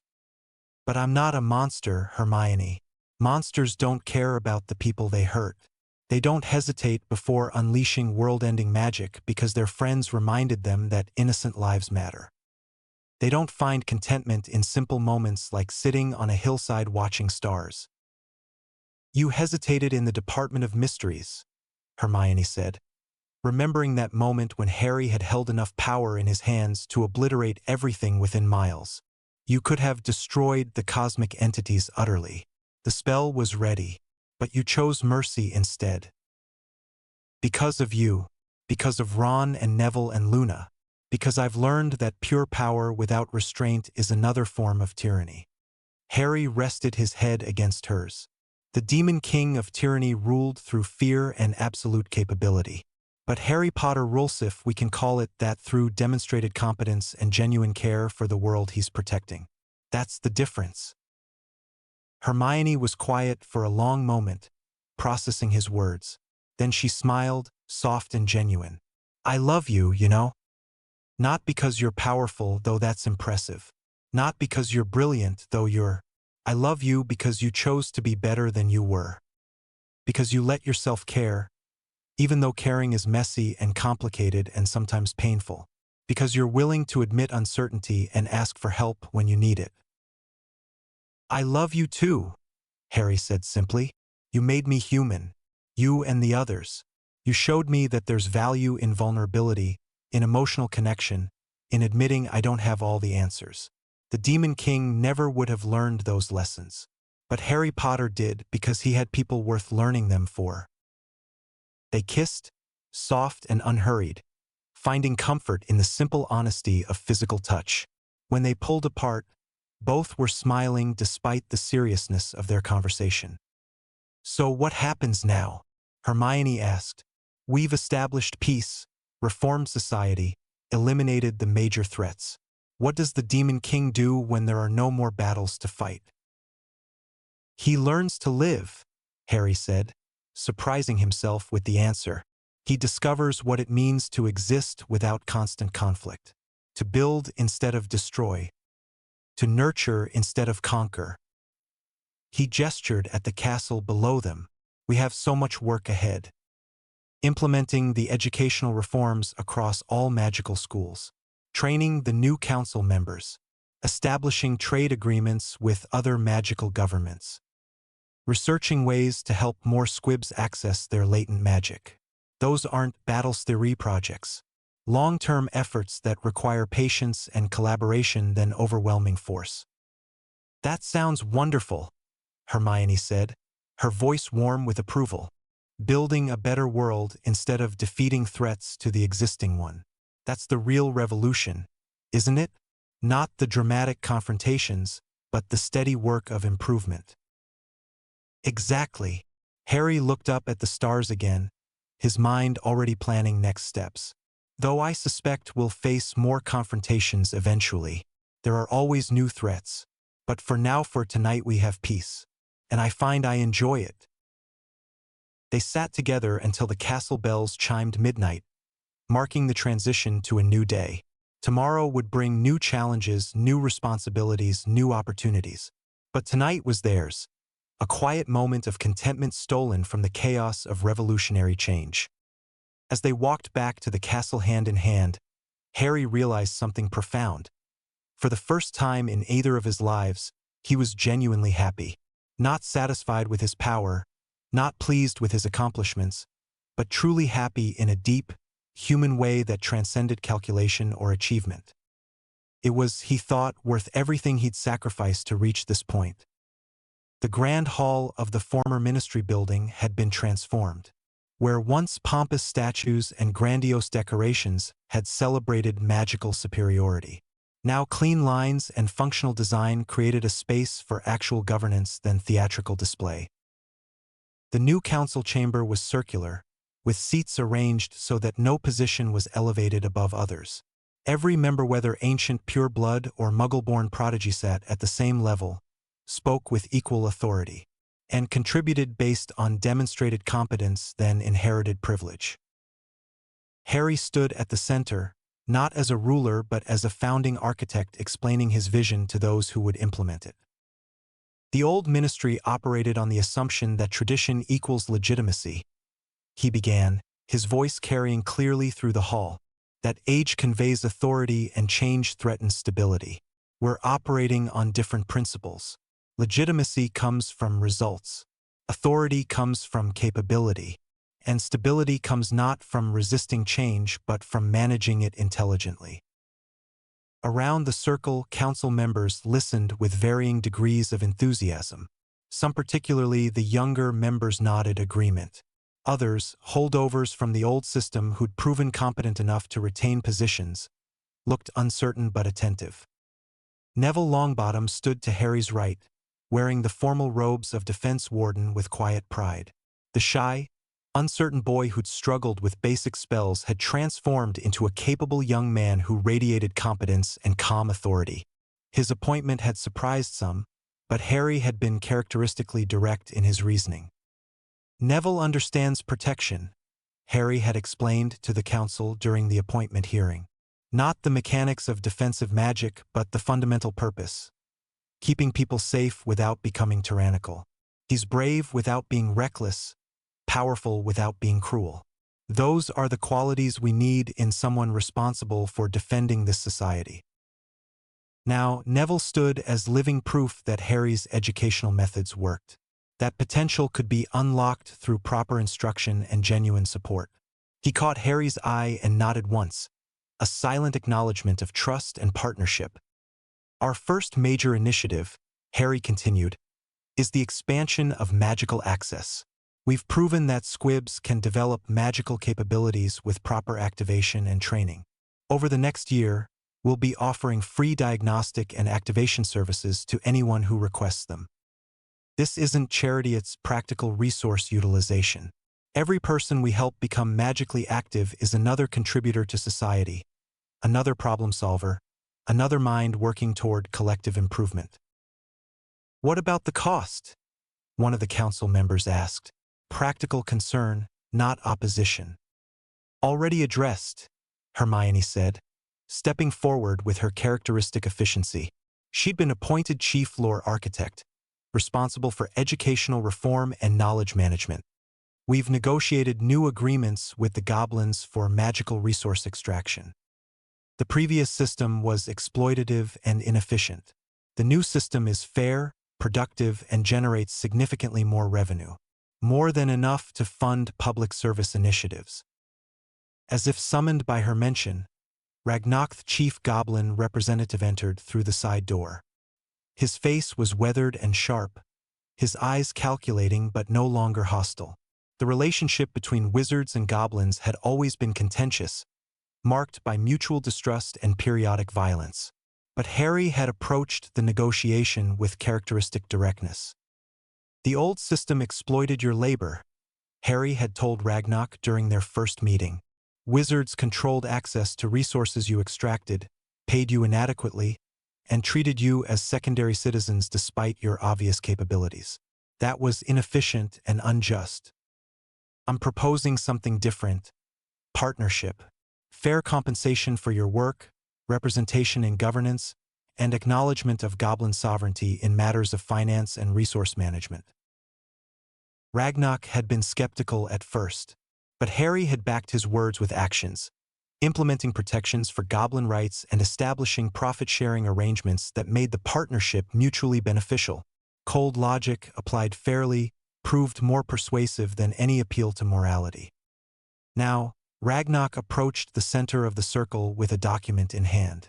"The quarterly resource report," he said, his gravelly voice carrying well. "Extraction is up 18% compared to the same period last year. Efficiency improvements from new mining techniques developed by Wizard-Goblin collaboration teams. Revenue is distributed according to the established formula. 40% to Gringotts for investment and Goblin community development. 60% to the Council for Public Services and Infrastructure." "Are the Goblin communities satisfied with this arrangement?" Harry asked directly. Satisfied is too strong a word. We're goblins, we always believe we could negotiate better terms. Ragnarok's expression might have been amusement. But yes, this arrangement is fair. It acknowledges our capabilities, compensates our labor adequately, and treats us as partners than servants. That's unprecedented in wizard-goblin relations. We'll honor our commitments. "As will we," Harry confirmed. "Thank you, Ragnarok." The goblin nodded once and withdrew. It was a small moment but significant. For the first time in generations, wizards and goblins were working together based on mutual respect and logical arrangement than historical resentment and exploitation. The council meeting continued for another 2 hours, addressing various administrative matters. Hermione presented updates on educational reform implementation. Neville reported on security assessments and potential threats none significant. Other council members contributed reports on international relations, infrastructure development, and legal code revision. It was, Harry thought, remarkably boring. The tedious work of governance, of maintaining systems and making incremental improvements. The Demon King of Tyranny would have been profoundly dissatisfied by it all. But Harry Potter found it oddly satisfying. This was what peace looked like. Not dramatic confrontations and world-shaking magic, but careful planning and steady implementation.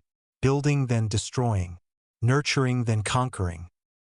As the meeting concluded and council members dispersed to their various responsibilities, Harry took a moment to visit the Portrait Hala section of the building where important historical figures had their likenesses preserved with magical consciousness.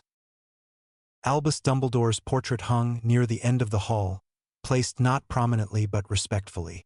The painted figure looked different from the man Harry had known, humbled by death, stripped of the manipulative certainty he'd carried in life. When Harry approached, Dumbledore's eyes opened, his expression showing genuine respect then calculating assessment. "Harry," the portrait said quietly, "or should I say ANOS? I confess I'm still uncertain what to call you." "Harry is fine, Professor. That's who I've chosen to be." Harry looked at the portrait with an expression that was almost warm. "I wanted to thank you for everything you tried to do, even when your methods were flawed." Dumbledore looked surprised. "Thank me? Harry, I failed you repeatedly. I manipulated your childhood, controlled your environment, treated you as a weapon to be aimed than a person to be nurtured. I don't deserve your thanks." "Not. But you also provided the framework that allowed me to become who I'm now. Hogwarts, despite its flaws, was a place where I could form genuine friendships, where I could learn what it meant to care about others. Yes, you tried to control me. Yes, your methods were manipulative. But your underlying goal, protecting this world from darkness, was noble. You went about it the wrong way. That's generous, all things considered. It's honest. I've learned that holding grudges is inefficient when the person has acknowledged their mistakes and poses no future threat. Harry smiled slightly. You're dead, Professor. You can't manipulate anyone anymore, which means I can afford to forgive you without risking tactical disadvantage. Dumbledore's painted face showed genuine amusement. Even in forgiveness, you remain calculating. Some things never change. Some things shouldn't, but others should. Harry's expression grew more serious. Remember, Albus, knowledge must be shared, not hoarded. That was your fundamental error. You kept information to yourself because you thought you knew best, thought you had to carry every burden alone. That isolation made you less effective, not more. The new order operates on transparency and collaboration. It's better that way. I see that now. I wish I'd understood it during life. Dumbledore paused. You've accomplished extraordinary things, Harry. This Pax VOLDIGAUD you've established, it's what I always hoped for but never achieved. Peace maintained through demonstrated competence, then constant vigilance against darkness. I'm proud of you, even though I have no right to be. You have as much right as anyone. You were my teacher, but flawed.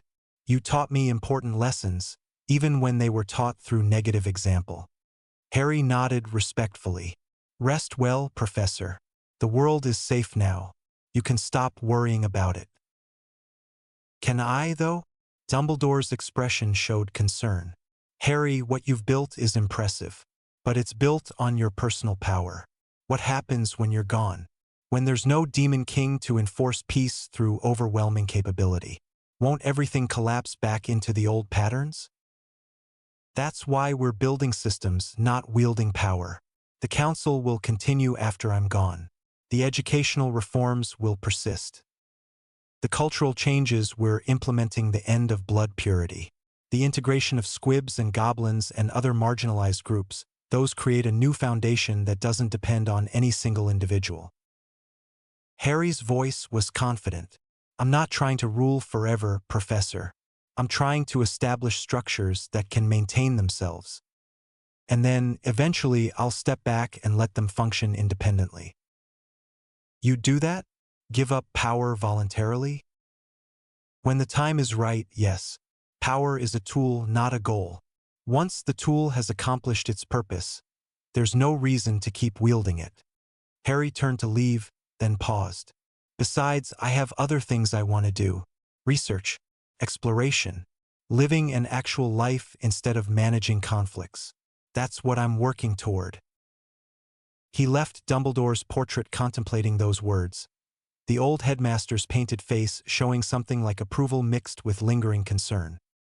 The final test came 3 weeks later, subtle and almost missed.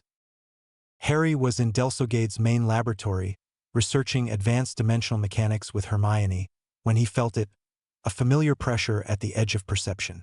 One of the imprisoned cosmic entities was attempting something, not escape exactly, but communication.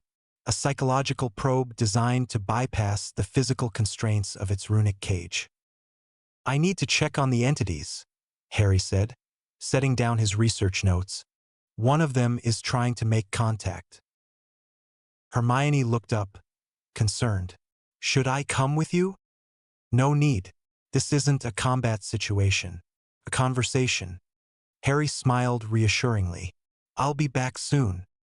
He descended to the lowest level of Delsogaide, where the imprisoned entities were maintained in a secure vault. The runic cages still held perfectly geometric impossibilities that existed outside normal spacetime, containing beings that shouldn't be containable. But one cage pulsed with increased activity, its occupant manifesting a form for communication. The cosmic entity appeared as a swirling shadow, vaguely humanoid but constantly shifting. When it spoke, its voice resonated with harmonics that tried to impose conceptual weight. Harry Potter, it said, each word carefully constructed. We have observed your Pax VOLDIGAUD. We have evaluated your governance. We wish to propose an arrangement." "I'm listening," Harry said neutrally. "Release us. Allow us to resume our role as cosmic custodians. In exchange, we'll acknowledge your authority over this specific world. We won't interfere with your plans, won't manipulate your population, won't impose the conflict cycles that served our previous purposes." The shadow pulsed. "We sustain worlds, Harry Potter. We maintain the dimensional fabric. Without us, chaos spreads. Systems collapse. Reality itself becomes unstable in ways that even you can't prevent." It was a reasonable proposal, logically structured and seemingly mutually beneficial. The entities would regain their freedom, Harry would gain cosmic allies, and everyone would benefit from cooperation than conflict. It was also complete manipulation. Harry could sense the deception beneath the reasonable words. The entity was playing to his ego, appealing to logic while hiding its true intent. If released, it would immediately resume its manipulation. Not as overtly, with more care to avoid detection, but the fundamental goal: maintaining control over this dimension's inhabitants would remain unchanged. "No," Harry said simply, his voice steely and unwavering. The shadow rippled with what might have been frustration. "You're being unreasonable. We offer partnership, cooperation, mutual benefit. You offer pretty words wrapped around the same fundamental problem. Your belief you have the right to manipulate this world's inhabitants. That your purposes justify interfering with billions of beings' free will. That cosmic scale somehow makes tyranny acceptable." Harry's expression hardened. "I reject that premise. Not because I'm opposed to necessary governance. I am literally enforcing peace through superior power, so I can't claim moral high ground there. But because you've proven you can't be trusted to exercise power responsibly. You created conflict cycles that caused untold suffering, all to serve your own purposes. That's not custodianship. It's parasitism. Then what would you have us do? Remain imprisoned forever? Until you genuinely understand why your previous actions were wrong. Until you can demonstrate you respect the autonomy of the beings you claim to shepherd. Until you can prove you've learned restraint." Harry's voice was absolute. "And if that takes eternity, then yes, you remain imprisoned forever. That's the consequence of your choices." The shadow pulsed violently, its form becoming more chaotic. "You can't hold us indefinitely. Eventually you'll die or leave or make a mistake, and we'll be free. And when that happens—" "When that happens," Harry interrupted, his voice dropping to something dangerous, "you'll discover that the cages are self-maintaining. They draw power from the dimensional fabric itself, reinforcing automatically with no need for my continued attention. I designed them that way specifically because I knew you'd wait for an opportunity to escape. There's no opportunity. There never will be. You remain contained until my successors decide otherwise." The entity's form began to collapse, its manifestation destabilizing as it realized the truth. Harry's will was absolute. There would be no negotiation, no compromise, no eventual escape through patience or trickery. The imprisonment was permanent, enforced not through constant vigilance but through superior conceptual architecture. "Then do your job," Harry said, his voice still steely but slightly softer, "and stay away from this one. If you can learn to respect autonomy, if you can demonstrate genuine change, in a few centuries we'll revisit this conversation. But until then, you're exactly where you belong." The shadow dissolved completely, retreating back into its cage. The conversation was over, the final challenge met and dismissed through simple, uncompromising will. No dramatic magic, no world-shaking confrontation. Absolute authority, clearly communicated and unshakably maintained. It was, Harry reflected as he ascended back to the laboratory, a quiet victory. The kind that history rarely recorded but that meant as much as the dramatic battles. The steady, patient work of maintaining boundaries and enforcing consequences. Hermione looked up when he returned, reading his expression immediately. "Everything resolved?" "Everything resolved," Harry confirmed. The entity tried psychological manipulation. It didn't work. It won't try again. Good. Hermione returned to her research notes, trusting Harry completely. No questions about methods, no concerns about whether he'd been too harsh or not harsh enough. Simple acceptance he'd handled the situation appropriately. That trust, Harry thought, was worth more than any amount of power. The ceremony of unity took place on the first day of spring, with students from all 4 houses gathering on the grounds overlooking the Black Lake. 6 months had passed since Voldemort's destruction. 6 months of steady change, of old prejudices fading and new systems taking root. The students who assembled represented the first generation to grow up entirely under Pax VOLDIGAUD, their education shaped by reformed curriculum. Their society rebuilt on logical principles, their futures unburdened by the conflicts that had defined previous generations. Harry stood on a simple raised platform, not elaborate or grandiose but functional enough to be visible to the assembled students. He'd matured visibly over the past year. No longer looking like the 14-year-old who'd killed Voldemort, but a young man who'd seen and done things that aged the soul even when the body remained young. Hermione stood beside him, her hand in his, not hidden, not disguised, but openly acknowledged. She wore formal robes bearing the symbol of her position as Chief Lore Architect, and she radiated confidence and competence. Behind them, Neville stood in his Defense Warden uniform. Ron wore the robes of Strategic Coordinator. And Luna had somehow been appointed Keeper of Unusual Phenomena, position that seemed to have been created specifically for her unique talents. The core team that had fought cosmic entities now stood as the leadership of the new order. The assembled students waited quietly, their faces showing curiosity and respect than the fear and uncertainty that had characterized student gatherings during Voldemort's time. Harry spoke, his voice carrying clearly across the grounds without magical amplification. He'd learned to project naturally, to command attention through presence than volume. When I arrived at Hogwarts as a first year, this school was divided. Gryffindor versus Slytherin, pure blood versus Muggleborn, those with power versus those without. The divisions were so deep, so fundamental, that most people accepted them as natural and inevitable. But they weren't natural. They were constructed, maintained through ignorance and reinforced through tradition that went unquestioned. He paused, scanning the crowd. Students from all houses stood together, no longer segregated by arbitrary characteristics. Slytherins stood beside Gryffindors. Purebloods worked with Muggleborns. Even a few goblins attended, participating in Hogwarts' new exchange program. We've proven that those divisions were false. That magical capability isn't determined by blood status. That different backgrounds make us stronger through diversity of perspective than weaker through lack of homogeneity. That when we work together based on logic and mutual respect than prejudice and tradition, we can accomplish things that previous generations thought impossible. Hermione squeezed his hand, encouraging him to continue. But this isn't the end of our work. It's the beginning. All of you are the first generation to grow up in a world without Voldemort, without blood purity laws, without the manufactured conflicts that kept your parents' generation trapped in cycles of violence.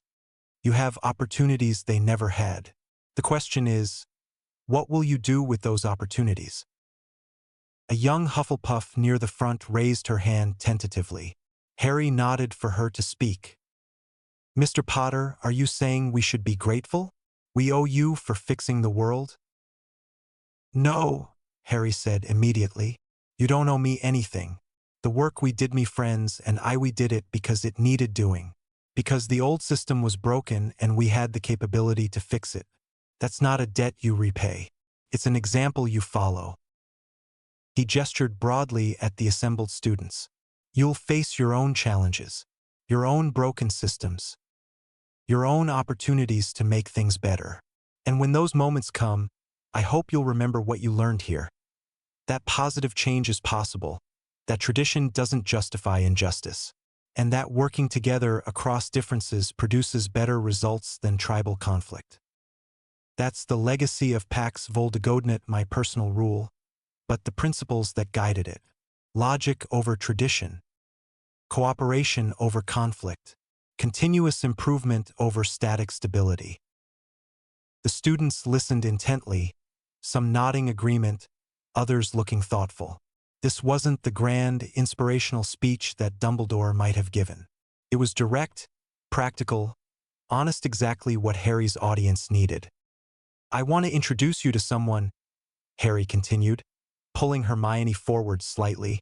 "You all know Hermione Granger, brightest witch of our generation, chief lore architect of the council, and the person most responsible for the educational reforms that will define your time at Hogwarts.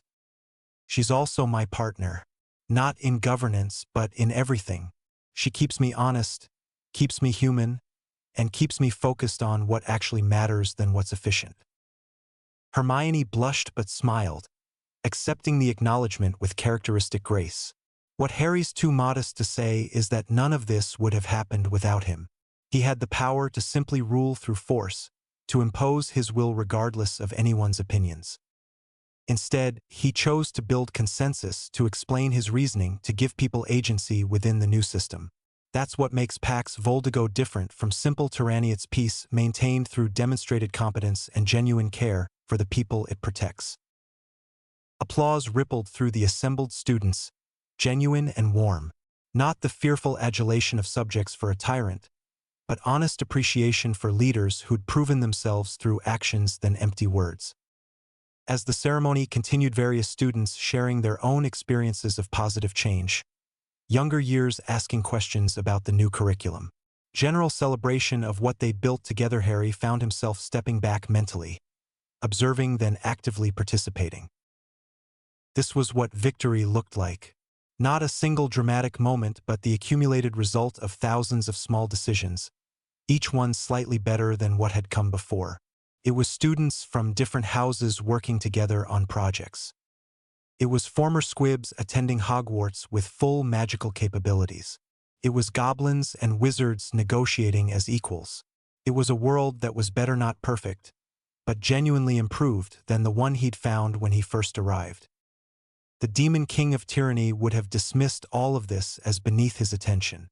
Harry Potter recognized it as the most important victory he'd ever achieved. That night, after the ceremony concluded and the students dispersed to celebrate in their own ways, Harry returned to the hilltop where he and Hermione had sat months earlier. The same spot, the same view of Hogwarts glowing warmly against the darkness, the same infinite stars overhead. But he was different now, more settled, more content, more genuinely at peace with who and what he'd become. Hermione joined him, carrying a blanket to ward off the spring evening chill. She spread it on the grass and they sat together, comfortable in each other's presence. "It's over, isn't it?" Hermione said quietly. "All the major battles, all the dramatic confrontations. We've built what we set out to build, created lasting peace, reformed society. What comes next?" Harry looked up at the stars, his dimensional senses extending outward into the cosmic void.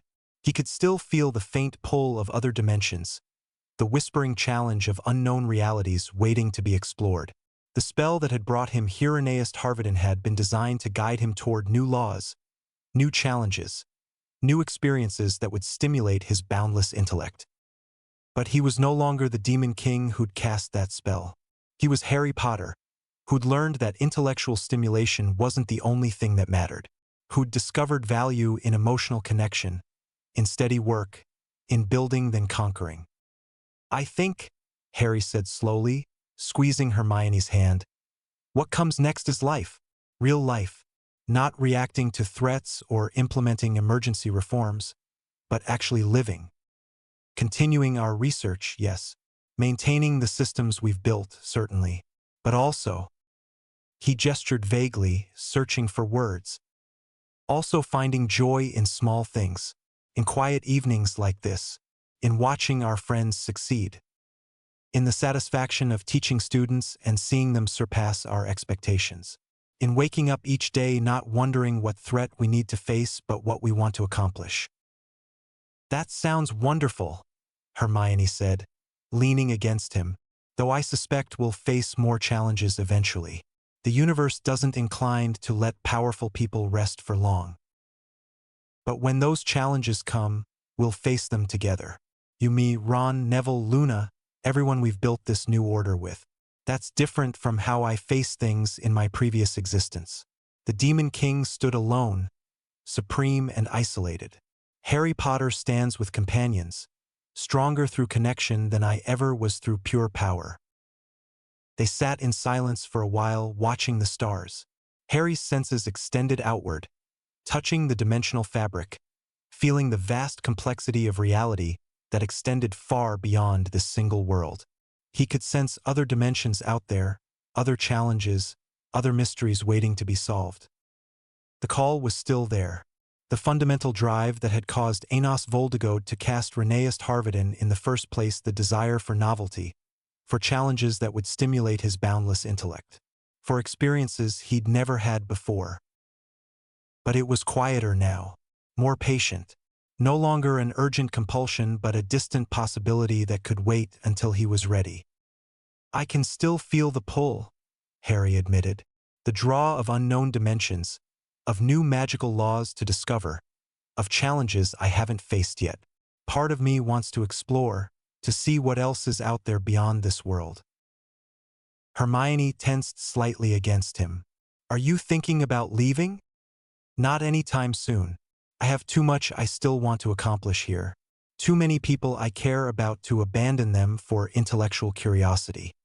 Harry turned to look at her directly. And most importantly, I have you. In my previous existence, I was alone, powerful but isolated. Here I found partnership, connection, love. That's worth more than any number of dimensional adventures. But eventually, Hermione's voice was small, vulnerable in a way she rarely allowed herself to be. Eventually, maybe we explore together. Not me abandoning you, but us seeking new experiences as partners. There's no reason I have to go alone. If you're willing, if you want to, we could see what lies beyond this dimension. But only when we're ready. Only when this world is stable enough it doesn't need us constantly maintaining it. And only together. Hermione smiled, relief and excitement mixing in her expression. I'd like that. The idea of exploring unknown dimensions, of discovering entirely new magical systems, it's terrifying and exhilarating simultaneously. But yes, together. Always together. They kissed, sealing the promise.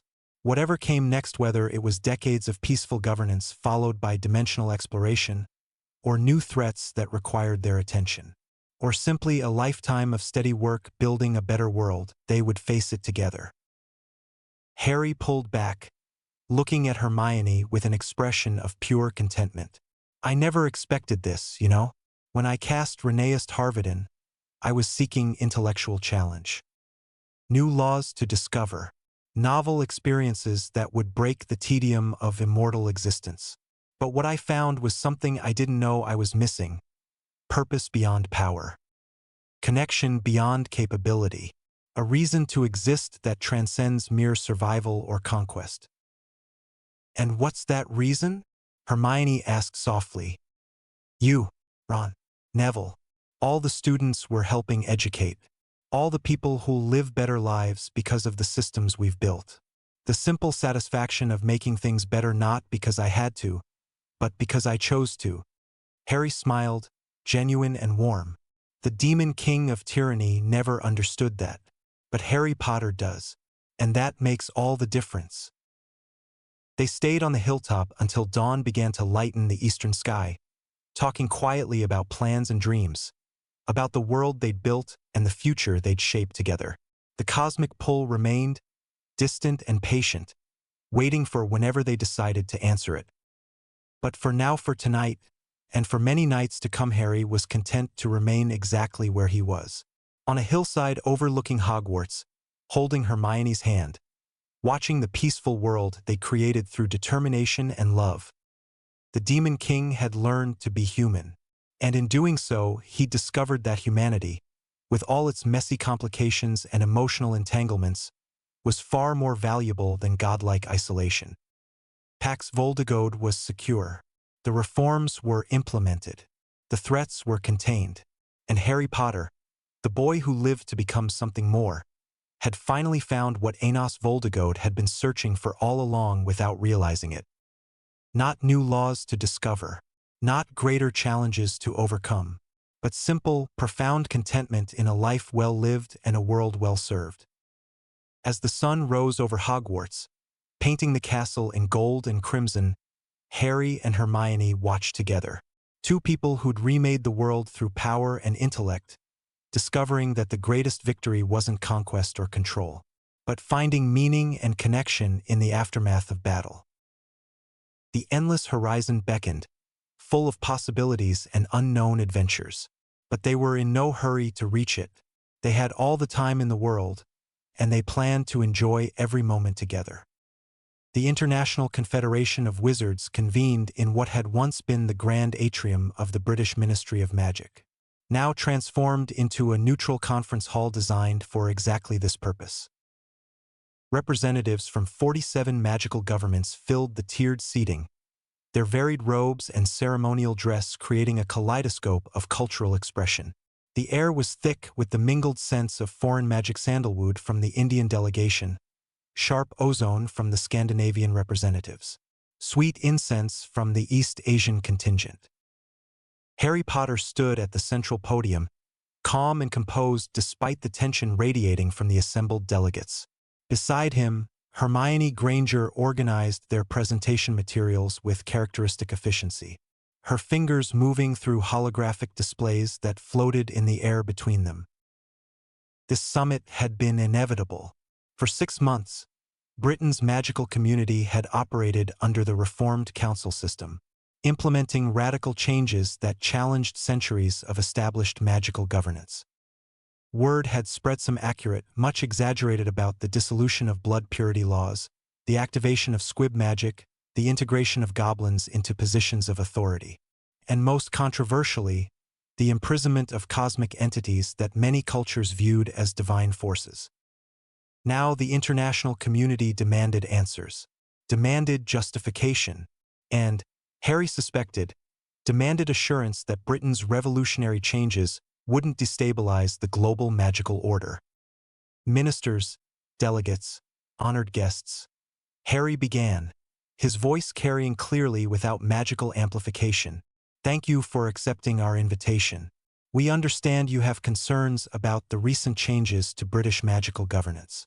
We're here to address those concerns with complete transparency and demonstrable evidence. The French minister stood immediately, her formal robes rustling. Mr. Potter, with all respect for your accomplishments against the Dark Lord, you're 15 years old. What authority do you have to restructure an entire nation's magical government? And by what right do you invite us here as if you represent legitimate governmental power? It was a direct challenge, meant to establish the power dynamic from the outset. Harry had expected it. A fair question, Minister. My authority comes from demonstrated competence and the consent of those I serve. Harry activated the first display, showing approval ratings from the reformed British magical community. 92% of British witches and wizards support the new council system. 87% report improved quality of life compared to 6 months ago. These aren't numbers I imposed through coercion theory, the result of implementing logical policies that actually serve the population's needs. Support can be manufactured, the Japanese representative observed, his tone polite but skeptical, particularly when the person measuring it controls the institutions doing the measurement. Which is why we invited independent auditors from the International Confederation to verify our data. Hermione interjected smoothly. The reports are available for your review. Third-party confirmation of every statistic we're presenting. We anticipated skepticism, so we built verification into our methodology. She activated another display, showing the auditor reports in multiple languages. Delegates leaned forward, scanning the information with professional scrutiny. The German minister spoke next, her voice carrying the weight of careful consideration. The statistics are impressive, I admit, but Mr. Potter, Ms. Granger, your reforms challenge fundamental principles that have governed magical society for millennia. blood status, institutional hierarchy, the separation between magical and non-magical populations. You're not adjusting policies. You're proposing a complete reconceptualization of magical society itself. Because the old conceptualization was fundamentally flawed, Harry said, his tone patient but decisive. It was based on assumptions that have been proven false through empirical demonstration. Watch. He gestured, and the display shifted to show recorded demonstrations of squib activation. Hermione narrated as the images played, formerly non-magical individuals successfully casting spells after Harry's diagnostic and activation procedures. Detailed medical scans showing the biological mechanisms involved. Statistical analysis of success rates across different genetic backgrounds. Blood purity is not a marker of magical capability, Hermione explained, her presentation flawless and methodical. It's a social construct with no basis in magical biology. We've activated latent magic in over 300 individuals previously classified as squibs. The success rate is 97%. The limiting factors aren't genetic purity but biological development and proper activation of dormant pathways. This isn't opinion or theory, it's demonstrable, reproducible fact. And the economic implications, Harry continued, switching to financial projections. The integration of previously marginalized population squibs, goblins, and other non-human magical beings has increased our total productive capacity by 32%. Runic technology development, now freed from artificial restrictions on who can participate in research, has generated innovations that would have taken decades under the old system. We're not claiming our approach is more ethical. We're proving it's more efficient. The Brazilian minister raised his hand. Mr. Potter, these results are impressive for Britain. But different cultures have different traditions, different relationships with magical governance. What works in one context may not translate universally. How do you account for cultural variation? We don't claim universal applicability of specific policies, Hermione answered. We claim universal applicability of the underlying principle. Governance should be based on demonstrable results than tradition or inherited authority. How each culture implements that principle will vary based on local context. What we're offering isn't a specific system to copy, but a methodology for evaluating and improving whatever system you already have. The debate continued for hours. Delegates raised concerns about stability, about the speed of change, about the risk of disrupting established social structures.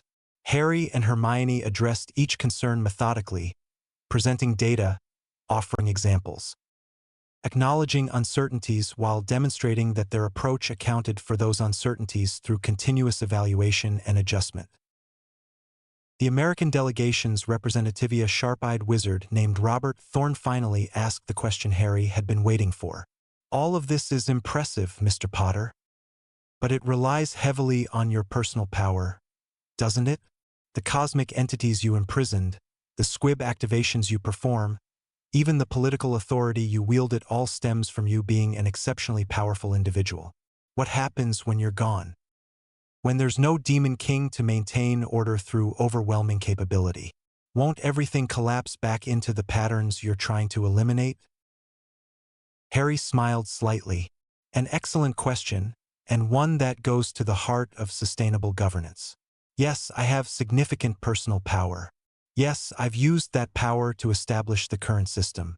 But the system itself is designed to persist independently of my continued involvement. Watch. He brought up a new set of displays showing the training programs established for squib activation, standardized procedures that other trained healers could perform, not requiring Harry's unique capabilities. Then organizational charts showing the council's distributed decision-making structure, with no single point of failure. Then the educational reforms that taught conceptual frameworks, creating a new generation that would maintain and improve the system because they understood its underlying logic. I'm not trying to rule forever, Harry said clearly. I'm trying to establish structures that can function without me. Think of me as a temporary catalyst providing the initial energy to overcome institutional inertia, then stepping back as the new system stabilizes. In 5 years, maybe 10, I expect to have no formal governmental role whatsoever. The council will govern. The trained practitioners will maintain the reforms. And I'll be free to pursue other interests. Like what? Someone called from the back. Research, Harry said simply. Exploration. Living a life that isn't defined by crisis management. That's the goal, not permanent rule, but successful transition to sustainable systems that allow everyone, including me, to focus on growth than survival. The chamber fell silent as delegates absorbed this. The idea of a powerful individual voluntarily relinquishing authority was so foreign to most magical governance traditions that many struggled to process it. Finally, the elderly Egyptian representative stood, her voice carrying the weight of long experience. Mr. Potter, MS. Granger, what you propose is radical, revolutionary, and, I must admit, compelling. But it requires trust. Trust that your methods will work beyond your immediate context. Trust you're sincere about eventually stepping back from power. Trust that this isn't simply conquest disguised as reform. Trust must be earned, Hermione acknowledged, which is why we're inviting observation and verification. Send your own auditors. Review our methods. Test our claims. We're not asking for blind faith, we're offering evidence and inviting scrutiny. If our approach is sound, that scrutiny will confirm it. If we're wrong, that scrutiny will reveal our mistakes and we can adjust accordingly. And if we choose not to adopt your methods? The French minister asked. If we prefer our traditional systems? That's your right, Harry said. We're not imposing anything. We're offering what we've learned and demonstrating it works. What you do with that information is your decision, though I would note that information flows across borders. If your citizens see that their neighbors in Britain have better education, more opportunity, and greater stability, they may demand similar reforms from their own governments. That's not us conquering you, that's the natural result of demonstrating a better approach. The summit continued for 3 more days. Detailed technical sessions where Hermione explained the magical theory behind runic innovation, demonstrations of squib activation procedures, tours of reformed Hogwarts showing the new educational methods in practice, working groups where council members collaborated with international representatives to adapt principles to different cultural contexts. By the end, consensus had emerged, not universal adoption of British methods, but agreement on fundamental principles, evidence-based governance, continuous evaluation and adjustment, inclusion of previously marginalized populations, shared knowledge than hoarded secrets. It was, Harry reflected, more than he'd hoped for and exactly what had been needed. The international community would observe Britain's continued success, implement their own versions of reforms, and gradually shift toward more logical governance structures. Not through conquest or coercion, but through demonstrated superiority of approach. The era of logic was spreading beyond Britain's borders, exactly as planned. In the private quarters of Delsogade Castle, Harry and Hermione collapsed onto comfortable chairs after the final summit session, exhausted but satisfied. That went better than expected, Hermione said, pulling off her formal robes and replacing them with casual clothes. I was worried the French delegation would block everything out of principle, but Minister Du Bois actually seemed genuinely interested by the end. Because we presented irrefutable evidence than philosophical arguments. Hard to argue with reproducible results. Harry stretched, feeling the accumulated tension of 3 days of diplomatic maneuvering drain away. Though I have to admit, I'm finding this phase surprisingly enjoyable. What international diplomacy? You hate politics. I hate politics when it's about empty posturing and tribal allegiance. But this presenting logical arguments, demonstrating empirical evidence, watching people change their minds when confronted with facts, this is satisfying. It's like teaching, but on a civilizational scale. Harry looked at her with a soft expression. And doing it with you makes it better. Your presentations were flawless, Hermione. Every objection addressed, every concern anticipated, every piece of evidence perfectly organized. I couldn't do this without you. Hermione blushed slightly but smiled. We're a good team. You provide the conceptual frameworks and the overwhelming power that makes people take us seriously. I provide the detailed implementation and the communication skills that make your concepts accessible. Together, we're... She paused, searching for the right word. Complete, Harry supplied. Separately, we're both capable. Together, we're something greater than the sum of our parts. I prefer this phase, Hermione admitted, settling deeper into her chair. The rebuilding phase, the constant fighting, the life-or-death battles, the anxiety of not knowing if we'd survive the next threat. I am glad it's over. This work is hard, but it's productive hard. We're building things then preventing destruction, creating then defending. The demon king of tyranny lived in constant conflict. It was exciting in its way but ultimately empty. This Harry gestured around Delsogade, encompassing not the physical space but everything they'd built together. This has meaning, purpose beyond mere survival or demonstration of power. We're making things better. That's worth more than any amount of dramatic battles. They sat in comfortable silence for a while, both processing the summit's success and what it meant for the next phase of their work. Delsogade had grown substantially over the past months, expanding from a simple research laboratory into something approaching a true seat of power. The main halls could host hundreds of people for conferences and ceremonies. The libraries contained knowledge from dozens of magical traditions, carefully cataloged and cross-referenced. The training facilities rivaled anything Hogwarts offered. And at the heart of it all, the Dimensional Research Laboratory where they spent most of their time pursuing the questions that fascinated them both. We should formalize this, Hermione said suddenly. Our partnership. Not personally, everyone knows we're together, but governmentally. Make Delsogade the official seat of the council.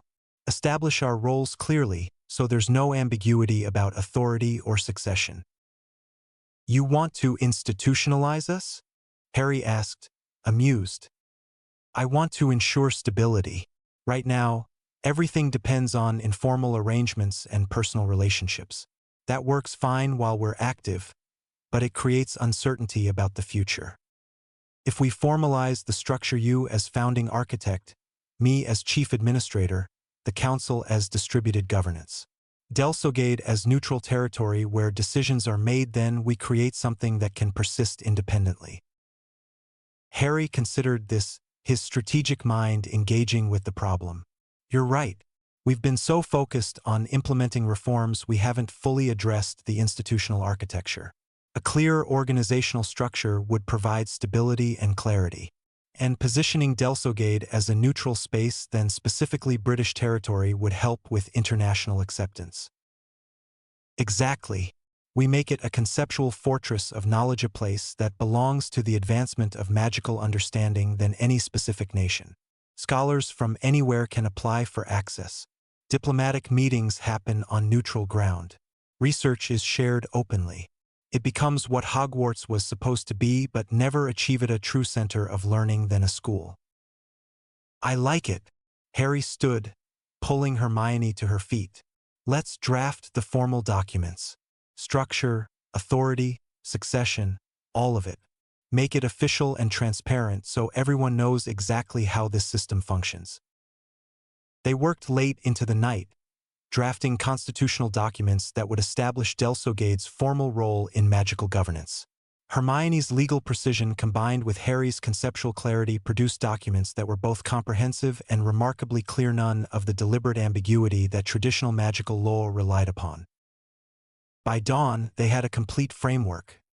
Delsogade as an independent territory dedicated to knowledge advancement and neutral governance. The Council as the primary decision-making body for British magical affairs, with representatives from all relevant populations. Harry as founding architect with veto power over major policy changes but no authority over routine governance. Hermione as chief administrator responsible for implementation and coordination. Clear succession procedures that didn't depend on Harry's continued involvement. This is good work, Harry said. reviewing the final documents. Comprehensive, clear, and built to last. When we eventually step back, the system will continue functioning. When? Hermione echoed, smiling at his certainty. Not if. You're planning to give this up, aren't you? All this power, all this authority actually going to walk away. Power is a tool, not a goal. Once the tool has accomplished its purpose, there's no reason to keep wielding it. Harry pulled her close. Besides, I have other things I want to do. Things that are more interesting than governance administration. Things that require partnership with someone brilliant enough to challenge me intellectually. Interdimensional research, Hermione said, understanding immediately. You want to explore, to find what else is out there beyond this dimension. We want to explore, Harry corrected. Together. Isn't that what you want too? To push the boundaries of knowledge? To discover entirely new magical systems? To see realities that operate on principles we haven't even imagined yet. Hermione's eyes lit up with that familiar hunger for knowledge that Harry had first recognized on the Hogwarts Express years ago. Yes, absolutely yes, but we can't abandon the world we've built. We won't. We'll ensure it's stable first. Train successors. Establish systems that can function independently. Then, when everything is secure, we go exploring. Not as conquerors or refugees, but as researchers pursuing knowledge for its own sake. Harry smiled. The spell that brought me Hieronymus Harvardinate was designed to guide me toward new dimensional laws, new challenges, new experiences. I got distracted by fixing this world's immediate problems, but the original purpose still calls. And now, instead of pursuing it alone like the Demon King would have, I get to pursue it with you. How long do you think before the world is stable enough for us to leave? 5 years, maybe 10. Long enough to see the first generation educated under the new system graduate. Long enough to confirm that the reforms are self-sustaining. Long enough to train people who can perform squib activation without my direct involvement. Then we'll be free to pursue the next phase. Hermione nodded, her mind already planning the transition timeline. Then we have work to do, a lot of work, but at the end of it, she smiled. At the end of it, we get to explore the universe together. I can't think of anything I'd do. They sealed the promise with a kiss, soft and certain, before returning to the practical work of building a world that could thrive without them. Ron Weasley stood in the newly constructed Global Magical Security Force headquarters, reviewing deployment schedules with a competence that would have shocked anyone who'd known him as an insecure 11-year-old. Harry and Hermione had chosen Ron to lead the security force for specific reasons. He wasn't the most powerful wizard, didn't have Harry's overwhelming capabilities or Hermione's encyclopedic knowledge, but he had something equally valuable: practical strategic thinking combined with genuine concern for ordinary people. The issue with the Romanian deployment, Ron explained to his assembled squad leaders, is we're dealing with dragon reservations that predate our authority. We can't waltz in and impose new regulations. We need to work with the existing handlers, understand their concerns, and find solutions that address both dragon welfare and human safety. One of his lieutenants, a former Auror named Davidson, raised his hand. Sir, wouldn't it be more efficient to simply establish new regulations and enforce them? We have the authority now. Efficient in the short term, maybe, but we're not trying to be conquerors. We're trying to be partners in maintaining stability. Ron pulled up a map showing the reserve territories. The Romanian handlers have been managing these dragons for generations. They know things we don't. If we come in acting like we have all the answers, we'll create resentment and resistance. Better to approach it as collaboration. What they know plus what we know equals better outcomes for everyone. It was pure Harry and Hermione logic, filtered through Ron's more accessible communication style. He'd spent years listening to his friends discuss conceptual frameworks and optimal strategies. Now he was translating those concepts into practical applications that his team could implement immediately. After the meeting dispersed, Ron found Neville waiting outside his office. The defense warden had a calm confidence about him now that was worlds away from his childhood anxiety. "How's it going?" Neville asked. "Good, actually. The international coordination is complicated, but we're making progress." Ron gestured for Neville to follow him to a quieter space. "How about you? The defense warden position treating you well?" "Better than I expected," Neville admitted. "First, I thought Harry was mad for appointing me. But he was right, this role isn't about having the most raw power. It's about understanding protection, about identifying threats before they escalate, about building systems that prevent problems then responding to them after they occur. That's something I understand." "You're good at it," Ron said genuinely. "The threat assessment reports you've been producing, even Harry says they're better than anything he could do because you're thinking about real-world application than theoretical capabilities." Neville shrugged, pleased but modest. "I think about what would have helped me feel safe as a student, what would have prevented the problems we faced. Then I try to build those protections into the systems we're creating. It's not complicated, it's necessary." They walked together through the security headquarters, observing the coordinated chaos of a new organization finding its rhythm. Wizards from different countries working together, sharing information, coordinating responses to minor threats before they could escalate into major problems. "Do you ever think about how weird this is?" Ron asked suddenly. "For years ago, we were kids trying to survive school. Now we're running major governmental organizations, implementing reforms that affect millions of people, coordinating with international delegations. How did we end up here?" "Harry," Neville said simply. "He saw potential in us we didn't see in ourselves. Then he gave us opportunities to develop that potential. And when we succeeded, he gave us more responsibility. That's what good leadership looks like, identifying capability and providing opportunities for it to flourish." "Do you think he's going to step back, like he keeps saying?" Yeah, I do. Harry's never wanted power for its own sake. He wants to solve problems, then move on to new challenges. Once he's confident the systems are stable, he'll do exactly what he says, hand over authority to people he's trained and go explore whatever interests him next. Ron nodded slowly, processing this. "And we'll be ready for it, to keep things running without him. That's what all this training is about, making sure his physical presence isn't necessary for the system to function." "Exactly," Neville smiled. "He's building something that doesn't need him. That's the opposite of what most powerful people do. They make themselves indispensable so they can hold onto authority forever. Harry's making himself unnecessary so he can be free to pursue other interests." "Hermione going with him, you think?" "Definitely. Those two are inseparable now. Where one goes, the other follows. They're partners in the truest sense, neither complete without the other." Ron felt a familiar pang, not jealousy anymore, but something more like wistfulness. He'd let go of his vague hopes regarding Hermione years ago, had genuinely moved on and found satisfaction in his own accomplishments. But sometimes he still felt the sting of being the third wheel, the friend who was important but not essential in the way Harry and Hermione were essential to each other. Neville seemed to sense his mood. "You know we're important too, right? You and me and Luna and everyone else they've brought into this. We're not supporting characters in their story. We're co-authors. Without us, none of this works. Harry and Hermione provide the vision, but we provide the implementation. That's equally valuable." "Yeah," Ron said, feeling better. "Yeah, you're right.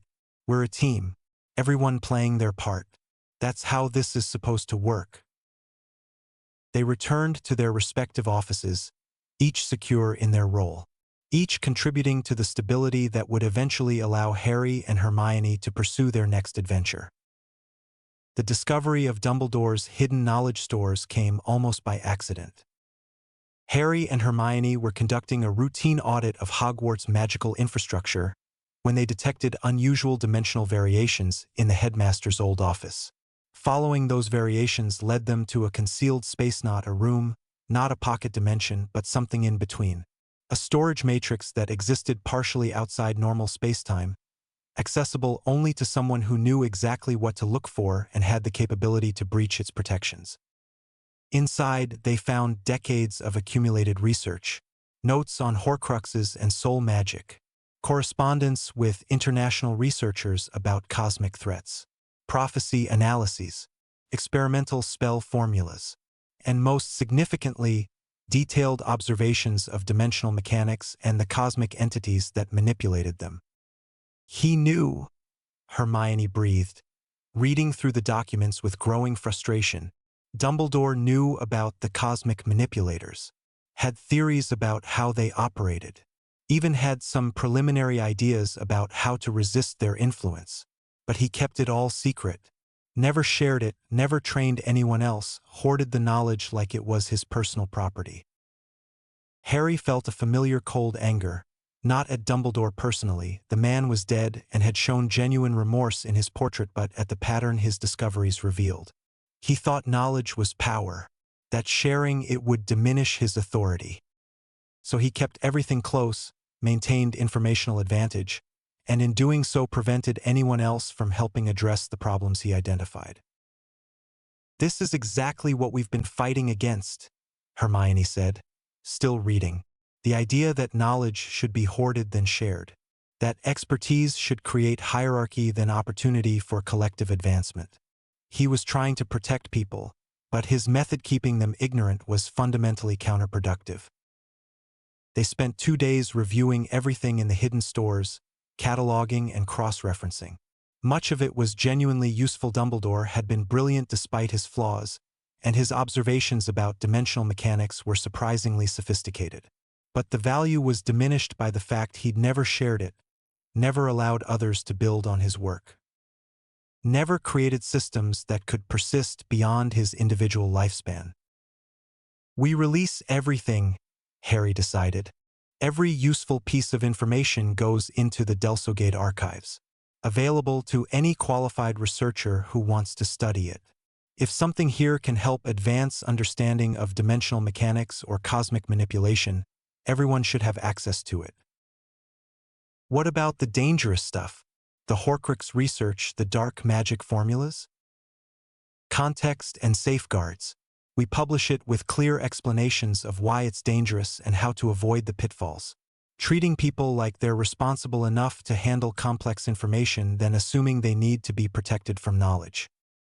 Harry pulled out his wand, beginning to copy and organize the documents. Dumbledore's fundamental error was assuming he was uniquely qualified to handle dangerous knowledge, that everyone else needed protection from their own potential for mistakes. We're operating on a different principle, that educated people making informed choices will generally make better decisions than ignorant people following prescribed paths. Hermione nodded, already drafting the organizational structure for how they'd present this material. "We should include commentary too. Not Dumbledore's raw notes, but our analysis of where he was right and where he went wrong. Make it a learning exercise than information transfer." "Good idea. Turn his mistakes into lessons than criticizing them." They worked in comfortable synchronization, each anticipating what the other needed, building on each other's ideas with the effortless coordination of true intellectual partnership. This was what their relationship had become, not romance or friendship, but genuine collaborative genius where each made the other better. By the time they finished, Dumbledore's hidden knowledge had been transformed from private secrets into public resources. Everything useful was preserved, everything dangerous was contextualized, and everything was available to anyone with the curiosity and capability to engage with it. It was the antithesis of Dumbledore's approach, and it felt right. The interdimensional research began in earnest once the immediate governance work stabilized. In VOLDIGAUD's main laboratory, Harry and Hermione stood before a massive array of interconnected runic constructs that flickered with unstable light. This was their next great project, building a bridge or communication system that would allow controlled contact with other dimensions without requiring someone to physically travel there and risk getting stranded. Hermione sketched complex physics equations on a floating chalkboard, her notations covering everything from quantum mechanics to relativistic field theory. The fundamental problem is establishing a stable connection across dimensional boundaries. Normal matter can't exist in two dimensions simultaneously. There's an exclusion principle that prevents it. But information might be able to transfer if we can find the right carrier medium. Dimensional resonance, Harry said, adjusting one of the runic arrays. Every dimension vibrates at a specific frequency. If we can match that frequency and create a sympathetic oscillation, we might be able to establish information transfer without requiring physical presence. Like quantum entanglement, but across dimensional barriers instead of spatial distance. Hermione's eyes lit up with excitement. Harry, this is brilliant. If we can make it work, we could communicate with entirely different realities. Learn about their magical systems without the risks involved in actual travel. Maybe even establish collaborative research programs across dimensions. That's the goal. Not conquest or colonization, but communication and knowledge exchange. The universe, the multiverse, treated as a scientific frontier than a threat or a resource to exploit. Harry activated the array, watching as the runes began to pulse in synchronized patterns. We have no idea if this will work. We're in entirely uncharted territory here. That's what makes it exciting. Hermione moved beside him, her hand finding his as they watched the array stabilize. This is what I wanted when I first came to Hogwarts. Not to learn existing magic, but to push boundaries. To discover things no one has ever known before. And I get to do it with you. They worked through the night, adjusting frequencies, recalibrating runic matrices, testing different approaches to dimensional resonance. Sometimes they hit dead ends that required complete redesigns. Sometimes they made breakthroughs that opened new avenues of investigation. Always, they worked together, their different strengths complementing each other perfectly. As dawn approached, they finally achieved something remarkable.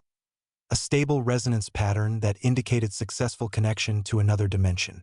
Not communication yet, just proof that connection was possible. But it was a beginning. We did it, Hermione whispered, staring at the stable readings in disbelief. We actually established dimensional resonance. Harry, do you understand what this means? We've proven that interdimensional contact is possible through controlled scientific methods. This is going to change everything. Eventually, Harry agreed, his own excitement carefully contained. We still need to figure out information transfer, establish protocols for safe contact, build safeguards against hostile responses from whatever's on the other end. This is a first step, not a complete solution. But yes, it's a significant first step. They documented their findings meticulously, adding to the growing archive of research they intended to share openly once it was validated and safe.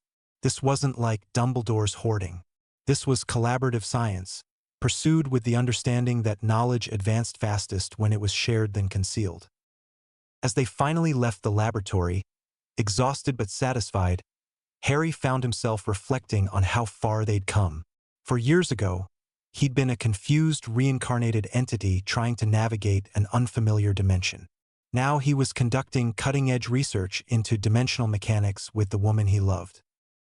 Building toward future explorations that would push the boundaries of what was possible.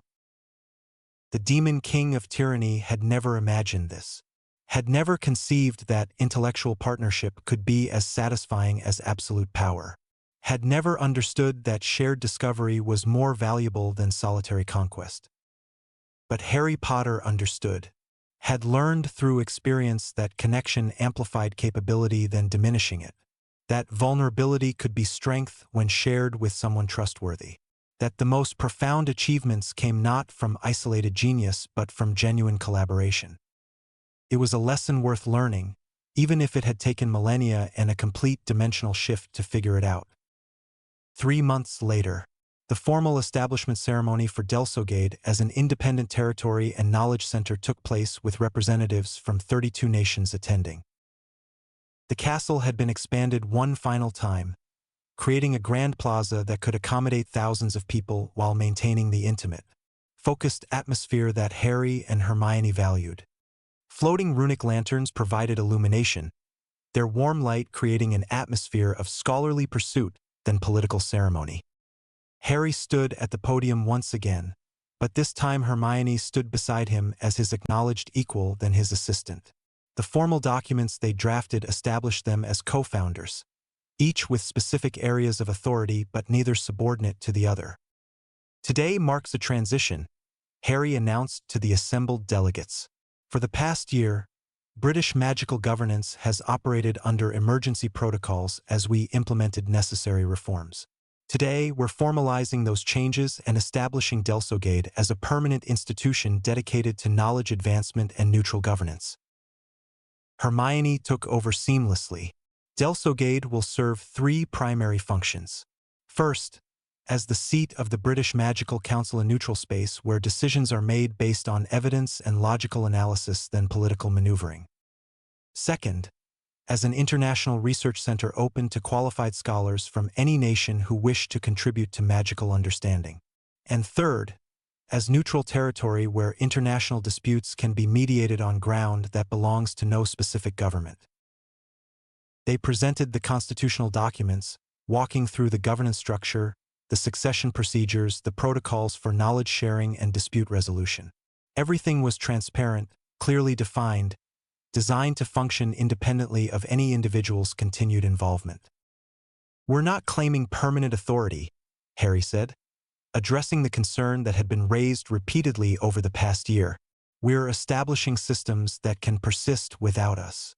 In 5 to 10 years, we expect to transition to purely advisory roles while trained successors handle active governance. Our goal is to make ourselves unnecessarito build something robust enough to thrive without requiring our constant intervention. And what will you do then? The Brazilian minister asked. When you've successfully rendered yourselves unnecessary? Harry and Hermione exchanged a glance, sharing a private smile before answering. Research, they said in unison. We've begun preliminary work on interdimensional communication, Hermione elaborated, establishing controlled contact with other realities to learn about their magical systems and share knowledge across dimensional boundaries. It's long-term, complex work that requires dedicated focus. Once we're confident that the systems we've built here are stable, we'll devote ourselves fully to that research. You're building something you can walk away from, the Egyptian representative observed. That's unusual. That's the point, Harry said simply. Power should serve purpose, not perpetuate itself. We identified problems, developed solutions, and implemented changes. Once those changes are self-sustaining, our purpose here is fulfilled. Then we move on to new challenges than clinging to authority we no longer need.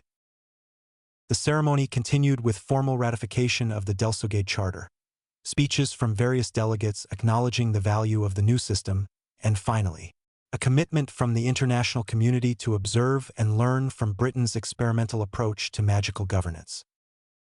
As the ceremony concluded and delegates dispersed to explore the castle and meet with council members, Harry and Hermione retreated to their private quarters, the space at VOLDIGAUD's heart that had been their sanctuary throughout the chaos of reform and reconstruction. We did it, Hermione said, leaning against Harry as they looked out over the plaza where conversations and collaborations were forming organically. We actually built something that can outlast us. Something stable and good and designed to keep improving even after we're gone. We did, Harry agreed, together, like everything else important we've accomplished. Do you have any regrets? About staying here instead of exploring immediately? About spending years on governance work instead of pursuing interdimensional research right away? Harry considered the question seriously. No, this needed to be done first. Fixing this world's immediate problems, establishing stable systems, ensuring that our departure wouldn't cause everything to collapse. It was the responsible choice. And besides, he turned to face her fully. Doing it with you made even the tedious parts worthwhile. I've learned to appreciate the journey as much as the destination. That's something the Demon King never understood. Hermione smiled, reaching up to touch his face gently. You're remarkably human for someone who spent millennia as an immortal tyrant. I had good teachers. Harry kissed her softly. And one exceptional partner who kept reminding me that power without compassion is cruelty in a different form. They stood together in comfortable silence, watching the sun set over their castle, their creation, their legacy. Below them, the world they'd reshaped continued its steady improvement. Students learned through reformed education. Former squibs discovered latent capabilities. Goblins and wizards collaborated as equals. International cooperation flourished based on shared principles that enforced compliance. It was imperfect would always be imperfect, because perfect systems didn't account for human complexity. But it was better, demonstrably, measurably better than what had existed before. And now, with that foundation secure, they could turn their attention to the next frontier. In the interdimensional laboratory, Harry and Hermione stood before their completed communication array. 3 years of work had refined it from unstable prototype to functional device. The runic constructs glowed with steady light, their patterns synchronized perfectly. The dimensional resonance held stable, indicating successful connection to a compatible reality. "Ready?" Harry asked, his hand hovering over the activation sequence. Hermione stood beside him, her own hand resting lightly on his shoulder. She looked at the array with that familiar hunger for knowledge burning in her eyes, but also with calm confidence. They'd done the work. They'd checked the calculations. They'd built in every safeguard they could conceive. This was as ready as it was going to get. "Only if we go together," she said, smiling. Harry activated the array. Light flooded the laboratory, not blinding, but pervasive, filling every space with gentle radiance. The dimensional connection stabilized, strengthened, became something more than theoretical resonance. A bridge, narrow but stable, linking their reality to something else, something unknown. Through the connection, they began to perceive information. Alien patterns of magical energy that operated on principles they'd never encountered. Structures and systems that defied their understanding but promised extraordinary discoveries once properly analyzed. An entire dimension with its own laws, its own history, its own versions of the questions they'd spent their lives trying to answer. "It worked," Hermione breathed, her voice filled with wonder. "Harry, it actually worked. We're receiving information from another dimension. We're communicating across reality itself.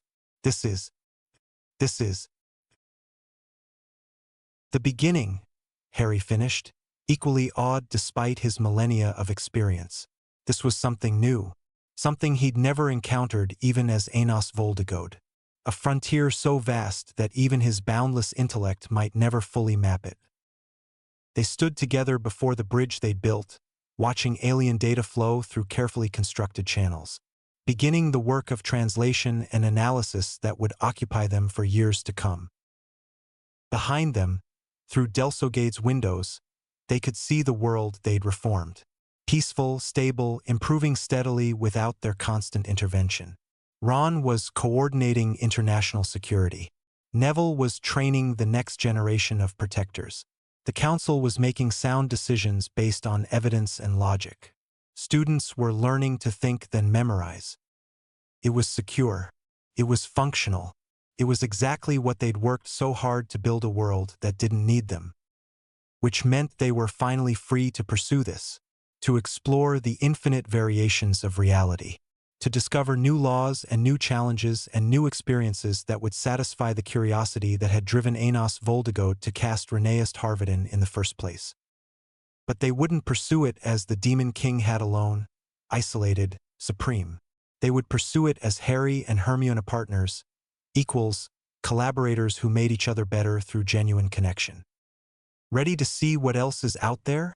Harry asked, knowing the answer but wanting to hear her say it. Hermione squeezed his hand, her expression showing excitement and determination and absolute certainty. "Only if we go together," she repeated, making it a promise and a declaration and a commitment all at once. Together, they turned back to the dimensional array, beginning the work of cataloging the information flowing through their bridge. Outside, The sun set on another peaceful day in the world they'd saved. Inside their laboratory, two brilliant minds began exploring infinity, finding in each other the partnership that transformed intellectual pursuit from solitary obsession into shared joy. The demon king of tyranny had crossed dimensions seeking new challenges. Harry Potter had found something better, a person worth sharing those challenges with, and a life worth living beyond the pursuit of power. And in the perfect synthesis of those identities, surrounded by the stable world they'd built and the infinite possibilities that awaited their exploration, he'd finally discovered what true contentment meant. Not the satisfaction of conquest, not the pride of absolute capability, but the quiet, profound happiness of meaningful partnership and purposeful existence. It was, he thought as he watched Hermione's eyes light up with each new discovery, worth everything. Worth centuries of power traded for genuine connection. Worth absolute authority exchanged for collaborative exploration. Worth tyranny transformed into partnership. The era of logic had begun with reformation and stability. Now it would continue with discovery and growth, pursued not through domination but through cooperation, not through isolation but through connection. And whatever they found beyond the dimensional bridge, whatever new realities waited to be explored, whatever challenges emerged, whatever threats eventually arose, they would face it together. Partners in governance, partners in research, partners in life. That was the final victory, not over Voldemort or cosmic entities or institutional inertia, but over the loneliness that had defined ANOS VOLDIGAUD's previous existence. The Demon King had learned to be human, and humanity, it turned out, was the greatest power of all.